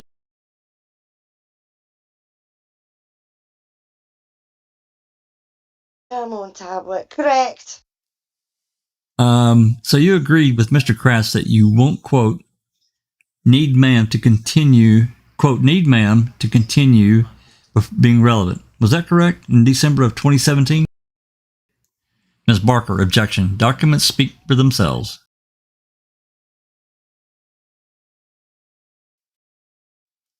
I'm guessing here this is Barker continuing to, because it doesn't say. I'm going to say.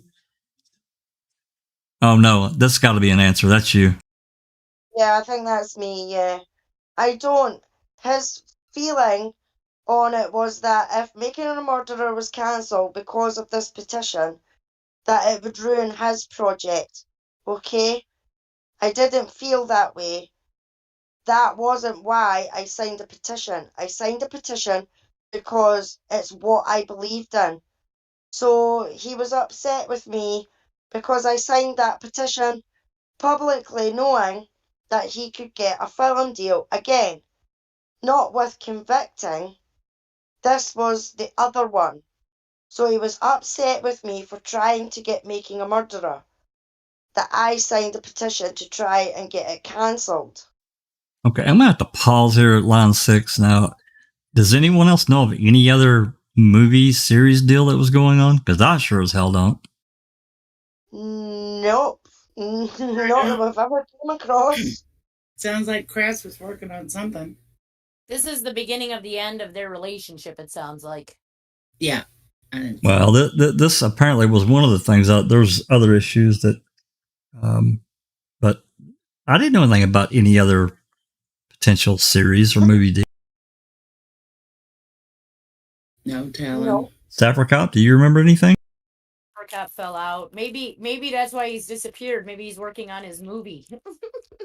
When did they make that shitty one, James? That when you That was 2014. What about when did they do when did they do the Murder Made Me Famous? Remember that show that came out? The reels shit, that garbage. That was that in 2017? No, that was later. That was 2019. It must have been later because I seen that after I seen Making a Murderer. Yeah, so, that was after Making a Murderer is 2015, so it could have been. I think they actually filmed that in 2016, so he wouldn't be that. I don't think. Yes. I thought that was much. I thought that was much later, actually, but y'all could be right. Well, it takes a while to make those things, so. Yeah, especially holding the key, remember, and then Kathleen Zellner asked for the key, and we were like, well, what is she going to do? It's going to have the producer of Reels all over it. And when did she ask that key? That was in August, July of 2016, if memory serves. So it's not reels that he's working on at this time. Yeah, I don't know. Maybe we'll find out in later filings, maybe. Anyway, all right, line 6. So if I'm following Mr. Colborn signed on to work with Mr. Kratz, and Mr. Kratz was of the view that if his project was going to succeed, Mr. Kratz really needed MAM to stay in the news. Is that right?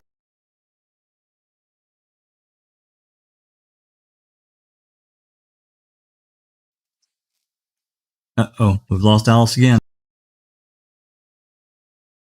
I can take over if you'd like me to. Yeah, go ahead. She's having some issues. Yeah, you know where we're at?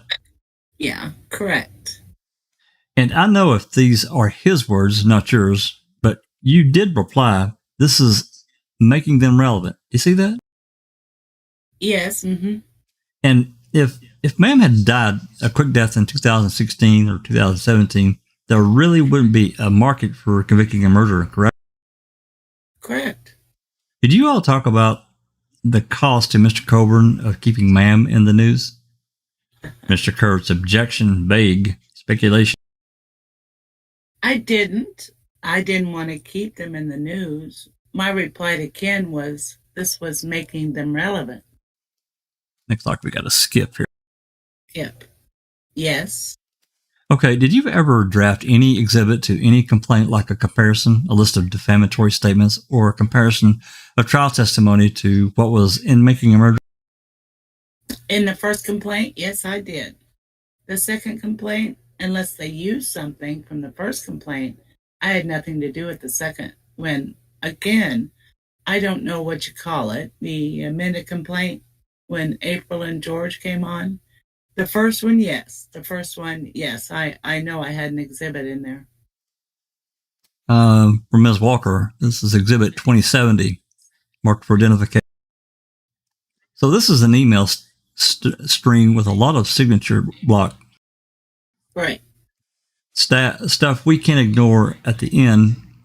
But if you flip backwards from that, the first real email at the bottom of the chain is from Deb Bursick. If you're asking if there's a piece of paper regarding the dispatch call to Mr. Dispatch call Mr. Colborn received. Do you see that on January 16th, 2019? What page are you on? I'm on 2829. Okay. A couple of texts down, you say, we could have filmed them walking out of the building. Do you see that? Yes. Out of the hearing, I mean, correct? Yes. And then in the next text from Colborn, he clarifies that it was done by Zoom. You see? Yes. And that, quote, they are all playing COVID to the hilt. Do you see that? Yes. Did you encourage Mr. Colborn to file this lawsuit? Mr. Kurtz, objection, vague. Ms. Barker, I'm sorry, I didn't hear the question. Could you read it back? The question was read back. I encouraged him, told him I would support him regardless whether he did it or not. He wasn't sure if he wanted to. It took him a long time to make that decision until he had to. I told him I would help him any way possible. If I could provide information that would help his case, yes. Did you ever talk to Sean Rick about Mr. Colborn's decision to file a lawsuit? Yes, I believe I did, yes. Okay, was Sean supportive? I remember two situations, and they vary. So I don't know what time frame they were, but one was I don't think he wanted him to simply because he had experience with that, okay? So that was one time I remember that he knew how lawsuits worked and that he knew what would happen going through everything. On the other hand, Andy really wanted to do that. So I remember a conversation about potentially one of Sean's not acquaintances. What is he? I don't know. Friends. That was an attorney that he worked with on prior projects that he asked him to. He put him in touch with him. and nothing became of it because he's not the type of lawyer, is my understanding. Did you ever talk to Mr. Reck about how Mr. Colborn's lawsuit not impact convicting a murderer? I'm sure it was a discussion that we would have to include it to some degree. But we weren't able to film any of it anyway, so it didn't matter. Once he got the lawyers, it became kind of a completely moot point. Would I have loved to follow through this whole process and filmed it? Yes, because of how I felt about everything. I think Sean was probably smarter knowing that that would never be the case. Do you know if Mr. Reck felt like the lawsuit is in any way has stolen the thunder of convicting a murderer and that it'll be old news in some sense by the time it's released? I don't know that the lawsuit would have affected that he felt our film would be any less valuable. I'm just asking. I don't know. Yeah, okay. As far as old news, I mean, the longer you get from anything, sure. I mean, things take time. Do we wish we would have gotten it out 2 years ago? Absolutely. Do you think this lawsuit is keeping it relevant so that people will still be paying attention to the convicting a murderer when it's released? I don't think very many people are paying attention to this lawsuit, so no. I think they are. I think a lot of people are paying a lot of attention to this lawsuit. Oh my God. I do think that was all the same deposition we'd read prior. Did you hear anything new in there? Yeah, there wasn't. This was longer than the last one. The other one was like, do you believe that there's a protagonist and antagonist? Do you believe that your show could have a protagonist and antagonist? And that was pretty much all that was read in that last one. I think it was 7 pages. Was the last one 7 pages? 7 or 8 pages, I think, was all. And what was this one? 29. 29 pages.